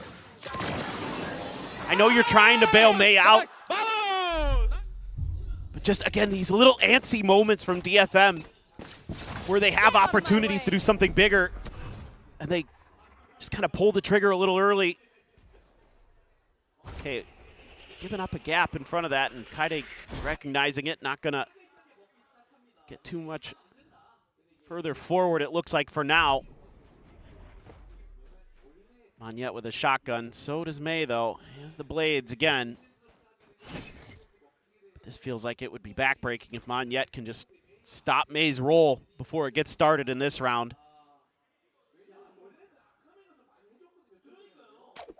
Got that up, got that Odin. Got a Judge. This garage, not going to be fun to try to get through. You try to challenge that without any util. Just being patient, though. Not too much information either way. Drone doesn't spot anybody. Oh, Maniette. I don't think he knows just how close to death he was there. But RRQ getting the read. It's going to be on the other side of the map. May catching a glimpse now of the neon. There's the swing forward, and Maniette says, well, I've got a judge of my own. Sits him down. No knives to try to play around now. And a hell of a lot more pressure on Akame. Kaide's got the lurk forward, the swing in now, and it's to Jemkin. As RRQ, they saddled on this side of the site. Camera cleared out, a bit of space opened up. The dive forward, and Akame able to find Maniette. Gets him back into a 3v3. Spike now in play. Here. The operator abandoned, Cloudburst down. Akame flush against the floor, but Cess and Yatsuka able to find the kills, and you talked it into existence, I think. As this one's not done yet, DFM fighting tooth and nail will push this map to overtime. All right. You kind of worried there for a moment with May out of it, but Akame finally finds his time to shine. Oh, I mean, this happens. Well, GG. Congratulations, RRQ. Get ready for Lotus. That's right. But when they needed him the most. Nasty shooting. Because let's be real, as unorthodox as it's been for Jemkin to have that entire, for the majority of that map be doing basically nothing, same could be said for Akame, right, who has overall looked very good for them on this neon. Yeah, no, you're absolutely correct. And, again, the way that he plays it reminds me a bit more of like a Buzz style, where he's going to go in and just try to clear space, and if he dies, he dies. You've got May behind him. But that round right there, when he needed to step up, when you lost your entry duelist, he changed the way that he was going. He's able to find those big kills, holding some angles. RRQ gonna go on a garage exploration, left completely empty by DFM by design. A trip further forward. Just trying to hold a crossfire. This feels a little bit awkward. If they can get past Akame, if they were to push up, could be scary. Ooh, you gotta be so careful checking this window. Yep. He's gonna slide in. Kaide joining in alongside him, and they're able to come away with 3 kills. This crazy guy in Xpharaoh left standing now. May tag to 30, does make him an easier target. Till they heal him up. No, too true. So even that out of their hands now as Xpharaoh trying to get this lurk going in, but Cess intercepts him once more. The spike on the floor, and crazy guy now to see if he can find anything at all. But no, he cannot. Akame will collect the kill, and DFM, they take it to map point in OT. All right. A chance here, a really good trap play setup off of some of that info, that RRQ gives over because they're committing so much of the Sova resources into garage here. DFM has 3 players there to swing in. A little bit of an initial bait from Akabe. He's going to be the one to seal the deal. How about this, though? What's up? Reset. Yeah. Let's extend this over time. Why not? Look, if May wants to set the kill record, I'm fine with that. That's exactly why I'm saying that. He is 11 kills away from tying Aspas. As Jemkin able to find Akabe to start things off, so looking good for the reset thus far. And they've halted this push, at least for now. Just Akame down. May's going to stick around. Need him for entry, but maybe they're just going to try to sell a little bit of fake info on other parts of the map. But look how tucked in RRQ are. They are deep. I mean, Xfero's nowhere near A site. He's like, well, I got util there. It's fine. Let's just hold B. And if they go C, we can quick pivot. We have a fast change of direction. Is this like some kind of double lurk setup here? Cage triggered. But they're using this is a really nicely timed cage there. Xfero by just the, oh, what a kill for Kaide. A big one. Neon's down on both sides now. Jet still 30 play. seconds May left. Still Go on my mark, yeah? sat here at that C-long cubby. Here. 3 players in position to quickly pivot into C. Now all 4 from RRQ. Gonna start trying to peek forward. You're the operator. They know that they're gonna be close. Coming in! And Kaide! What is that? He's on for an ace of his own! Go for it! Don't reload, you have a shorty! And he's gonna find it! What a way to close out the map! Another Predator ace! You cannot be serious. What a start to this series at DFM with so much on the line. With just one map, they get the first, but they need the second to not be fourth in the seeding for playoffs. Unreal. That is one of the most jaw-dropping finishes to a map. We're not gonna see it. We're not gonna see a new record set in this map by May. I think he ties Jingdo for most kills in Pacific this stage. But good Lord, Kaide, what a time to just drop an ace out of nowhere. That was insanity. What a way to start. Good, I mean, overall, perseverance here from RRQ. They continue to fight back and put up round wins even when Jemkin wasn't finding impact. They make it close, but it's not enough. So now they'll have to set their sights on their map pick of Lotus. They want to push this to 3, keep themselves towards the upper side of the standings in Group Omega. For sure. Look, Lotus is a map that DFM did get a win on against Beryl. They lost to Beryl on Haven, so this is kind of interesting. It's another one of those moments where it feels like this is a little bit of a gamble. Trying to go for that Lotus. Everyone's going to be so well acquainted for DFM. But especially, I think, if Cess is going to be having reads like that, if he's going to be noting lurks, DFM, they might just be able to do it.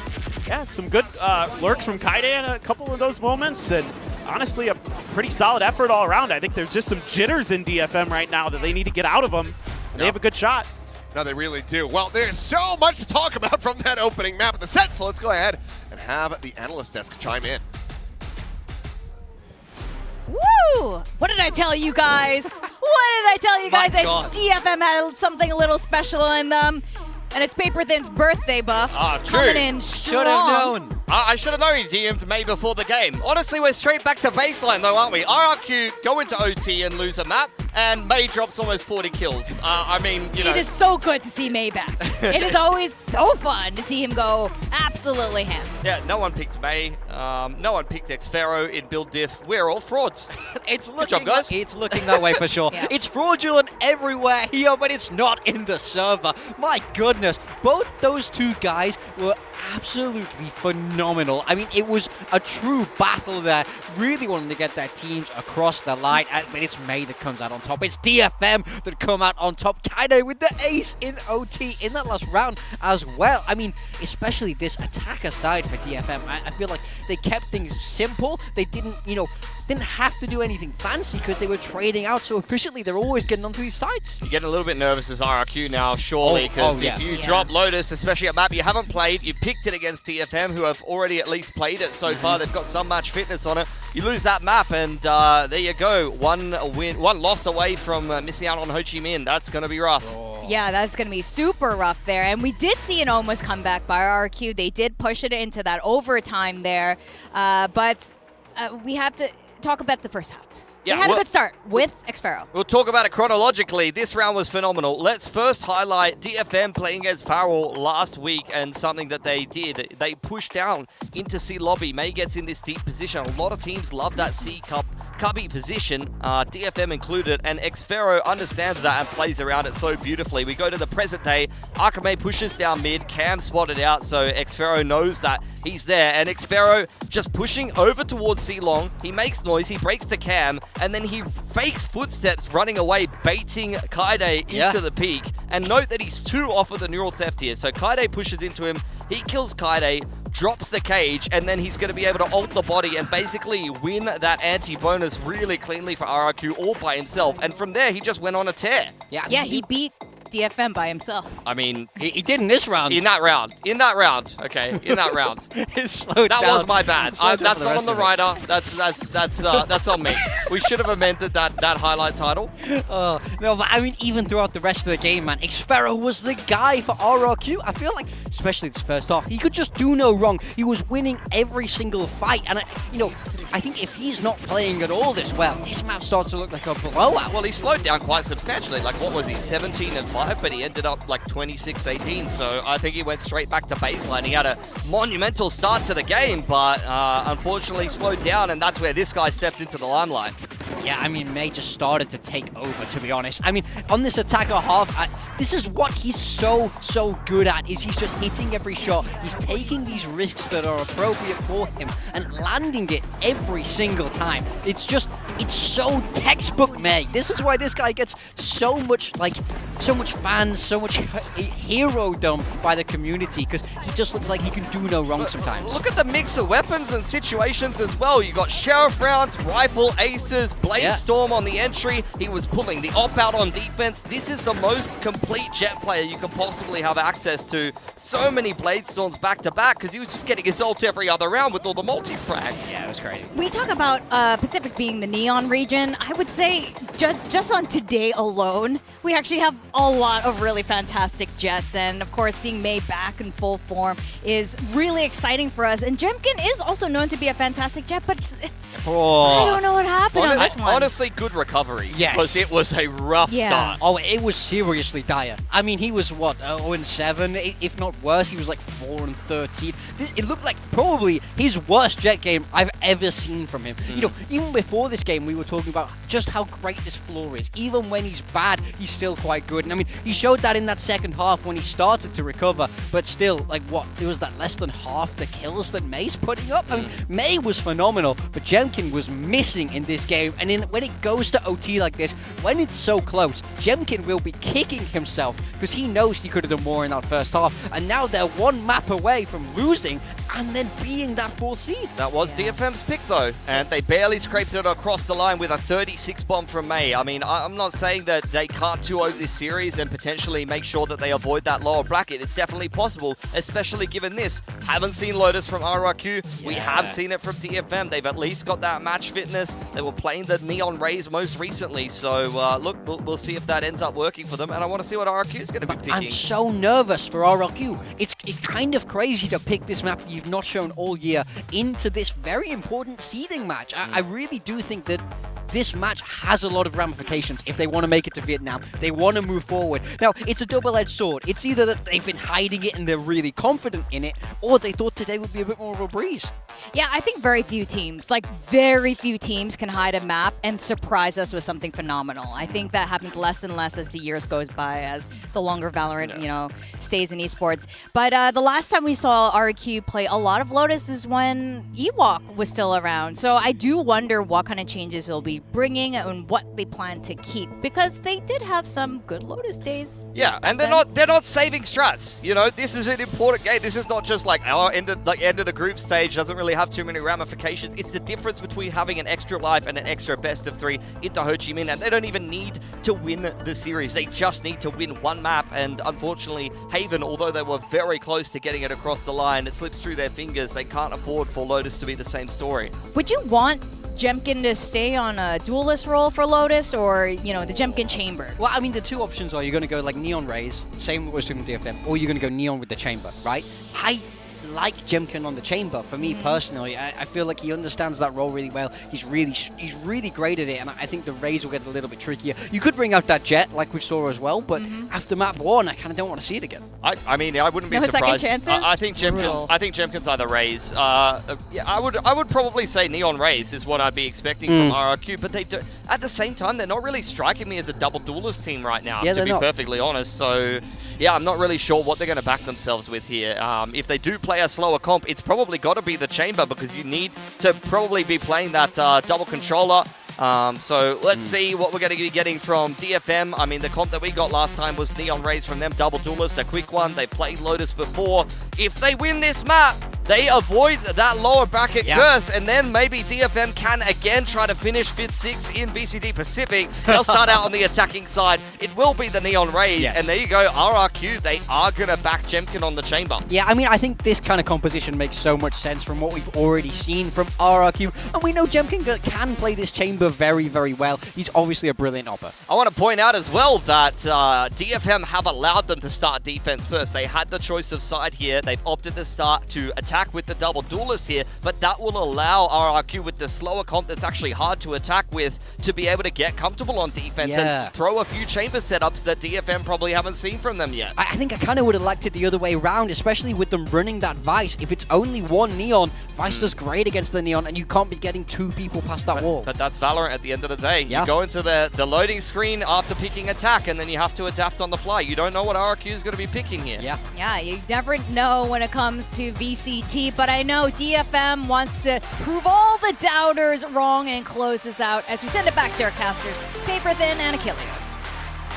I am more than happy to see that happen. Be very fine with being wrong on my prediction here today. If DFM is going to come out and continue playing the way that they did, I'm sure they would like to sharpen things up a little bit, avoid the overtimes, but against RRQ sometimes that's just not in the cards. But Lotus, RRQ's pick, is now what separates them, slotting a little bit higher or falling into 4th place. Yeah, this map is literally for that last seed. Whoever wins this avoids it. Whoever loses will be 4th. Will have to go straight to that losers bracket and have to grind their way to try to get to London. So this map has a ton of pressure for both of these teams. It's basically a best of 1 in some ways. For RRQ, a little bit more to go if they can get through this and get to that 3rd map and still get the win in terms of getting 2nd, but so far DFM 2-0 in pistols as Akame able to dodge this trademark. Gets him past that. Meanwhile, May, first blood, continues to have Jemkin's number. Paint shell lopped over, doesn't quite go into Baby Door, so won't be able to find any damage there, but does have the players ushered away. May will get traded out though, Cushy able to find that kill, does take a decent lick of damage though, falling down to 40 HP.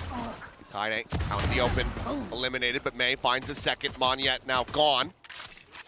Spike can be planted. Side center, May. Maybe a little bit too aggressive, a little bit too antsy, trying to take that forward space. Ends up paying the price. The Crazy Guy will be able to find him, but Yatsika comes up with 1. Xfero down. Cess now forward into the smoke. A right click would easily take out Crazy Guy. 1 enemy remaining. And there it is. Cushy now with everything to do, and a chest shot will finish it, and that's exactly what they get. 3 for 3 on the pistols. DFM, they find the opening round yet again. They're really nice in the trades here. Nice little maneuver at the end of the round by Cess. Not only does it catch Crazy Guy off guard, but it sets up a crossfire at the end. That has to be respected, and May is just, he gets teed up for the 2nd. Can thank Kaide for that one. Crazy Guy here. Oh, that was pretty nasty. take Mei down. Yatsuka, a little bit steadier. Hey, if Mei can find 44 more kills, he'll tie Aspas's best of 3 record. Good God. Can you imagine? I mean, if this goes to 3, it could happen. Yes, that's for sure. If they win this and he sets the best of 3 record in 2 maps because he drops a 44 bomb and sets the all-time, that would be... Well, you have to be 44 on top of this. Oh, so he's already got 2. He's already got 2. 46 is what he needs. Oh, that's a lot. Yes, it is. As peek out and it's done damage. That shot does end up going a little bit wide, but he got the previous. Oh no, never mind. He actually did connect on the Mei shoulder. Just late registration on the UI. Got one on the Cess as well to put him to 70. Caution here. It's kind of one of the big things for me on this map is seeing that chamber from Jemkin, something he has been fearsome with in the past. So certainly, as RRQ fans, you're hoping that is something he is going to continue to do, can shrug off that slow start on Haven, start picking things up, and connects with some damage at the very least. Decent enough read here from DFM. Realizing A is not weak, they will slot their way over into the C site. 5-player post plant now. With just classics and 4 headhunter bullets for RRQ to try to make this close.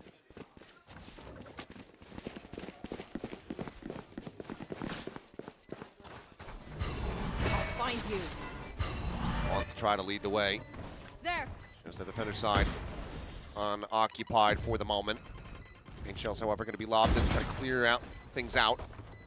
Pull back around the corner. Akame looking for a target. Crazy guy's able to find Mei, but this is an explosion of death as Akame will find 2, as does Yatsuka. They will swiftly shut things down. The Vandal to be scooped up. DFM to keep it clean. Yeah, again, this time, really nice post plants. Nobody gets too aggressive there early, setting up the crossfires. Finding the swoop in. Sure, Mei dies, but able to get all those guns carried over. And it looks very nice. Let's see if they've got another bonus in them on their attack side. Pretty decent firepower coming into this. Couple Vandals, a Guardian. Ooh. Looking for that pick on the Moniette. Keep himself planted here around the corner. Jemkin at the same time. Not quite going to be dancing with the door. Just stays on that tree side for now. A little bit of rubble control here, though, as DFM. So you're going to keep players interested. Maybe enough time to make this rotate over. Challenge Crazy Guy. It's pretty solid when he had an Own in his hands. Is he going to be able to do some damage? Cess going to at least keep him thinking about it. But just a Sheriff. RRQ not curious about any other part of the map just yet. Now they're starting to make their moves, but it might be a little late. Be a quick back pedal here from Crazy Guy. Give up a decent amount of space. Orb going to be grabbed by Mei. 2 charges away from a showstopper now. Same time, Kaide lurking forward, but here's that trademark around the corner. Don't really want to try to play into this. Same thing, but it looks like they are. Snakebite to delay. It's 35 seconds remaining in the round, but tap at the door can just be the full pivot. DFM will end up on C all the same. Quick jump forward, Crazy Guy. Lines it up. Spotting them out as C's gets lobbed in. The damage going to be found. Akame going to be taken out. As they look for the scale forward, and right now, going for a plant is not possible. RRQ can just try to work the clock lower and lower, but Mei trying to keep them protected. But eventually they're going to have to try to stick this one as Yatsuka able to find that kill, but is left alone. And it's Xpharaoh coming alive again. 3 kills for him. RRQ suffered 3 losses, but they deny the bonus conversion. Yeah, I kind of like what DFM is doing here in terms of working the map a bit, but they actually overthink it. They had an opportunity a little bit sooner to go for the C hit when it was just being defended by Crazy Guy, but because they throw that fast lane through, try to make some noise over at C and pivot into B, where there's still the trademark and some other util to slow them up, they go back to C, and that's allowed RRQ to make those rotations where they're able to fast flood and deny the plant. Thrown in, quick little exit here from Moniette and Cushy, just pulling back around the corner, onto the side proper. Space given up because you have to know now that that showstopper is online for Mei. Face your fear. Nightfall, try to lead them forward. Showstopper out, trying to catch anybody who might be DFM, but he ends up shorting the rocket. Splashes onto the boxes, doesn't go deep enough for the actual kill.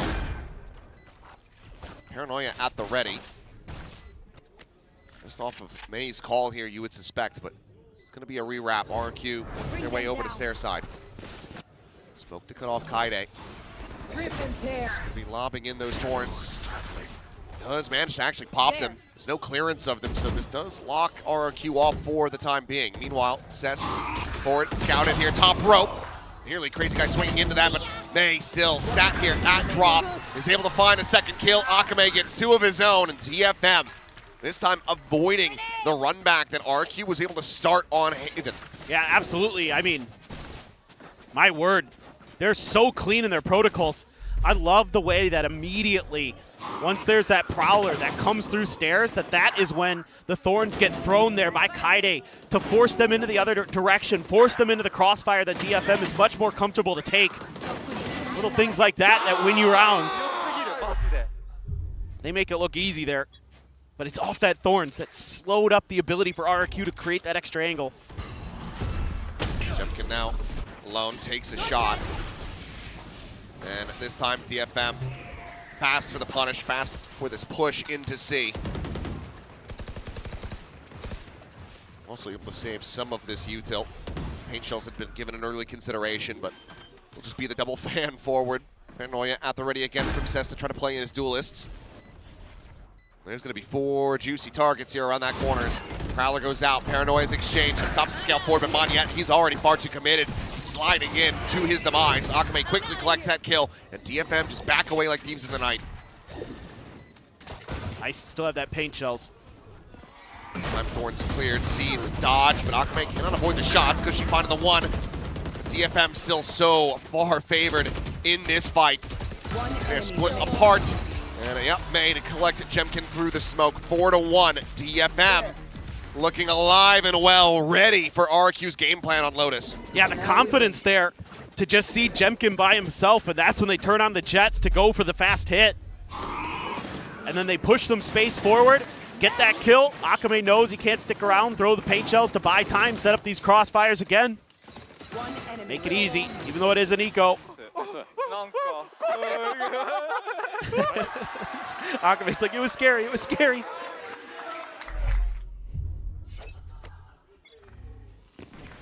Well, this time they're not going to fight for that Robo control early. Jemkin has the op. This is going to put a lot of map pressure on the DFM. They just smoke it. You have the wall, I believe, right outside of A there. So, but Monyet could get past it, and Kaide knows it. So that's just repositioning. Looks like they are going to go pushing towards Monyet. Question is, do they check this angle at all? Natsuka does still yet have a Prowler.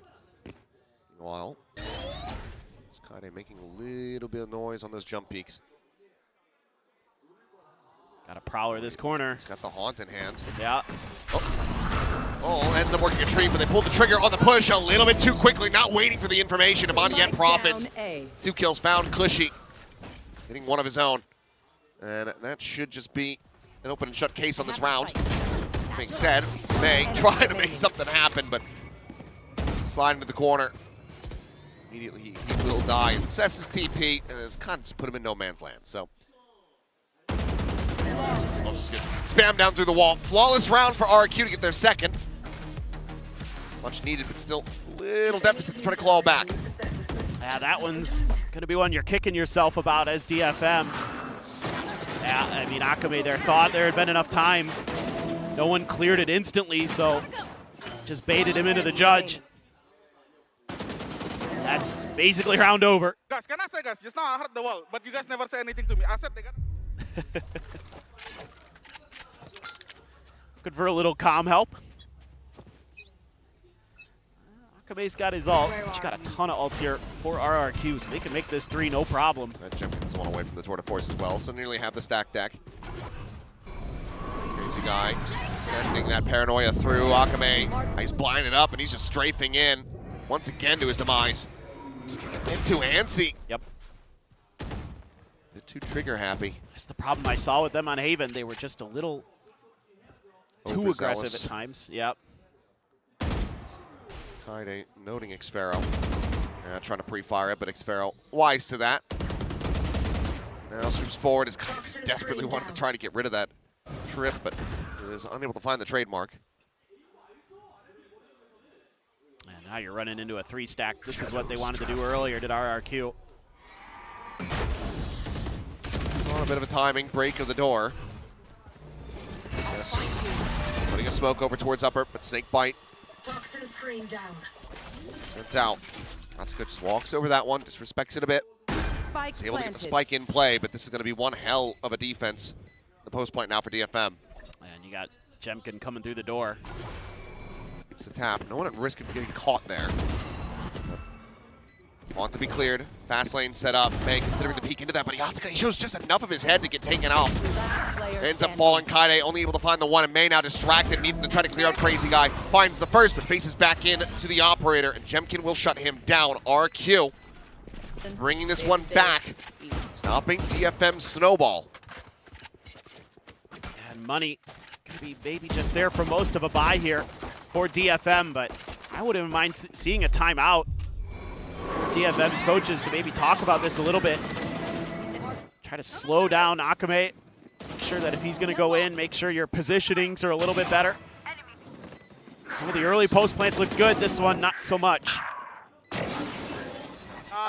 Players out of Very easy, guys. out of spots where they would probably want to be, but we're going to have the showstopper. Akame has his ult, so he's going to cut funds for that. That operator so fearsome. May playing forward. Oh my god, X-Sparrow. Oh, he's just torn him asunder. Yatsuka on the cheap forward. Ended up still able to find Cushy, but Monyet in around the back, intercepts. Akame's dead. And DFM, like you said, I think you're going to have to pump the brakes after this one, because this is going to be RQ tying it up, barring some absolute insane heroics. Monyet honestly doing him a favor there. Didn't need to shoot the Prowler, wasn't going towards him. Alerts him and does take a tiny bit of damage. But high-low set up on the swing. That'll be Yatsuka dead. And now it is just Cess. Crazy Guy still very healthy. So there you go. Monyet, he'll take the brunt of it, but he can survive. And RQ tie it 4-4. Yeah. That's just really sturdy stuff from them. There's the timeout. And it's X-Pharaoh coming up huge with another big multi-kill. Right when they need him. Oh, what a crazy disrespect by Yatsuka to go for that. Catches him off guard, but not going to be enough. Change the destiny of this round. Timeout.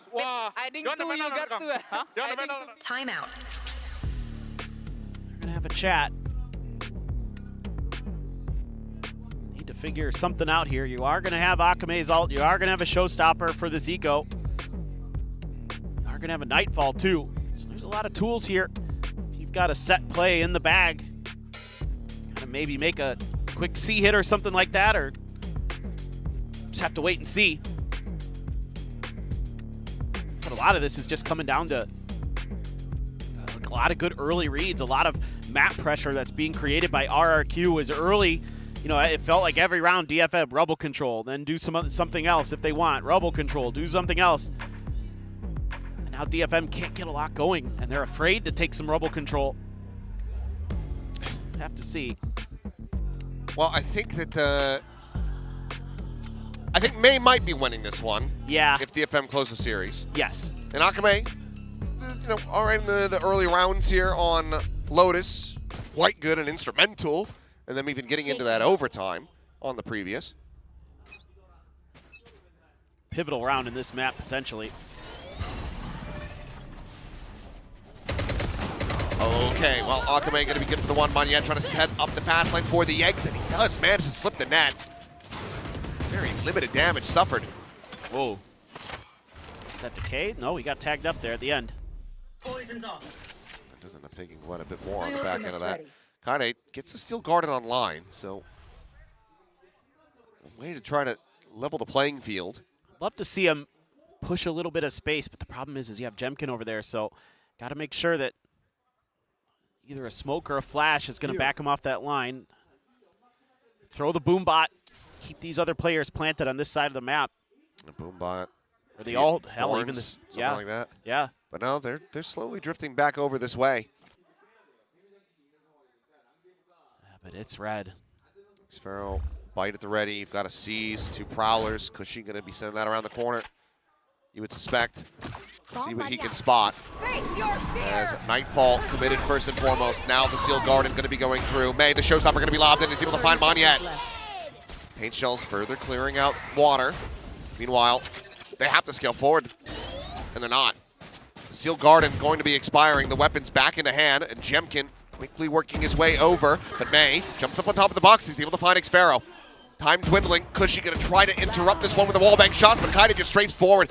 Hits a belter one onto Cushy. And now it's Jemkin with an operator on a 1v3.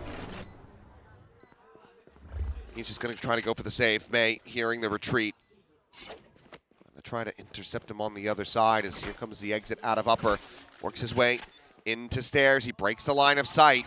May just a little bit too slow to be able to find the punish so far. Jemkin likely just going to stay tucked into tree. He's still got plenty of money, though, so could buy another one, even if he falls. Not even that. Does also have the Tour de Force. Right, that too. Teleport's ready. But it's just going to be a dry peek in. Yep, Jemkin's going to win that one pretty much 10 times out of 10.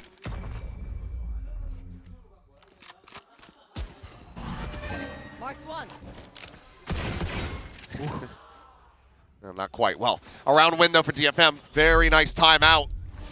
Translating into this victory. Yeah, that early slide forward using that judge. Wouldn't mind seeing more of that. What a shot on the rocket. I think that might have connected directly with Monyet, too. Nice little flick there by Jemkin, but... Okay, come out of that timeout. Back to the rubble fight. Let's flush them out. Jemkin just going to go with another operator. It's a triple ult investment. RRQ still with 4. Looking to flush him off that early angle. Do so. Here. He's being made. A lot of noise. Tucks back away from the shots, the smoke. They dissipate now. They work their way around the corner, but crazy guys just killed him. Just, oh my god, he's just spamming him through the wall. Odin is just a broken weapon as he finally comes away with 2. Oh boy. He sets RRQ up for a decent retake on this one. Player disadvantage for DFM. Xpharaoh into the corner, and Kaide none the wiser. Spike planted. Completely caught unawares. And now it's May and Yatsuka to try to hold the line at 2v4. Relay Bolt pushes him away. The Prowler gets the spot. Overdrive going to be popped, but it's going to be Jemkin to find the first. Clean tap for Yatsuka to find 1 kill. But it's not ready for the scale forward from Cushy. So RRQ will get the defuse. And that's 5-5. They are keeping things close. Yeah, sometimes the Odin just be like that. Then you just end up getting spammed through the wall off a orb taps. I don't know. I don't think there was a reveal, but did they we'll tap see back the orb? in the replay here. No. Nothing. Legit nothing. That's... I didn't hear anything. He wasn't grabbing the orb. They didn't hit the door switch. That's criminal. That is just game sense, I suppose. Straight to jail. Believe it or not. Believe it or not. Straight to jail. Straight to jail. I'll find you. That is unreal. Well, sometimes it is like that. Just that spam and that control that now that RRQ can get into these big power weapons are able to establish. And they have the pit at the front of C. I mean, basically know they're going to go B. If you're RRQ, and you've already got 3 players thinking that, so DFM going to have to conjure up some kind of different way to get through this. Probably worried about another judge at the door, given how things have gone. I mean, like 3 of the 4 horsemen. Jemkin's operator, Monyet with a judge, and crazy guy with an Odin. Yeah. Oh, he legged him. May down to 30. Tries to go sprinting forward with the blast packs, but crazy guy able to snipe him there. There's the kills. I mean, it's just back and forth. It is a mess. It's overall, I mean, a decent attempt from DFM, but Kaide can collect this Odin, but will he be able to put to use? 77 rounds, Monyet. Ooh, peeks away from the angle, peeks back into this. They are both down to no HP. Cool. 2 versus 6 in that fight, and Kaide, this would now be even more miraculous than previously. Spike planted, relay bolt, great stun into the corner. Kaide does find the tap, but he's going to be completely stunned up, looking the wrong way. Makes it all the easier for Xpero. Can grab up the operator, the Odin, whichever gun he really prefers. And RRQ are going to take the lead. Yeah. I mean, again, you just had no choice as DFM, really, but to try to find some way to scale forward out of the front of A, or just take a B fight. They opt for the B fight angle, and given how everything was set up on the map for RRQ, that's kind of what they want. Ridiculous. But again, they got lit up. Akame does a great job here. I mean, finding some big kills on this entry, but just isn't quite enough. The Sheriff's behind it, only able to find one initially. Kaide just no idea. Battle of those Neons is sliding, making these 180 pivots. Coming away with his eliminations. Monyet, so far, a very good performance for him. Jemkin gonna have to make an exit. Monyet not looking to stop. Cess is dead. Crazy Guy continues to put that Odin to use. As now Cushy will just scale forward and absolutely tears apart too. May will fall, and that's going to be 7-5 with RRQ in the lead at the half. Yeah, what a recovery they had. It was 4-1 at one point in favor of DFM, and RRQ absolutely went crazy there. 6-1 to close out that half. Yeah, that judge. I want to see more of that from Akame. I really think at this point, I mean, the meta is what it is, guys. You got to just take what you're given when you're playing Neon. Halftime. And that, once they got those power weapons rolling, it was lights out. Yeah, I mean, they just hit such a bankroll. We're winning the round, so even if the money was getting low, the key weapons, the most expensive ones, were getting carried over. But 7 rounds for RRQ on the defense. They're going to be feeling pretty good about that. DFM, again, 3-0 in the pistols. They can find another here. For sure. Might be just what they need, because, I mean, just as a reminder of the stakes, they need this to be a 2-0 win. Yeah. They want to avoid that 4th place finish. It is just a do or die for DFM. You know, for RRQ, they also are in a do or die spot. It is literally 4th place on the line, but you never know. I have no idea what to expect here. I mean, RRQ really starting to find their footing. I mean, that's the concerning thing about RRQ, is they are a team that has grinded through so many games, through so many matches, and found their way to get back into things that you feel oh so confident in their mental to always just bounce back. And even when things go wrong initially, they're able to figure things out. The attacking side of the map is generally the better side for DFM on Lotus, so only getting 5 here. Pretty concerning. Gonna have to be pretty flawless on this defender side to get the 2-0 win. Kinda gonna be noted in the corner, but RRQ not gonna look to push forward and find a punish there. They will just drift away as Jemkin opens up the space towards the A site. They're scaling everywhere though. It's just May with that Sheriff jiggling on this corner. Hasn't peeked out, hasn't gotten any information on this, and he won't until they swing into his sight lines. There's going to be a lot of players behind. It's going to be good for the first. Jemkin on the floor, but Monyet continuing to thrive here on Lotus. Quickly answers it back. Weapon can be scooped up, so now a Sheriff at hand as well for RRQ. Spike planted. Get themselves into a 4v4 post plant. And DFM wants to flip the map here. Try to get this retake to go. They have the paranoia, they have the relay bolt. Could get the Vice Flash in there too. Just gotta get in there and do it. Tap of the door, and what a shot that he found. Akame taking Crazy Guy out of the sky. That's the paranoia now gone. Player advantage going to be reestablished, but the time is starting to bleed away. Paranoia going to be sent through. All the players here at drop, at backside, corralled into the corner, but still fighting. Finding those eliminations, they have to get onto the defuse right here, right now. Kaide trying to keep him covered, but Monyet! Oh, he goes nuclear, finds himself a 4K, a Red Bull clutch, and RRQ's first pistol of this series. That's massive for RRQ. Looked like there might be a moment there, but some whiffy, unstable shots, and I could see it in the player cam. Kaide's hand was shaking.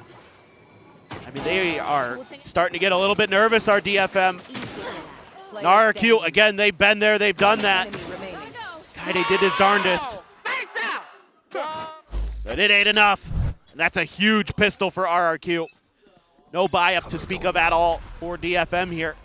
Just stick with all classics. Looking for a haunt or a player to TP up, but... Triple push and mound. Shallow paint shell. Just to try to open up for the orb take. They will be able to grab that. 3 charges now towards the showstopper. They're going to immediately position, pivot is the word I'm looking for here. And RQ say, well, I think we have a window of opportunity now. Yeah, they're being very patient, just expecting some kind of rescale. But the Prowler doesn't find anything in there. Maybe going to change sides of the map. Yatsuka goes peeking and pays the price. Meanwhile, off of that kill, RRQ still having the confidence to try to go towards A. Shadows traveling. Pretty good read. You would think getting the fade, but because he lurked by himself, I think they're pretty well aware that this is going to be the weak side of the map. Playing this back and forth really well here is RRQ, but she's eventually going to get overwhelmed, so weapon can be given over. Kaide, however, alerting the rest of the team that A site is in fact the one being attacked. So a Bulldog to try to be the difference maker, and Xpero quickly dispatches Kaide, who's been having a significantly rougher go of it. Quite fine in the usual form we've been coming to anticipate from him. Cover going out. Smoke on the corner to cover broken position. But it's going to be Crazy Guy at drop. Finds the first. May swinging in, and Xpero lightning fast with that shot. Quickly gets rid of the Bulldog, grabs it up for himself, and RRQ now up 9-5. They're sharp, man. They're really starting to get a feel for the flow of the game. Not much damage to be found here for DFM, so healthy bonus coming up. DFM couldn't convert theirs in the first half. If RRQ can here, start to feel like that is just curtains. It'll be DFM in that 4th seed. Not only 4th seed confirmed, but still yet a map to have to play. Right. Which is still important for RRQ. Ooh, that it is. That would have been one hell of a pick. Granted, just the Marshall, but it is Jemkin after all. Prowler out in the B main, actually finding one. RRQ widely just trying to sell this information though. Say, yep, we're on this side of the map. We're leaning in towards A perhaps. Gotta go. Setting up a smoke to probably pop this wall if they can. Grab an orb. Teleport's ready. Cushy getting that. 2 more for the Nightfall. The wall now going to be popped. Kaide still does have the Thorns forward though. And now they're going to look to back off. Akame maybe starts to get a little antsy, but Yatsuka wisely will rotate over. Sends out the Prowler. Jemkin once again to try to scale forward. Yeah, He's cheating out wider and wider for the angle, finding the first and cannot escape. Come on yet. Able to take him down, trade it out, gets it back into a 4v4. Meanwhile, Xpero, going to be noted. Great little late linger from May, is able to find the kill. Plant now to come through. Player advantage for DFM. They need to win this, and they need to make it very clean. HL chucked in around the corner. Crazy Guy playing back. The blast pack forward. Just a hair off on those shots. Doesn't find the punish on the May. The defuse now. He's trying to beat Monyet out into the open, and this is going to be overwhelmed, surrounded, and picked apart. So, defuse to come in. Bonus not to be converted. DFM shorten the gap. Back down to 3 rounds. And they will get May the showstopper off of that defuse, so that's starting to look up for DFM, but you're going to have to do some work here. Break the economy of RRQ. Nice little anti-lurk by May. Oh, there you go, Kaide. Needed a good one and got it through the smoke. Able to thwart Monyet from doing much.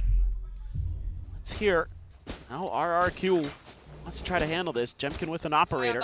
I will smoke, then I TP. Cha, we tap the orb again. Don't follow Cha. One by east side, one by east side, one by east side. Showstopper going to be chucked in, but already the TP away. Crazy guy able to avoid that, but Monyet caught up.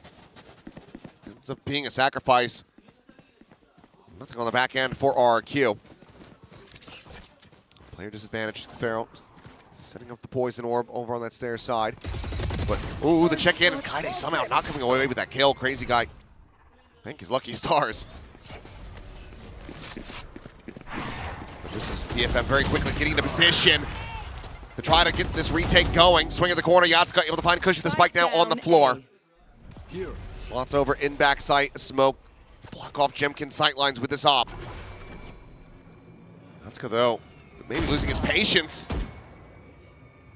May's going to be okay. I was going to say doing very much the same, but he's able to actually get the shot through. Jemkin will die, and that's going to be a nice little pickup on the operator as well as DFM try to claw this back. That's a massive round. Give DFM some hope here. They can slow down this attacker's side. Oh, right into the relay boat goes Monyet. Quick trade there on a crazy guy. Amazing, he gets one there. Yatsuka feeling himself in the first, but overstepping a bit. Sess just gets the perfect timing. Maybe right before or right as Jemkin was scoping, because he was looking right at him. Let's see what they want to do. Like it could be another pacey hit. Monyet just going to be grabbing the orb outside of C. As the overdrive online, Akame swooping out. I was going to say, I think the Observer's got something cooked, and they absolutely do. Don't need to see the up shot. Who gives a damn about that? Kaide is just mowing him down. 4K picked up out at C, and DFM now knocking on RRQ's door. They're massive.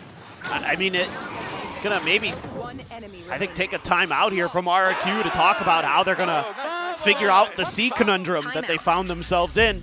Absolutely. I mean, I saw, you saw it a little bit a few rounds ago where they were baiting, using that smoke and then baiting that wall out, but DFM is, when you look at the way they're maneuvering on the map, they're so confident right now because they have so much info. They're able to get enough pressure at B and C that they can quickly start forming themselves for these retakes onto A before RRQ can really get themselves planted, and they're hemorrhaging players here and there. So you got to talk about how to maybe work the map a little bit more here. Maybe you've got some quick hits suited it for the A side or something like that. I could definitely see that being an option, at least for this round coming out of the timeout. But you got to talk about how to deal with the Vice. And to be fair, he's been changing up his positioning. Yeah. He's been over at A, he's been doing some wonky stuff that it makes it tough to read too. So credit to Kaide with his setups and his preparation.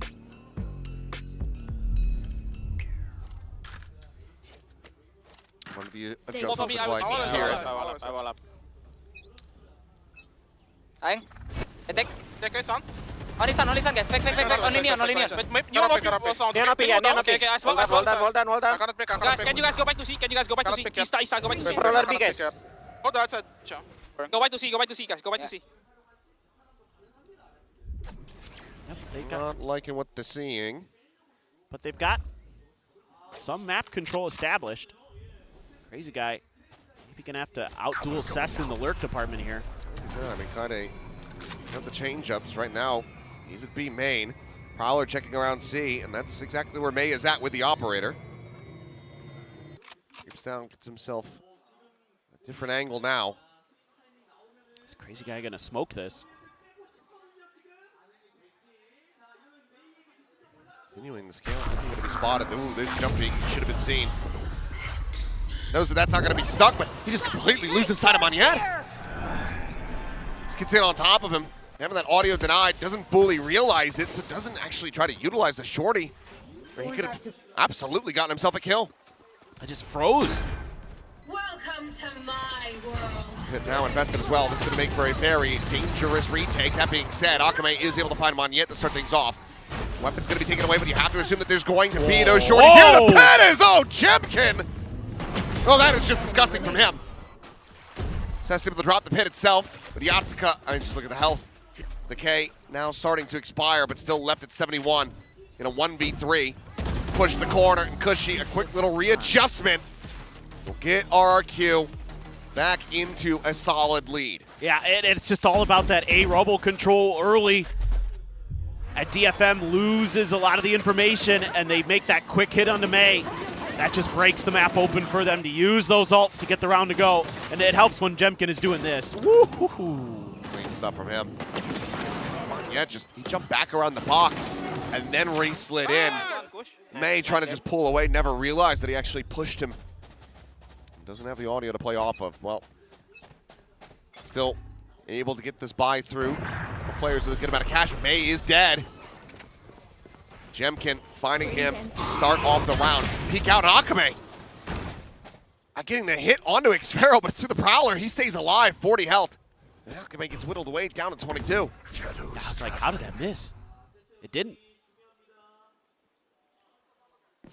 Hello. Yeah, they got the spot, so not gonna challenge that just yet. Much more patient, much more diligent. Operator again moved over to C for DFM.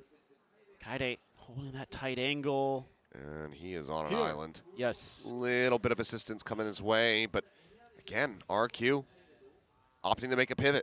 It's such a weird position for Cess to be in. It's inescapable. I mean, it's okay. Now he's starting to move a little bit. He's got Prowler's the corner. He'll be able to find the operator. He's just going to be juggling another smoke in. Trying to see if he spots anything, and there it is. He still manages to adjust for the second kill.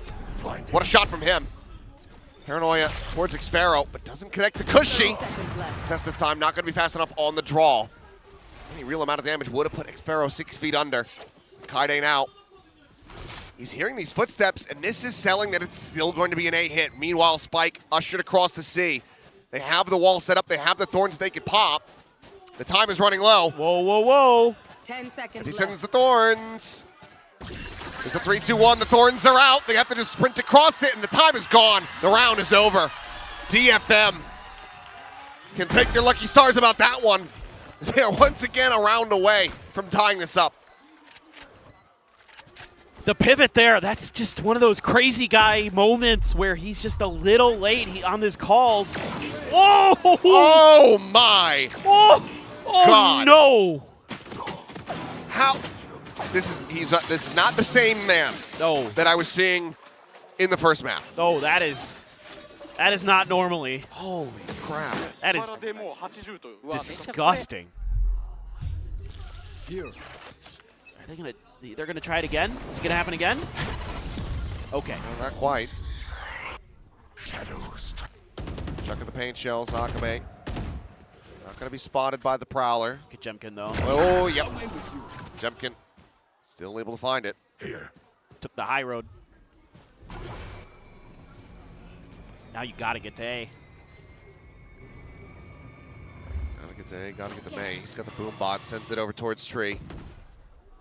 One gun though to clear it. Paranoia through. Yatsuko getting clipped by that, and yeah, they just have to tuck out. Cess arriving with the ulti, but can't really prevent this plan. Yatsuko as he tries to go for it. Just immediately dispatched. May though with a glimpse, finding the first. Does he read this position again? Yes, he does, because Monyet, he's actually not checking. Paint shells now, lobbed in the tree. Cess able to find Crazy Guy. Suddenly the player advantage for DFM. Xfero and Jemkin both clustered. The smoke's now gone. Here. 15 seconds until another. It's Kaide gonna try to draw the attention around the back. Taps the door, the baseboard. Xfero able to find the one, but now May has to do it all! And he likes those odds! Can stick it for the defuse, plenty of time remaining. That's a showstopper online, and that's us tied up at 10-10. He is just absolutely built different. Unbelievable. But the setup, I mean, this right here, reading this tucked in position, remembering back to the pistol round. Nice little spray through for Cess, but the patience here and the win against Jemkin. Ridiculous. He is transcendent. My God. You want to play? Let's play. I mean, at this point, I don't think you should be captaining a ship. You should be leading a religion. Bought a yacht to start a cult. Yeah, May is your figurehead. Yeah, that's just right. typical. Are you Jared Leto or something? Anyway, let's see. Who can gain the lead from here? DFM, it's been a while since they've been in the driver's seat. Cover going out. That tour de force has to be a massive concern for them. Watch out, destroy. See the delay for the showstopper. Nakame able to find Monyet, the showstopper through. Cushy taken down. Paint shells immediately to try to greet them. The jump peak spots him out, and Xfero even needs a little bit off the side of that explosion. Kaide, however, not ready for this. Does end up getting caught. Xfero desperately trying to get them back into a spot where they can close this. Reaffirm a lead. Tucked behind the box, face forward. Akame, oh, he reads it gorgeously! Spams through for the third. And Jemkin is known. I'm too far. 30 seconds left. Can he find anything? Just the Bulldog collected. Pushes forward, and Yatsuka able to hold his own. DFM back into a lead by 1. It's just stellar stuff from them. You know, RRQ doubling down on this A hit, and they're able to play enough delay, throwing a lot of util at the front of it to get that showstopper there in time and get that 5v3 going. My goodness, Akame. What a read. Nice. Timeout. And here we go, timeout again from Jovi. And we're able to convert the follow-up round, but after that, it was just the one. Everything else slipped away from them. This is starting to get a little bit of head scratching. Maybe getting a little bit too readable, too consistent. And again, you've got to find a way to put some confusion into DFM to keep that Vice util in positions where it can't find value in terms of the negative information, and the wall never gets tripped, so you're pretty confident on where you can lean on which side of the map. DFM fans trying to will their team to get 2 more rounds to get themselves that 3rd seed to avoid that straight shot into the lowers. That's all they need. That's all it's going to take. But Jovi and company have other thoughts. RRQ wants to avoid the 4th seed. DFM are 2 rounds away from doing just that. It's a rough buy. An overdrive available. Jemkin literally headhunting, trying to see if he can find anything. Oh, and goes whizzing right past Cess. And Jemkin gets tagged down to 10. Slide forward though, Monyet with the bucket able to find one as Kaide is going to be struck down. The C site gets blown wide open. That's one way to deal with it. Oh, hunting, and Jemkin holding his own this time around. Fast on the draw, and DFM just getting clocked. Spike planted. May will be able to find one here, but pivot, the backstab there as Xfero just swings the corner. You're here. Player's position going to be known. Monyet just out into the open, fearless with it. Able to come up with too much damage, but the decay will expire, so now he's back up to 85. This would be such a massive win for them. Cess hunting, tagging him. Works him lower and lower, but just cannot find his pesky Neon. Hits the wall, gets away from the snake bite, drops down, but Yatsuka able to find a glimpse with Jemkin again. Another gorgeous shot. Got to be kidding me. 1 enemy remaining. The tap will take him down, but it's 4 HP and the time is not there. Xfero will be able to tie this up 11-11. RRQ once again finding the round win off the timeout call. Absolutely crazy stuff. What a call in the timeout.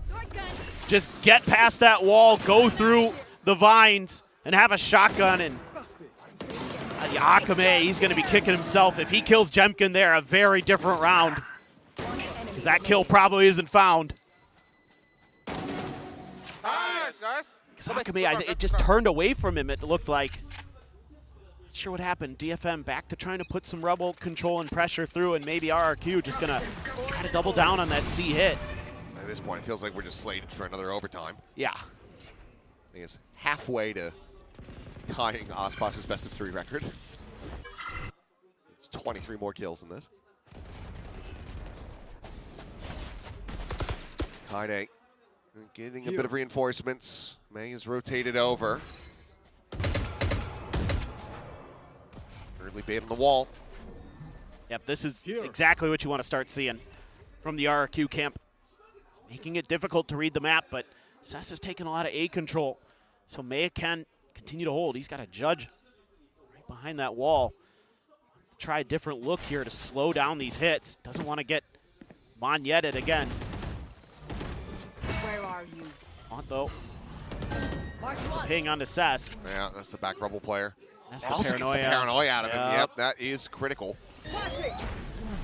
Attack now getting ready to come through. Their own paranoia going to be dodged out, swinging the corner, and look at the damage. Kaide taken down to 17. Yatsuka hits the door. Meanwhile, May swings around the front of sight, finds Monyet. Yatsuka finding another. Just dancing around that swivel gorgeously. Gets it back into a very strong position. The Thorns again, they try to hold them back. This time, there's enough in the clock for them to still get the plant. DFM not looking to get over aggressive, not looking to overstep. They will take their time with this, allow for the spike to get put in play. Forward push from Jemkin. Checking out these angles, swinging the corner, and Cess to get the elimination. Last pack in, and Cushy overwhelmed, surrounded DFM. They take this up to match point, 1 more to go. And they will send RRQ into the playoffs as the 4th seed with 1 life. It's unreal. Able to hold the line of that door despite RRQ's best effort to put some question marks on the map, but the hold at rubble, DFM maintain map control. Yatsuka, beautiful timing there, right as the smoke's coming through from Cess. That is well-coordinated stuff.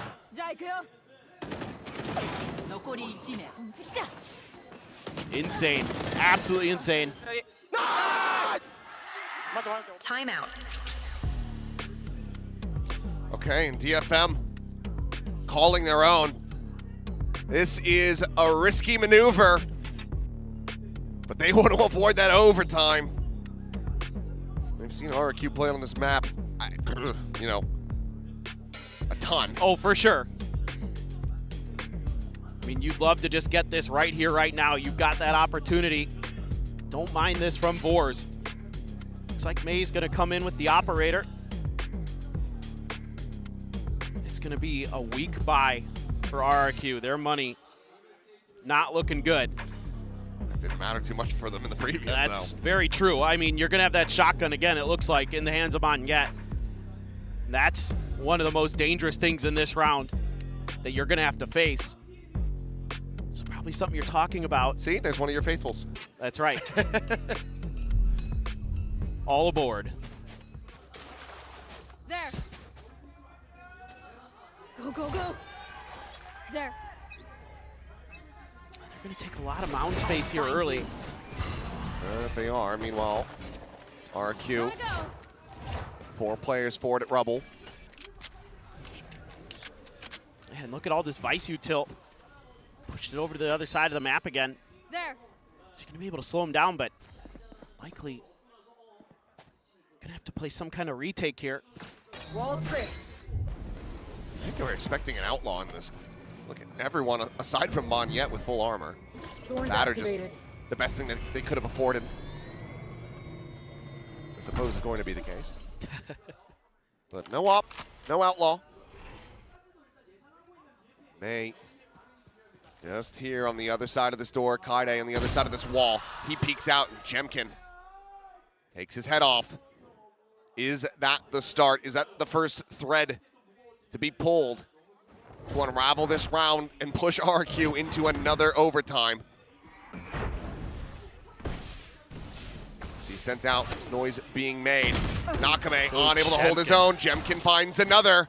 And now suddenly, it's weapons collected, 3 rifles in hand.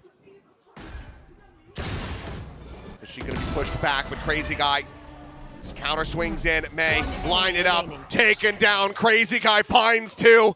And unless Cess can pull out an ace clutch, this is going OT yet again. I mean, Jemkin just dials in, locks in, and gives us another OT.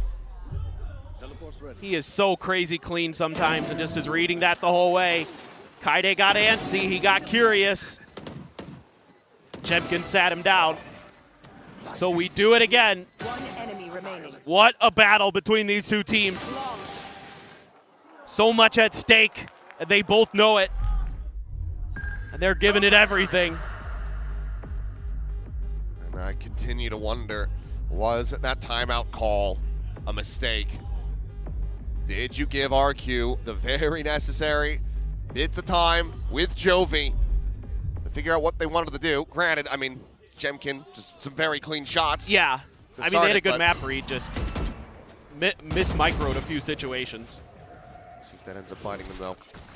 As for now, 4-player presence over towards C. Xfero Go, go, go! alone at the moment, but it's going to be the orb grab here for May. Jemkin's op line here. Just trying to get this going. And, ooh. Oh my goodness. That door tap almost led to his demise. Lucky as hell that he even got away with his life. Down to 60. Go, go, go! This is where they commit. This is where the stack of RRQ is. There. Making noise too. What they are. HL's going to be sent. Blind out over towards backside, but unable to scale forward past this one. Xfero still fine, still relatively untouched. He looks to try to shut them down. 2 kills found, the baseboard. Eventually they're able to find him, but Cushy comes away with 2 of his own. And Cessa's reloading. He's dead. Monyet collects it in RRQ. Map point is theirs. Switching sides. Just a little too readable here from DFM. Don't make too much noise on the other side of the map, and you know, even though they bully Jemkin off that line, it's not enough to make RRQ consider anything but C. No, DFM need the reset. Jemkin's going for it. Glass cannon operator from the attacker side. Think about those shots that he was able to hit. May goes blast packing forward again. This could be him dead. This time he's able to avoid it, but they know exactly where he's at, but the nade! Able to find Crazy Guy. Meanwhile, Says up top rubble, finds himself a kill. Xfero only able to find the one before the trade comes back in, and Jemkin does manage to utilize that operator.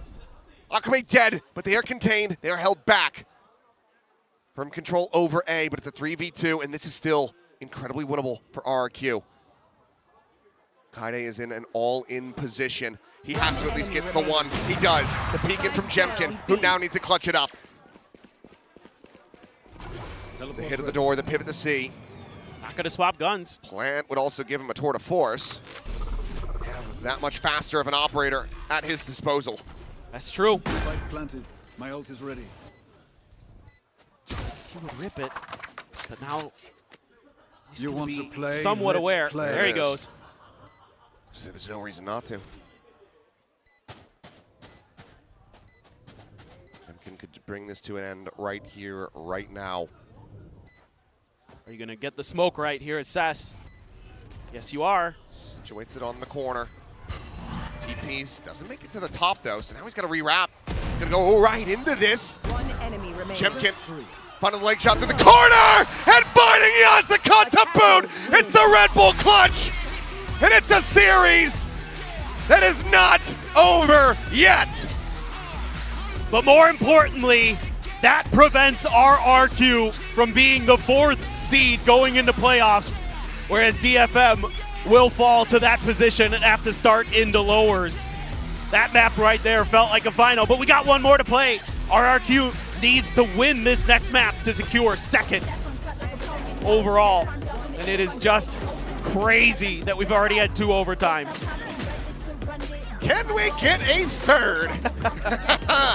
Who knows, but we are going to be going over to Fracture for that 3rd and final map, and given how back and forth this has been, given that it's 2 maps with 14 to 12 score lines, Fracture absolutely could deliver. Obviously for DFM, that hope of avoiding that 4th place position, that dream is dead, but you can still deny RQ a little bit more. So there is still something to play for. You still, of course, want to get the win. There are so many DFM fans here in the audience. I would love to see them walk away with this win, get a bit of extra wind in the sails ahead of playoffs. We'll see if they're going to be able to do just that. Absolutely. I mean, still something to play for DFM. pride at the very least, some momentum going into playoffs, but just have to wait and see because RRQ has been real good on Fracture. Well, really has been. 61 kills, I believe, at the moment here from May. Needs to get up to 82, so it seems highly possible if he can have another bigger game. But let's go ahead and send things back over to the analyst desk. God, we cannot get enough of VCT, and we do not want to let any of our talents go home early. No, sorry. RRQ save themselves quite a bit fair bet at the nth hour. Jemkin closing out that overtime. I don't know why you're surprised. It's RRQ, by the way. This 2 overtimes is very standard for these kind of series. They love getting the reps in. Yeah, exactly. They have more OT. I'd love to know who has the most OTs in Pacific. If it's not, I'd put my house on RRQ at this point. Regardless, though, that is a massive win in OT. It was actually phenomenal to be seeing RRQ down on the stage. We were listening up here to Crazy Guys calling in the last few rounds. Guys, I don't know if we're going to get like an open mic or something at some point, but that was phenomenal. Even up against Map Point, knowing that you're potentially going to have a lot harder of a road playing in front of home crowd. He was really dragging them, kicking and screaming through that game. Nice, well-rounded performance from all of the boys. And, of course, a beautiful clutch from Jemkin to put the cherry on top right at the end there. Yeah, I mean, he did much, much better than Map 1, has to be said. I'm glad he was on that chamber in the end. I was getting worried. You know, for RRQ, it's so hard to attack into that Vice, but they stole just enough crucial rounds there to make it work. And, like you say, really the goal for this team today was avoid that 4th seed, and they have managed to do it. Now they're playing to finish 2nd instead of 3rd. Yeah, this is huge for RRQ. This one map makes such a big difference for them. And like you were saying with Crazy Guys calls, I would love to have a chat with them and ask, do they thrive on the pressure of waiting, to the very end to close it out? I'd love to ask him, can he physically whisper? His volume is maximum. Legitimately, there's not another IGL in Pacific. There's not another player in Pacific who I can consistently, especially when the game gets closer, his volume goes up. And you can hear exactly what RRQ is going to do. And it's phenomenal to watch because, at least from where we are, we have this balcony here. Behind us is a screen that's directly above RRQ. So I'm looking at Crazy. I can hear everything he's saying. And I'm watching the moves that they're making in the mid round. It's like literally having a live listen in. It's great. I mean, I'd recommend it for you guys, but I don't know if anyone else is actually allowed up here. Well, fly on into Korea and have a listen, or get your tickets in Ho Chi Minh and you can hear it for yourself, especially the route that RRQ is going now. They are well on their way to, making it comfortably through playoffs. Now, really interesting at the start of this round, things were looking a little bit more dire for RRQ, especially in their util usage. Yeah, I mean, we wanted to see them have a good defensive half, but I want to focus on the rubble fight and how much resources that you use to be able to, actually take this rubble control. So you have the paranoia and the fast lane invested early on in the round here for RRQ, but that makes it a lot harder for them to retake later on. You see DFM, they win the rubble fight even though RRQ actually invested paranoia fast lane, and now RRQ has much less resources. They have to use the Prowler to be able to get stairs control and shove their way through drop, and unfortunately that makes it way, way harder without the paranoia and fast lane to be able to retake the A site. This is a round where they actually were able to take rubble control, and it does wonders for them, not only because they get the judge in the close position, but if you see Crazy Guy bottom left of your screen, he still has the paranoia there to be able to use for the retake, and that is one of the biggest retake tools for RRQ on their defensive side. And even after this rough start, once they started using the util a little bit better and on the defensive side and choosing where to put what, they had a much better time of things. I mean, the A lobby fight is so crucial to this map. I feel like it gets talked about a lot in regards to that macro, and the goal for teams is always win a lobby with the minimal util that you possibly can. Or even fake it and force the other team to use util. So you see them start strong, they try to show that they can win it, and they eventually taper back, and it ends up working much better for them. That's great adaptation and great macro calling there from Crazy Guy. Now, you were talking about the calls from Crazy Guy, how loud he gets. So I guess it's no surprise when he gets the loudest gun in the game. You hear it. You definitely hear it. Champs was the Odin tournament, right? Brook really defined it over there, but since then we've seen a lot less of it. But this guy, across both maps, has been really bringing this out, and he looks so great with it. It's such a brilliant wrinkle to the game, and especially when we talk about that A lobby fight, the Odin is still really fantastic. I mean, that's just wall hacks. Like, it literally is going to tilt the hell out of DFM to be trying to work your way through lobby and you lose 2 picks to the Odin. It's easy to forget that Crazy Guy was a scan init player before. He's playing a lot of Omen at the moment, but he knows all the lineups, guys. He used to be the Sova Fade guy. So yeah. And another guy that we're happy to see improvement from, this is a guy that we know is so good at the Neon. Finally showed, he's pretty good on it. The numbers don't leap off the page, but Monya actually had a really good start to this map, and I think he was key to actually allowing RRQ to get some momentum back into things. He had a couple of those vintage Monya rounds. I think the pistol might have been one of them. He might have had a multi-frag in one of the gun rounds as well. So Monya had a lot of impact and put up slightly better numbers than he has been lately, and I think if he can continue to just get a little bit more out of his Neon, then that's all that RRQ really needs from him. Yeah, RRQ had a 7-5 first half, and they needed every single one of those rounds, and that's where really Monya was electric. The game gets much harder for him in that second half when he's attacking into that Vice. He just has to kind of throw his body to bait that util out a little bit more, but that's not something Monya's afraid to do. We know he's not afraid to be a role player, die for the team when needed, but really I do think that was a much better performance from him. Yeah, and much needed for RRQ as we go into Fracture, as the casters have pointed out. Fracture is a map that RRQ is pretty comfortable on, and I'm curious how this is gonna end up shaking out because it's been 2 overtimes.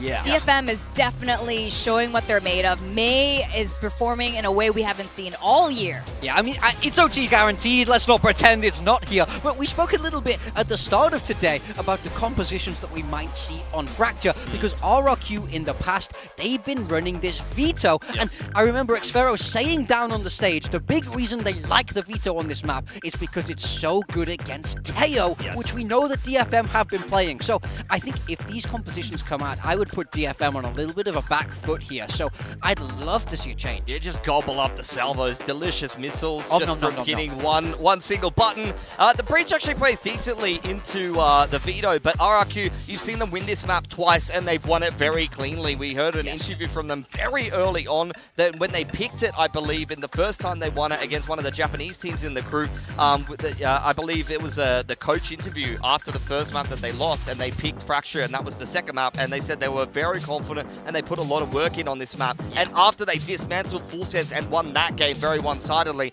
I can see it. They're one of the only teams to be running the veto, at least in Pacific at the moment. You've seen a couple of teams dabbling with it, just because Cypher is so good at the moment. It's just such a staple on the map to be able to keep control of top side, bottom side. But over on the side of DFM, we talked about it. Not only does the Teo maybe not play so well into veto at times, but also this is one of the comps that they're playing at the moment that doesn't necessarily fit the players role for role in exactly the positions you necessarily want from them. Well, based on what I'm hearing right now, things are not looking very good for the DFM fans. I also think part of it is the mental. DFM needed a 2-0 win today, and now you've let that map 2 slip, which you really could have won.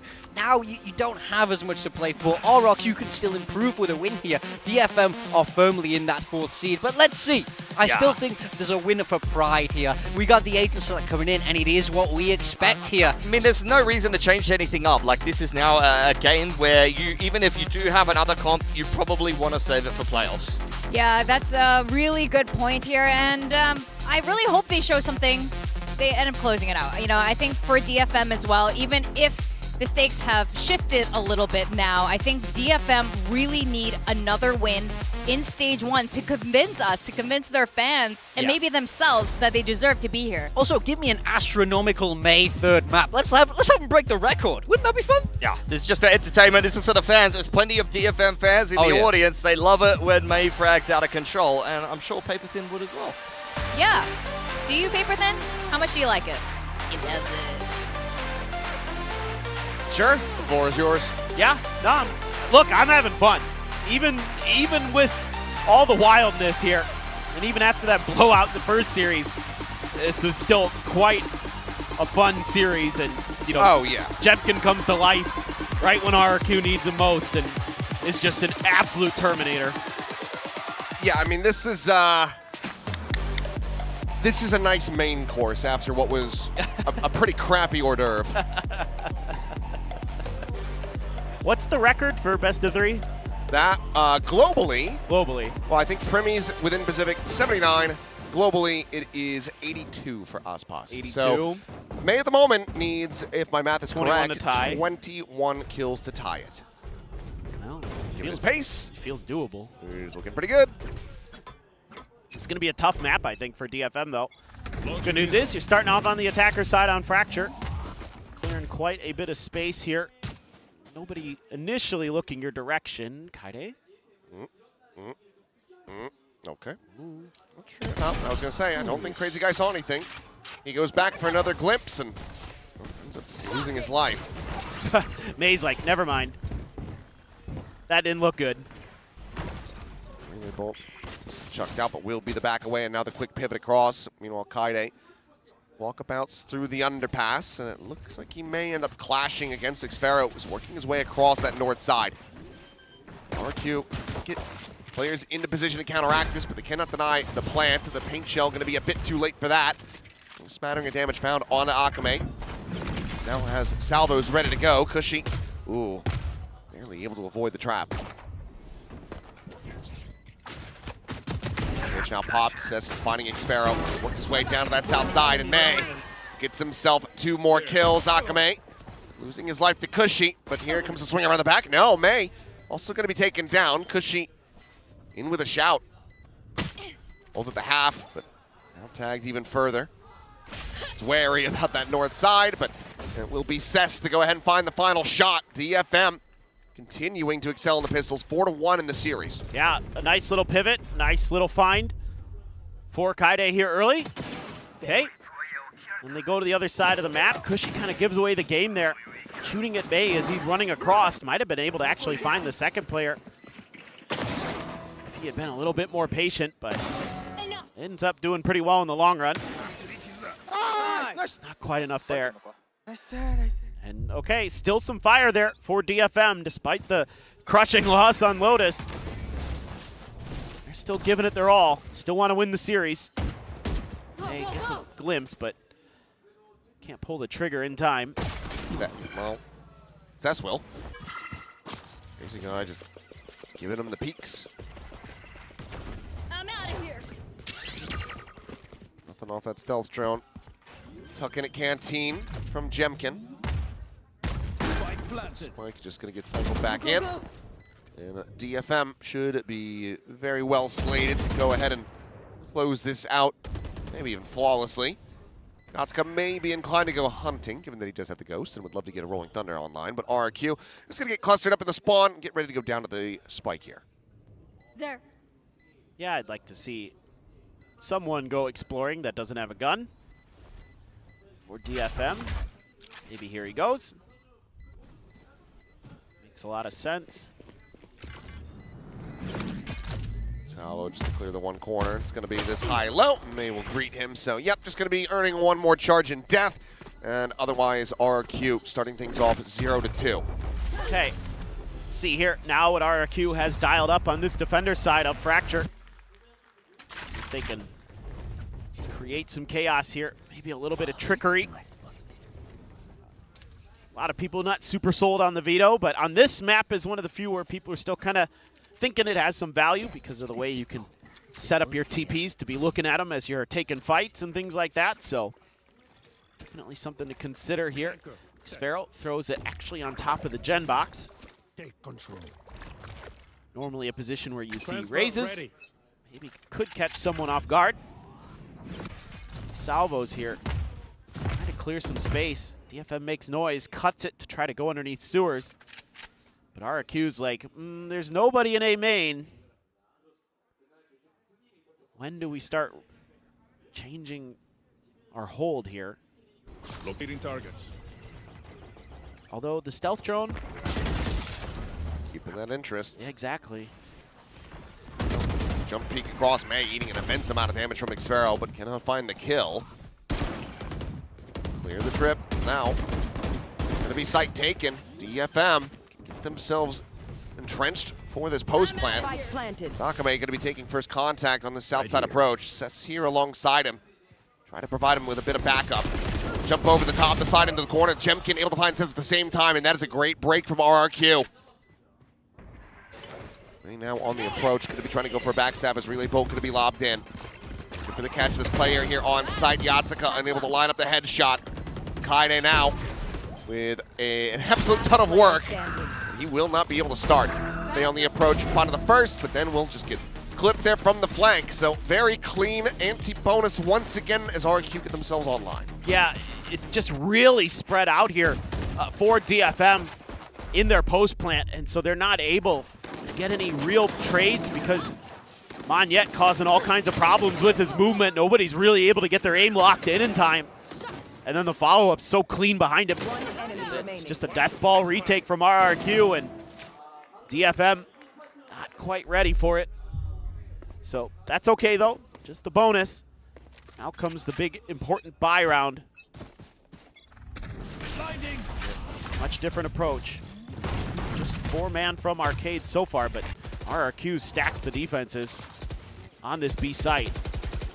Is that going to see Jemkin? Oh, well, he's going to bring out some shots. It may not be the one that's overly concerning though, but on the push forward, and okay, May is able to find him. Jemkin now dead, the shorty in hand, crazy guy picked apart. May sliding forward, eventually going to be found as Xpharaoh. Comes away with that second kill, but Akame quickly takes him down. 3v2, Monyet working his way forward at Canteen. The sheet. Back Jen. Swing in the corner, going to be coming in, and Akame going to be the one to put them down. 3 kills collected for the Tejo. 3 more to go for that Armageddon, but DFM keep themselves in the lead. Just a great entry here by May. Let's take a look at it from his perspective. Slide right onto Jemkin's head. Ready for that close quarters fight. And Xpharaoh, he has been just stellar today at times.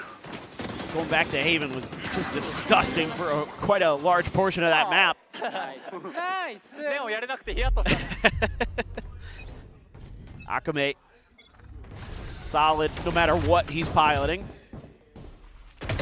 Ooh, May barely able to win that. Thought Monyet had a chance. Count it down, chat. That's 16 more to go for a new record. I mean, he's definitely brought his best today. We'll see. He can at least get the win. Clear, though, of a main with the dog. Leans the rest of RRQ over in this B direction. There's that trip right at the front from the veto. Chokehold right at the door. But actually, they rotate right off of that contact. This is pretty smart from DFM. That was a meat grinder they were walking into, but RRQ knows it. In the corner, crazy guy with a shutdown. Seth's gonna fall as well. Kaide fighting back, but still gonna be pinned in as this is looking rough. Spike down A. Akame now needing another 3K, but with 30 HP, not a ton to really work with. The stun, well, that got sent into the no man's land. The Jemkin going to be able to find the kill, and RRQ going to find their second round win.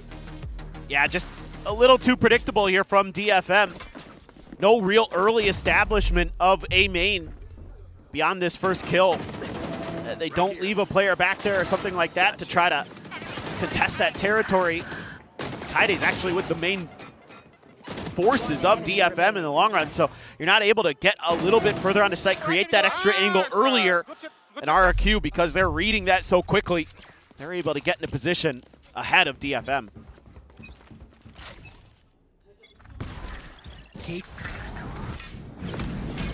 Setting up a deep position. Not take any damage either way. We'll be able to find the one. Crab helping to set that up.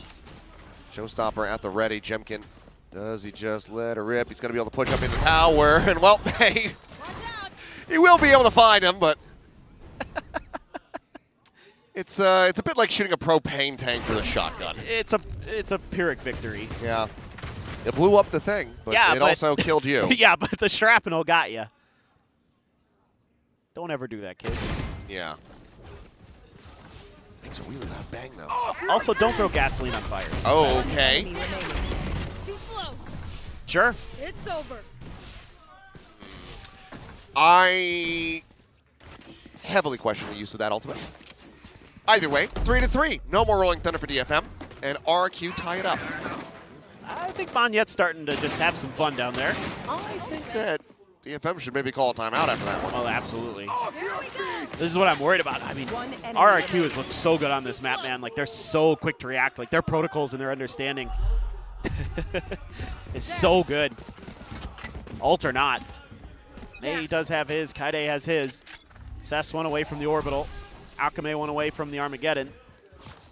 So this needs to be like pacey from DFM, because RRQ once again is full A main control and will be rotating quickly. Sparrow going to be under some fire here. Stuck into the corner, but he's just been not spotted. Does manage to TP out though. So won't be able to spring a trap on the players. At least not yet. He's wary about a forward push. Meanwhile, Monyet his way forward in through main. Jemkin there, shoulder to shoulder with him as orbital strike going to be called in. Forces Yatsuka out into the open on site, but Akame is able to find another 3K for him. And Yatsuka, okay. Shot onto Cushy, leaving Xfero now to his own devices. Burnt a bit by that Molly. Obviously, you'd love to not have to use the orbital strike here, and it seems like they're going to be quite safe for that. Xfero knows that he needs to win this fight, and he cannot. Yatsuka making up for some of the sins of the previous round. He gets halfway to another Rolling Thunder very quickly, and DFM do reestablish a one-round lead. Yeah, but it's a change up from their bonus in terms of their post-plant setups that I really like here from DFM. It's on-site, it's together, so you can get these trades quickly. So this explosive Neon entry isn't able to do more than maybe find one or find a quick, death into a trade from an RRQ member. So the little changes here for DFM, nice to see. Yep. And now you've got some huge ults and a weak economy for RRQ, so good chance to stretch the lead by another round potentially. This time starting to take that A main control, something they haven't done early in a round too often. Jemkin and Sparrow still here. The rotation's coming through. Full forces for RRQ. In position. And it looks like this is going to be a call to pump the brakes and redirect for DFM. Kaide checking over the top of the rope, is able to find the one.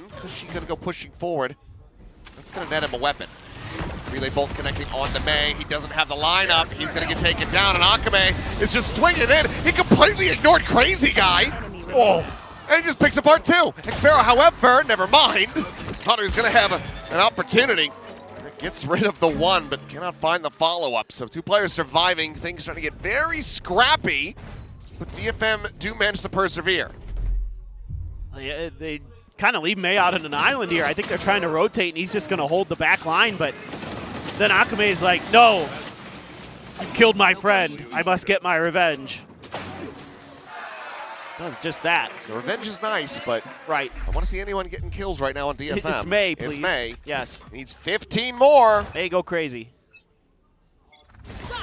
12 more to tie with Primi, I think. No. 12 more would beat Primi's Pacific record. Pacific record, yeah. And we need a few more beyond that. We need to take that record back. Yes. Where it's meant to be. That's right. Going across the rope. Plenty of info thanks to the cam and Kaide's position. Trying to set up for a bit of a crunch. Stealth drone not going to see a damn thing. I think it gets heard. Salvo to the corner. That's not going to be clearing out Jemkin and May. First one to fall is on Xfero. Looks to try to have a vice grip on this site. 2 kills going to be found. Another in exchange with Crazy Guy's arrival. It's down Yatsuka. And that leaves just Cess now alone. Finds the first, nothing more. RRQ continuing to keep things close here on Fracture. Yeah, they're just in the right place at the right time. DFM trying something a little bit unorthodox, but they once again missed the positioning of Xfero. And May tries to go sliding through, but gets denied by Xfero. He is so on point no matter what he's doing. Big run pit, big run pit. Yeah, he should be fist pumping because he's a big part of why they win that round. Now I think you're back onto ecos here for DFM, so that's going to be where Coach wants to take a timeout and talk things over. First one burnt here. A lot of adjustments to try to be made.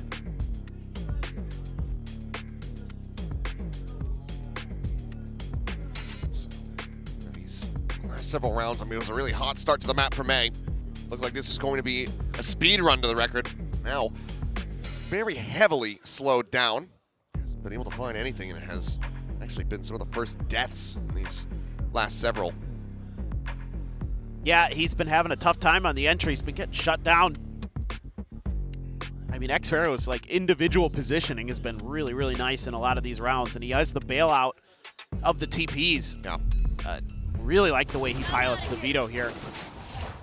And I mean, you have the chokeholds for a lot of that info, a lot of force of rotates, what they've been able to use to their advantage. Now he's got his ult, so he could sit in Armageddon if he felt like it. And he just might. There. Well, dialed in, May. There How? it is. Dead again. First kill. That was so fast. That is incredible reflexes. That is Jemkin for you. It's just been becoming more and more awake with every round after that Haven. Now DFM, 3-player cluster here in tower. Crazy guy. Going to try to counteract this one, but it might not be necessary. Never mind, it is. xFaro able to just find the one. 2 nice shots from Yatsuka. Gets him a position to try to go for the plant. I know exactly. They're going to invest into this one. Kaine's got a handle, but also no armor. Yatsuka. One enemy remaining. Yeah, I was going to say, he's not going to be able to escape.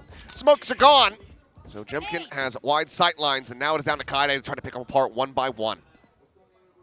Moving out, yep, double face. RRQ quickly get the read. Decent enough attempt, but obviously an ultimate still invested. That is the round going to RRQ as they tie it 5-5.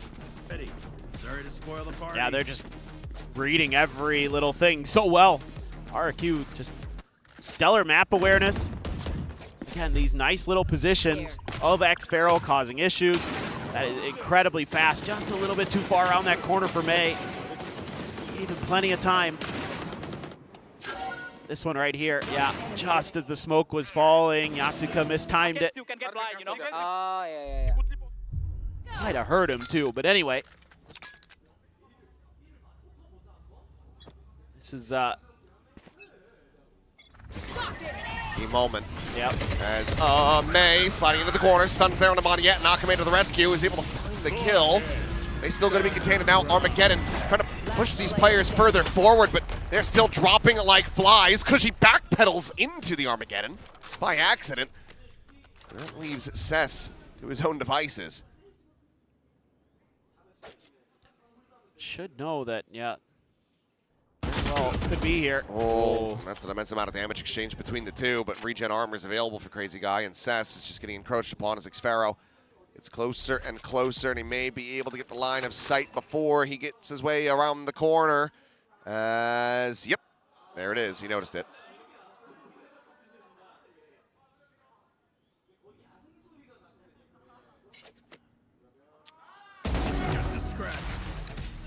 All the info that they needed. Seen right then and there. That's 3 rounds now in a row for RRQ. Themselves up to 6. Maybe looking for a 7-5 half, and they have a good amount of ultimates to work with. Yeah, oh, Yatsuka gets slowed up by everything there. Got hit by a flash, paint shells, and a relay bolt. Nice, guys. Good job, Yeah, bro. this is starting to get a little scary for DFM, because if you guys think back to the last time that RRQ played this map, they obliterated Full Sense on the attack side, 11-1. So this is starting to get dire. Well, there's the evolution pop for xFaro. No longer too much of a concern there. They can get that orbital online alongside that Rolling Thunder. Clear on the Trailblazer, doesn't get the spot too much given the smoke. Yatsuka just gonna go face forward, and that's a good amount of damage done. Meanwhile, Showstopper out, and they have no idea that this crunch is coming through on the opposite side. Cess obliterated, orbital strike not to be seen, and now you're trying to get yourself scaled forward into a defendable position without the smokes. Spike planted. A 3v5 and Yatsuka, he needs this Rolling Thunder to hit. Fortunately for him, all the players except for one are on the same angle of approach. Crazy guy walking his way forward. Akame, a little bit of slip of the wheel. The rolling Thunder goes out. Xferal obviously can just go ahead and disregard that. He pushes forward. He finds Yatsuka. He finds Mei. Akame never gets to kill Crazy guy. And RRQ. They close it out at the half, up by 2. Yeah, this is pretty impressive stuff from RRQ on a defender side on Fracture. So many great plans. The way that they just mirror DFM every step, and they're in the right place at the right time. I mean, crunches get attempted by DFM, they're shut down, and this is the one round where RRQ actually gets pretty aggressive on the map, and DFM just has no idea what to do. They're just completely befuddled. This guy just stay here away from me, bro. Halftime. 7-5. Again, DFM needing to lean into the cleanliness that we've been seeing from the Pistols. Could make it 5-1 on the day. But like you were talking about, RRQ's attacks out of this map, terrifying. Absolutely terrifying. I mean, who knows? Maybe, you know, is one of those one-day things, or Full Sense just really didn't know what was going on. But I'm concerned, to say the least. I mean, I think for DFM, yes, you played this map. Yes, you've won. And you were not bad on your defender side. But attacker side is really where you were doing most of your damage. And the RRQ fans got to be having some fun out there.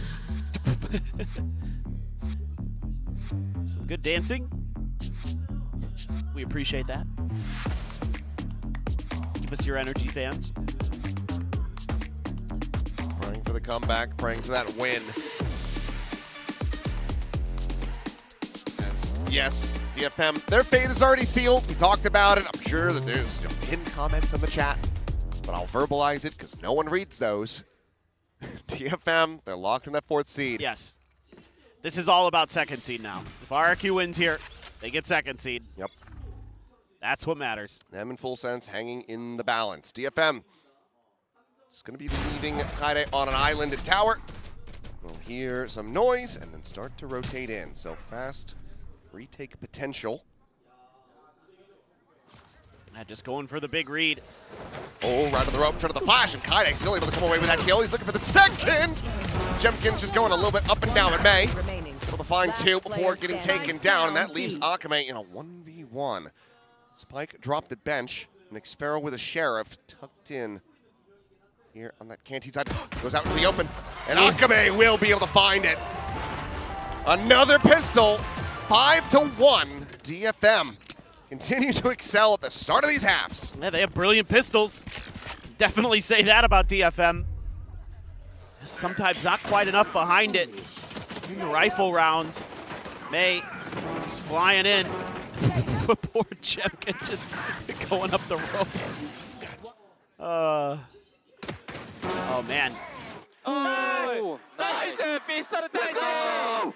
Absolutely. He's been fired up since Haven.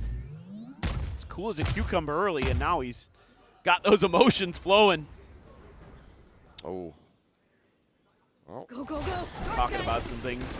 We're being told by production if RRQ gets this win, going up against Global Esports, but if they lose, it's going to be KRX, which, even with the stumbles today, still going to be a scary opponent. Granted, both of those. I think both are pretty scary. Yeah, there's not really an easy choice. In very different ways. As, well, Sparrow going to be noted. Spike planted. Akame finding that kill yet again. Just classics in hand to try to get some damage through. Jemkin, does this position get red is going to be my question. The answer seems to be yes. Salvo going to be set, and yep, that pushes him out into the open where Akame can go ahead and collect the kill. Well, I've been trying to buy some time. Still a stun available. As Cess now will be joined in alongside Mei, swinging around the back, looking for these kills. Kaide to find the one. Akame to get himself another 3K. The fuse will come in, and DFM, they will tie this up at 7-7. Yeah, just flawless. That's really impressive, the way that they're actually piloting this defender side so far for DFM. Yes, it's only the pistol and the anti-eco, but the coordination with the util here, really nice, reading the tucked in positioning. And that interceptor kind of gave away the game there for xVero, but using the salvos into a stun. Yeah, sure, why not? That's silly. Yeah, why not? Nice guys. I mean, Akame Nice. having a stellar Teho, 16 kills. Let's see what's happening here off the rip. He's just using some of that util to mess around with A main. Meanwhile, xVero starts out on the other side of the map early, but that's not, the north side hasn't been something that DFM has even really considered. South side death ball. May as an operator. I just noticed that. Clear the camera, and that's going to have them leaning back in towards that B site where May is situated.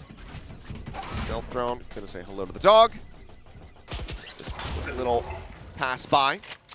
Akame will lose his armor, but he's got the regen. May in on the angle. xVero peeks into him, and he finds the shot. Yeah, that's an unexpected surprise there for RRQ for sure. Launching smoke. Going into the weaker stack, though, 2 players on this site. Salvo, however, going to be sent in. Akame looking to slow things down. Stun chucked in, 35 seconds. A repivot. Kaide taken low by the paint shells. Flash out toward that stand side. Monyet, he can sink on the way in, but he's still able to find 2. Yatsuka and Seth's both going to be eliminated. Akame into the corner.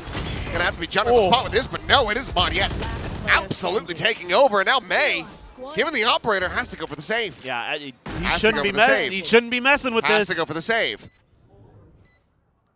Has to go for the save? Okay, now we'll go for the save? Yes. As good as you are with the op, May, you aren't Kong Kong, my friend. Yeah, I'm about to go Interstellar on your ass right now. Like, don't do Murph, no! Okay. Well, he makes it a little bit more costly, gets the kill on the crazy guy, and will be able to retain the operator, but cannot find that critical bonus conversion that DFM would love to have. A little bit of damage, but yeah, just some amazing stuff from Monyet. Fearless. And he's been pretty well in the groove. You know, not his best performance today, but still pretty solid overall. It's felt like he's had a lot more impact than some of the earlier matches that we saw from him on the Neon. But here on Fracture, he's been stellar. Yeah, again, you're just not anticipating that. 30 seconds. An early investment of the op, especially after the flawless, anti-eco. But trap isn't quite enough. I don't think they will do something fast next round. Yeah. Well, let's find out. Given the setup, yeah. I'm inclined to agree. Yeah, they usually don't. Well, May had pushed base, but need to get some help over here. Sess is gambling here. Let's decide to back up a little bit more. Stealth drone. Scouting around here. Smoke is dissipated. At the front here of Halls, swing the corner. Jemkin going to lose his life, but Monyet will be able to trade it back. Avoids the fault line, and Akame similarly starts swinging out to a riskier line. May forward, though. Ping comes down. It seems like they've got a very strong idea about this. Whether or not they know it's the operator, it's a completely different question, but May is getting deeper and deeper, putting himself more and more at risk. Nearly has him lined up and back, though. But still able to come away with one back. Oh! Up and then re-peeks. I thought he was just going to sprint his way through the underpass. He does not, and Cushy hits one hell of a headshot. Cage triggered. Kaide now. Work cut out for him. Tucks into that, dodges the flash. 30 seconds left. They see him cross, though. I do believe they did. My eyes are down. Tripwire able to catch one. Swing, and Kaide unable to find it. Cushy gets the kill. Aftershock not available. Crazy guy happy to collect that op, and Cushy has a monster round. 3 kills for him. As RRQ once again back into a semi-comfortable lead of 2 rounds. Yeah, absolutely. This is extremely risky stuff from May because they don't have any A-main control behind this. They don't have any information, and he's going pushing for it, and instead he runs into the stack. Even though he gets one, Cushy is dialed in for this. fantastic work from him. But nobody's pushing behind it. You know, Akame just sticks onto the other side, him and Yatsuka. This time they're trying to do something a little bit faster, but look at the pivot here from RRQ. They're not playing this south side of A at all, pretty much. Yeah. It's just Xfero, and now he's ready to come in from that north side. I've got your They're trail. not playing up in the tower, at least not yet. And the Seeker will lead the way, as they have Kaide surrounded, trying to pop the cage, but Monyet, just greets him with a slide in. Xfero, he's just taking the rope. He's just backstabbing him. Gets him one with the Outlaw. Chakame will collect. But they have their work cut out for him now. May with the Hero Vandal, just a fast lane. Cushy staring at Canteen.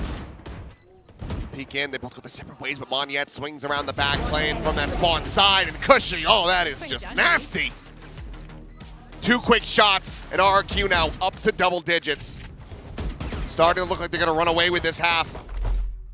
They understand this map so well, and the open space that they're being given by DFM, because DFM is just playing south side the whole time. Frankly, you just start going north until DFM proves to you that they can stop it. Because that's going to be left wide open for you. That arcade push, it's going to be that lightly defended. It's easy to flush Kaide out of This is a nice spot. the top of that site. You just saw how they did it right there. Operator back online.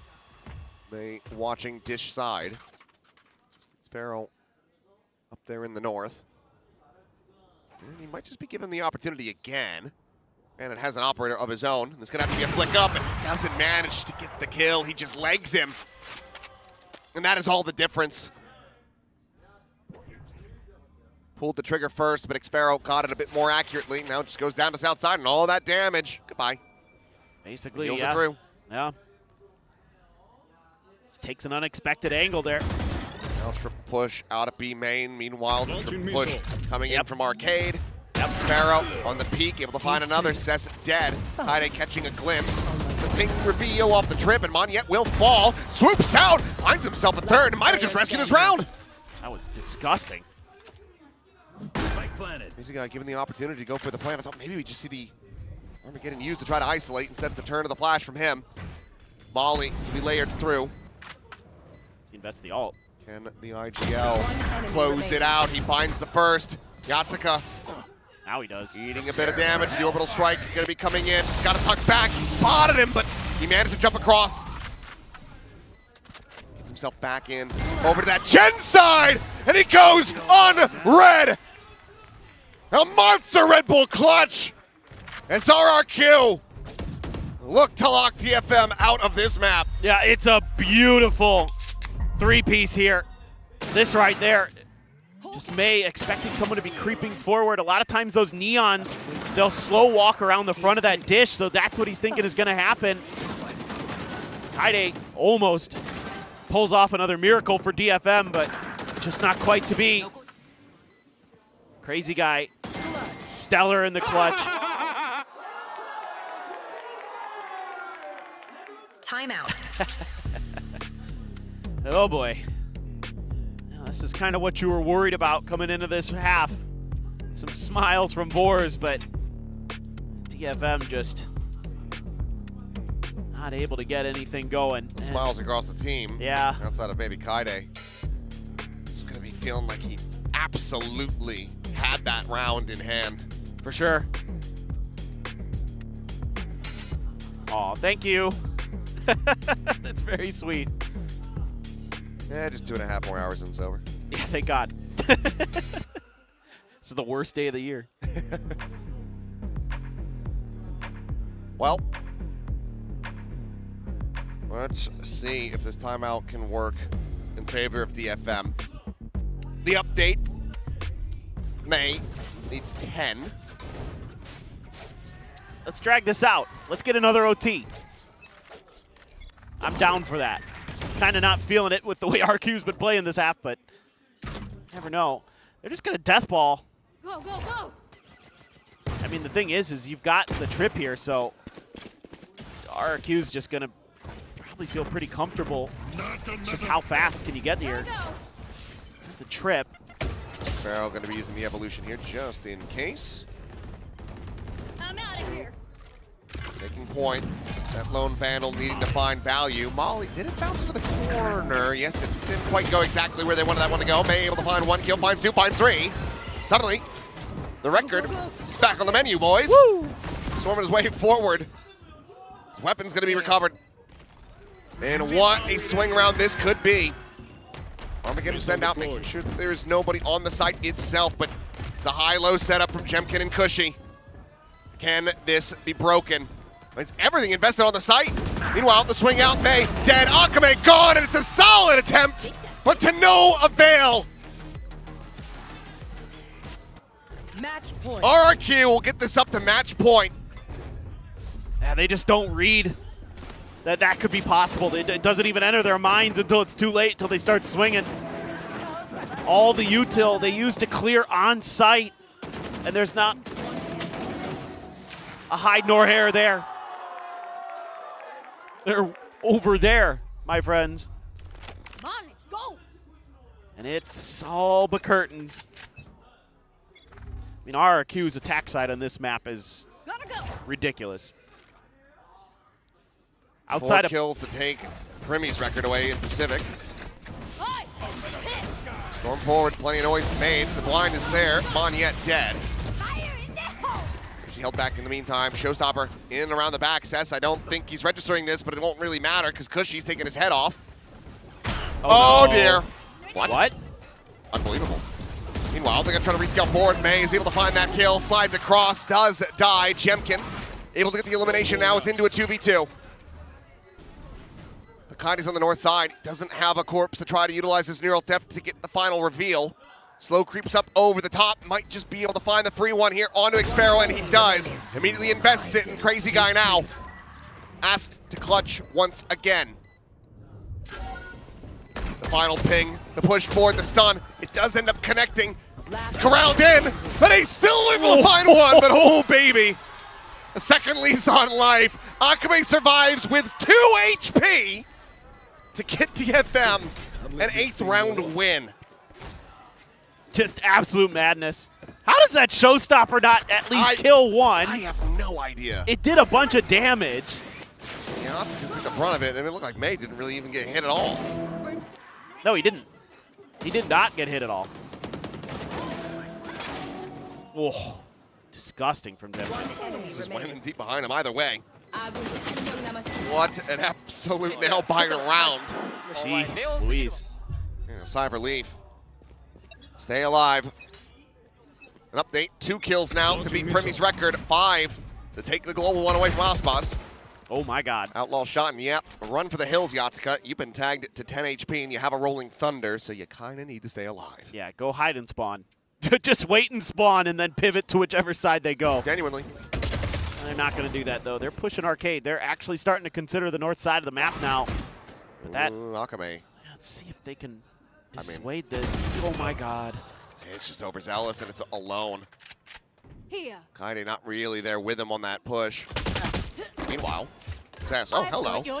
Push to the upper pass. I was catch on the Jemkin. I was like, how did you die? Oh, right.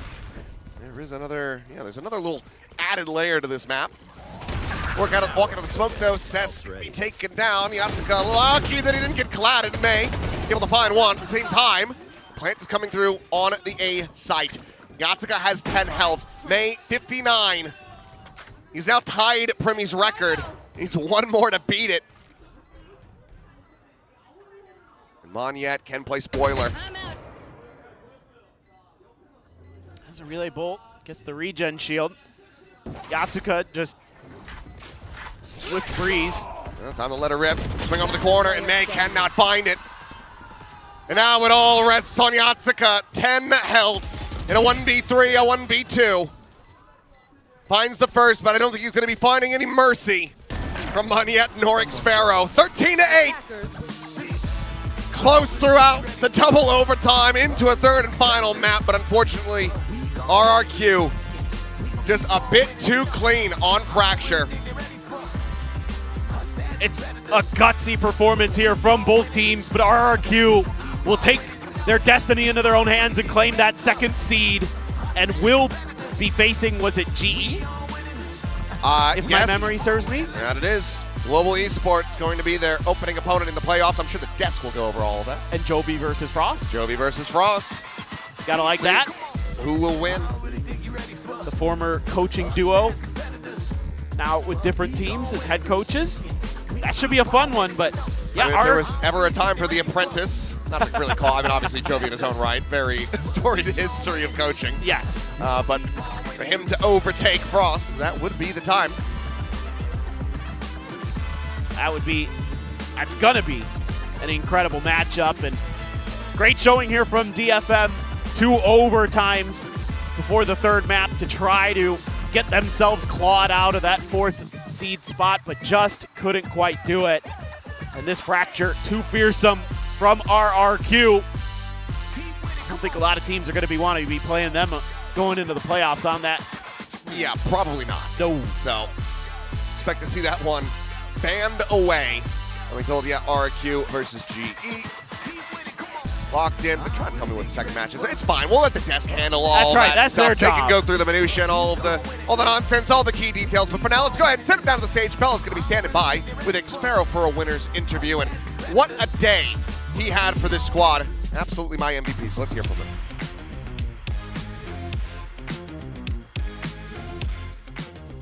Well, congrats to RRQ. They come out with a win against DFM. RRQ의 엑스페로 선수 만나보겠습니다. 승리 축하드립니다.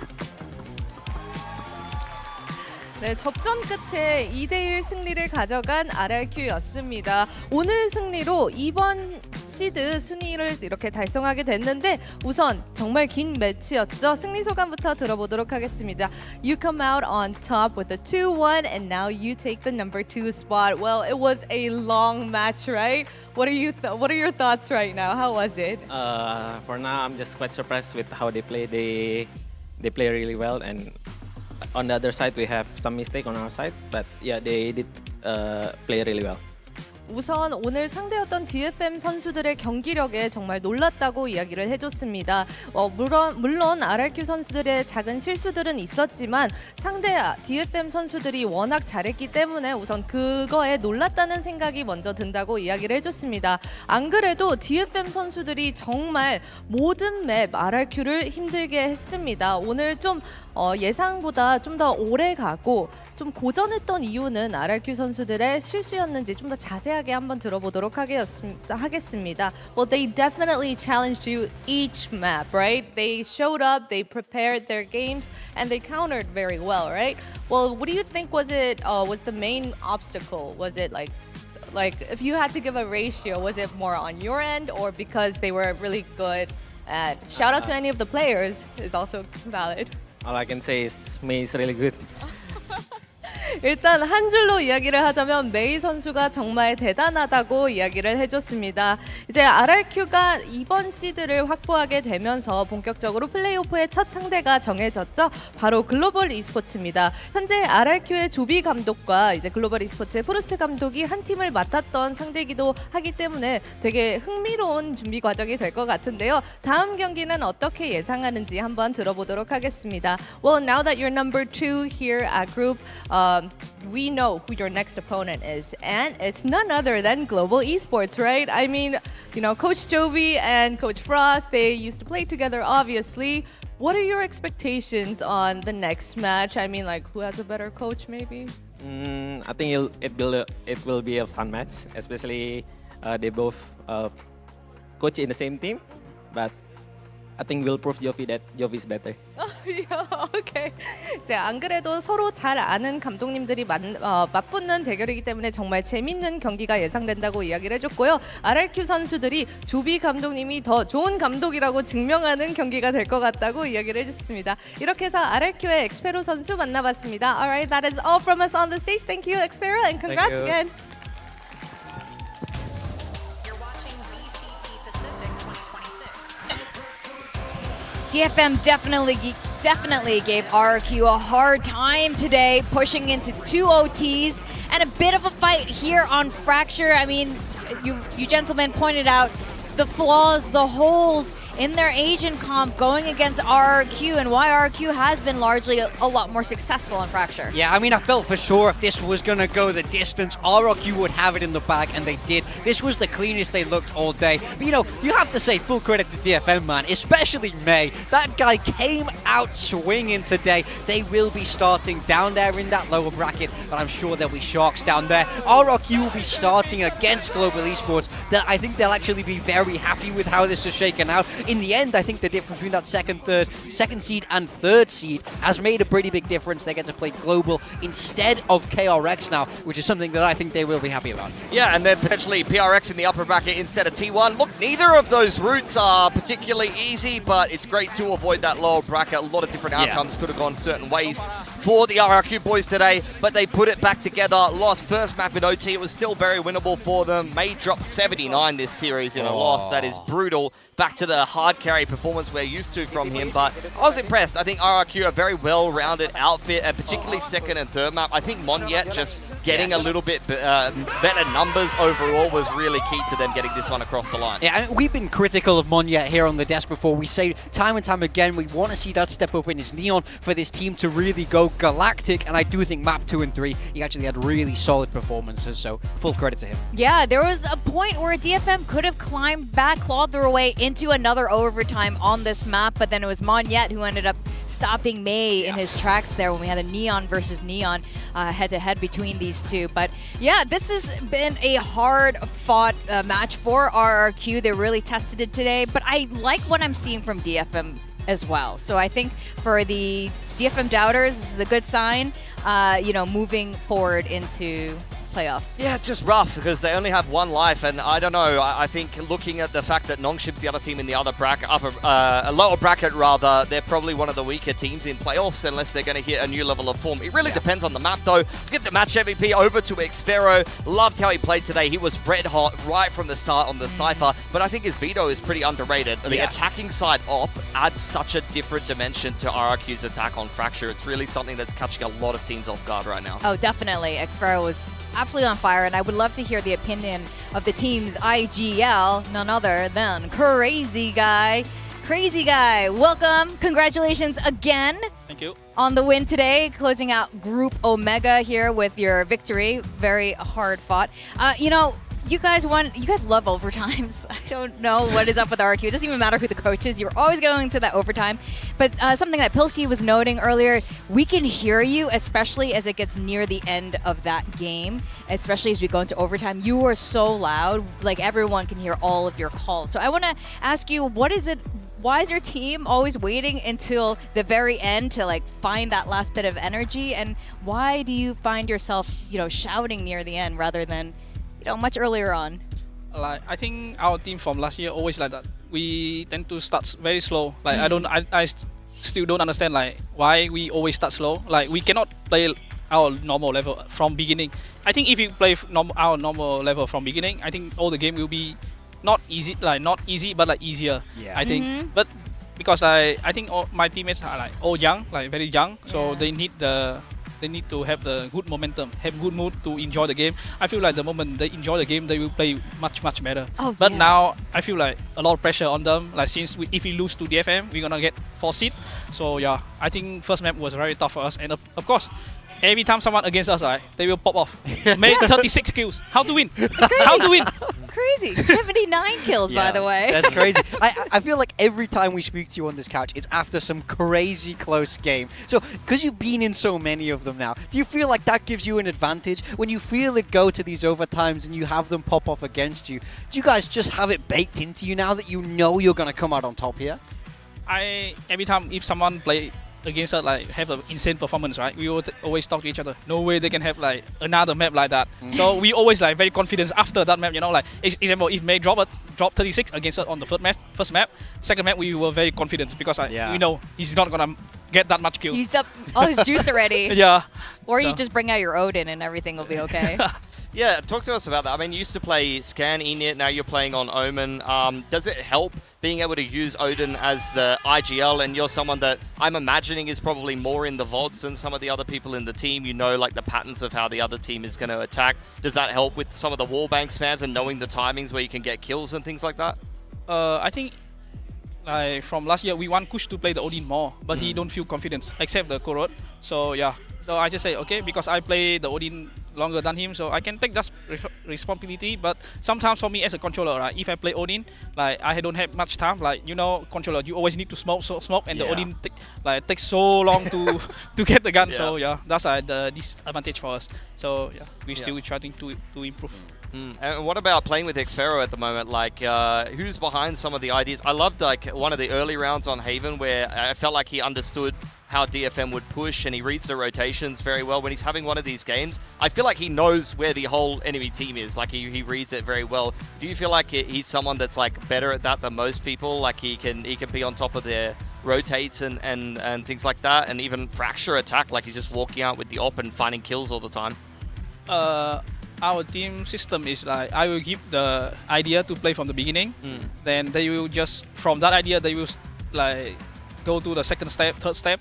I feel Xfero is like very good at reading the opponent. He just need confidence. Sometimes like if you get kills like few times he will scared to walk, but if he have the momentum, right, we just keep going and he just keep killing. It's very easy for us if he can have that Xfero. Well, it's definitely paid off today, and you're one step closer to Vietnam. Of course, you're always in the playoffs, but you wanted that seeding to work out a certain way. You'll be playing global esports next.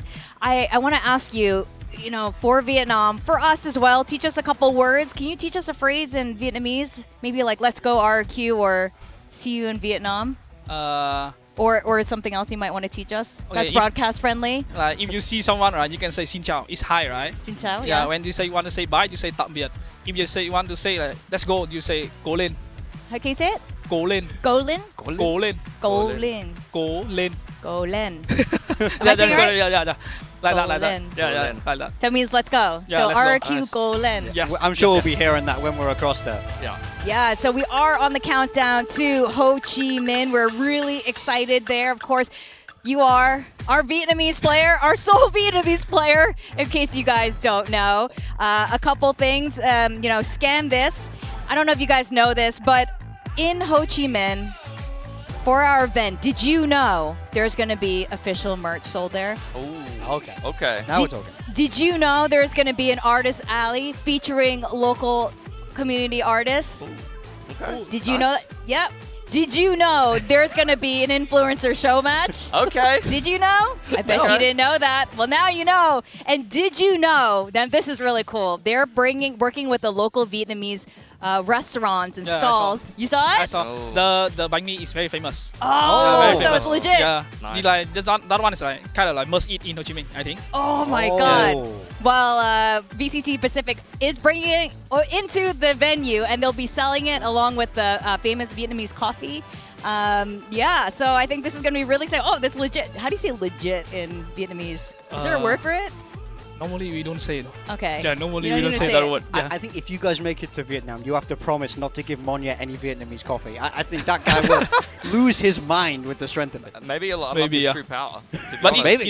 when you talk about food, right, it's hard to stop him. Like when he play Neon, right, you can stop him, but when you talk about food, right, you cannot stop him, bro. Like, That is very true. That guy loves to eat. Well, maybe we'll give him some Vietnamese bananas and he'll be okay. Well, anyway, Crazy Guy, congratulations again. Thank you so much for your time, and we'll see you next week against Global Esports. Are you feeling confident about it? yes. All right. How do you say let's go again? Cố lên. Go lên. RRQ, cố lên. Go lên. RRQ. Congrats. Thank you. Thank you. Crazy guy. All right, we're learning a little something today, and now we have officially completed Stage 1 Group Alpha and Group Omega in just a few days. On Thursday, we'll be seeing how playoffs shakes out. Are you guys satisfied with these results? I mean, I think it makes a lot of sense. I mean, Gen G not making it is obviously a massive shock, and Nongshim being in that 4th seed after that Masters win. But you look up at the top of those groups, man. I mean, PRX plus 48 in the round diff just dwarfed everybody else. And of course, T1 absolutely flawless. Those two clear favorites to run the bracket now to London. I think the round diff in particular tells the story that I'm feeling after these playoffs, which is that I feel like PRX and T1 are shoe-ins to be going to Masters. They're the best informed teams. Not only that, but they're also only one game away from making it over to London, as well as playing deeper into the playoffs and making it over towards Ho Chi Minh as well. Whereas I feel like a lot of the other teams, I mean, I had very, very high hopes for KRX and full sets, but pretty much every other team in this bracket so far has had up and down maps. So it's really going to be about who brings good form into playoffs for me. I think that lower level there with KRX, Full Sense, T1, that is a rough way to have to do it. I think you're feeling much better in that upper part of the bracket, especially if you're PRX, knowing you're only one win away and it's against RRQ and GE, teams you beat comfortably in the past. In that lower bracket, we've got DFM and Nongshim. Our Master Trophy winning. Man, they have a hard route there starting in that lower bracket. Especially because that game to decide who would go into the lower bracket was OT on the last map. They very much could have kept themselves in that upper bracket, and now they have got to run a gauntlet to even make it to another Masters. Yeah, that's right. I mean, even making it over to Vietnam in the first place, we've got 8 teams. I mean, 4 teams make it to Vietnam. Chances are okay, right? Ish. I mean, it's hard to feel confident unless you have that upper bracket start. It's really tough. I think right now we've ended up, it's been so competitive here in stage 1 right now, and I think it's going to be really tough. Whatever the result is, who knows? Just like our build diff, I have no idea how this is going to end up shaking out. I think we all picked Jemkin, and which ended up, we had so many surprises of people, fragging a lot less than usual and a lot completely popping off. Man, it was a weird day for the build diff. People getting kills that you just don't expect. I have no idea which was going. I'm pretty sure it's not me today. That's all I know. I'm last. Surely I'm last again, yeah. Mika ended up winning it out, which is, we're celebrating the build diff kickoff winner, which was her. We are. Yeah. So you're last again. I'm lost. 3rd time in a row. 3-time, baby. Oh, look at you guys at the bottom. I'm speed running it to the bottom. The 3-peat. The all-timer. Listen. I thought Seth was feeling lonely. So really, I thought I'd join him at the bottom of the scoreboard. I'm a nice guy, Okay, I'm sure. 3 days in a row. That's look, I'm almost there. It's a really good record. It's I'm right there with him. Really good record. I'm still in first, but you are gaining ground. I am gaining ground. I mean, I'm doing okay. I'm doing okay. I'm surviving. Got one more week left in the playoffs where we've got to struggle through that. Well, I'm not going to throw anymore, so you better watch out big time. And Pilsky, I've never delighted watching someone lose so much. So thank you for bringing so much joy. I live for the entertainment, That's what I'm here for. He works so hard on this, and I feel terrible, but not that terrible. Next week, very exciting. We're going to have Jovi facing off against Frost in the RRQ Global Esports match there. And of course, we want to see who the better coach is. Both teams very formidable. KRX and Full Sense face off in our match too. I think this is a very exciting way to start our Thursday playoffs. Yeah, for me, match 1, I don't know which way that's necessarily going to go, but I feel like regardless of how it goes, I think PRX is a shoe-in for Masters here. I think that regardless of who makes it through, between RRQ and GE, unless one of them comes out in stomp form in playoffs, I think PRX are looking pretty safe here. For KRX, Full Sense, these are 2 really up-and-down teams that will have to go on to take on T1, who really have just not missed a beat so far. Yeah. So I think that's going to be rough. I think that the 2 teams that are seated ahead, unless they have one of those curses where they're slow starters, they're looking good for Masters. I'm not going to lie. Yeah, I think so. I have to agree with you there. But, we'll be back in a few days to find out what that result's going to be and who is going to be in our finals for VCT Pacific in Ho Chi Minh. I think we have some stuff to celebrate, right? It's a Build Diff celebration dinner. Birthday celebration. Yeah. Paper Thin's birthday. And Paper Thin's and I'm birthday. the 3-time. And I'm the 3-time loser. The 3-time loser. The worst to ever do it. You're like DFM 2023. I'm the woke. You're the woke. Thank you. Well, it's been a delight. Thank you. Let's go to dinner. Pilsky, big time. Always a pleasure. We will see you guys in a few days for more VCT Pacific action. Playoffs time. This is VCT Pacific 2026. Earn everything. You know I don't play right. I'll put up a good fight. Just give me the word. Something. Hold his zone, but it's going to be a little bit of an up and over into a knife or something. Have to get a couple more. There you go. A 3rd for him. Oh, it's a tail whip, but oh my God. It doesn't matter at all. That is disgusting. Earn everything. Dave is going to continue here. Splash flying, freeing, blind, and taken down by something. More here. Yeah, he is going to. Joel is dead. going to on the map. Something will find him as he also finds Mako. I would like to kill someone. Being with a quick peek, taking down the buy. Forsaken, stopped from being a potential ace, but PRX solidified, cement themselves as the #1 team in their group.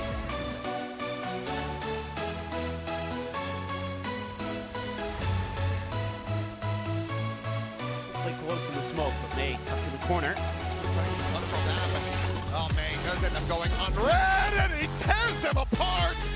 I give it to him. He's trying to play him in. He really wants to play it in. Oh, but don't be too much here. There you go. Just the one kill given over. That's a good teammate.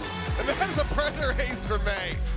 VCT Pacific 2026. Jemkin will find Akame to start things off.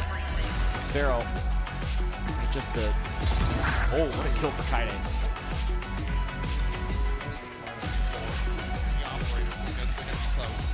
Coming in! And Kaide! What is that? He's on for an ace of his own. Go for it. Don't reload. You have a shorty. And he's gonna find it. What a way to close out the map. Another Predator ace.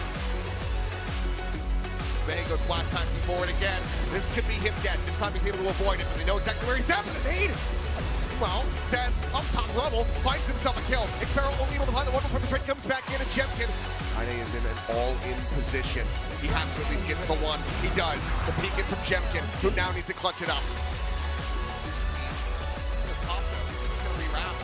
Go right into this. Jemkin punch legs out to the corner, and finding the contact boot. It's a Red Bull clutch, and it's a series that is not over yet.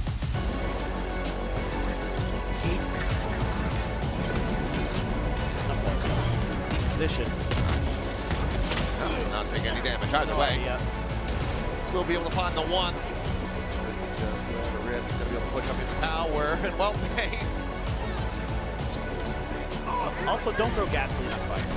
Okay. RRQ. Just a bit too clean on Fracture.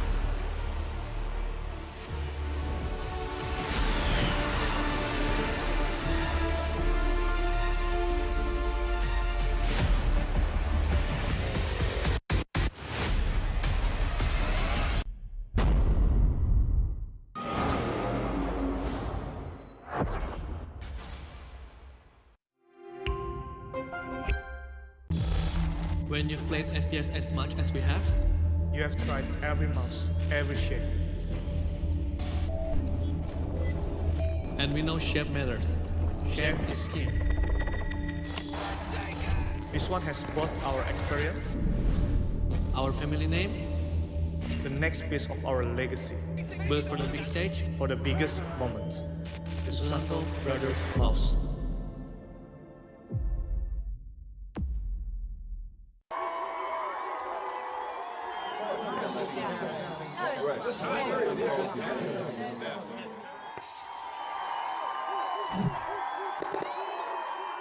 Red Bull gives you wings.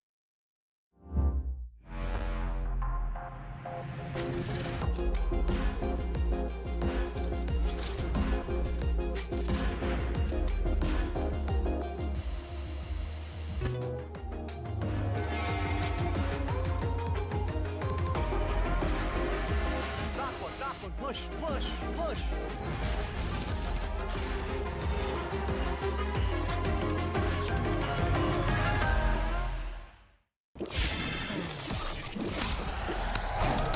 Red Bull gives you wings.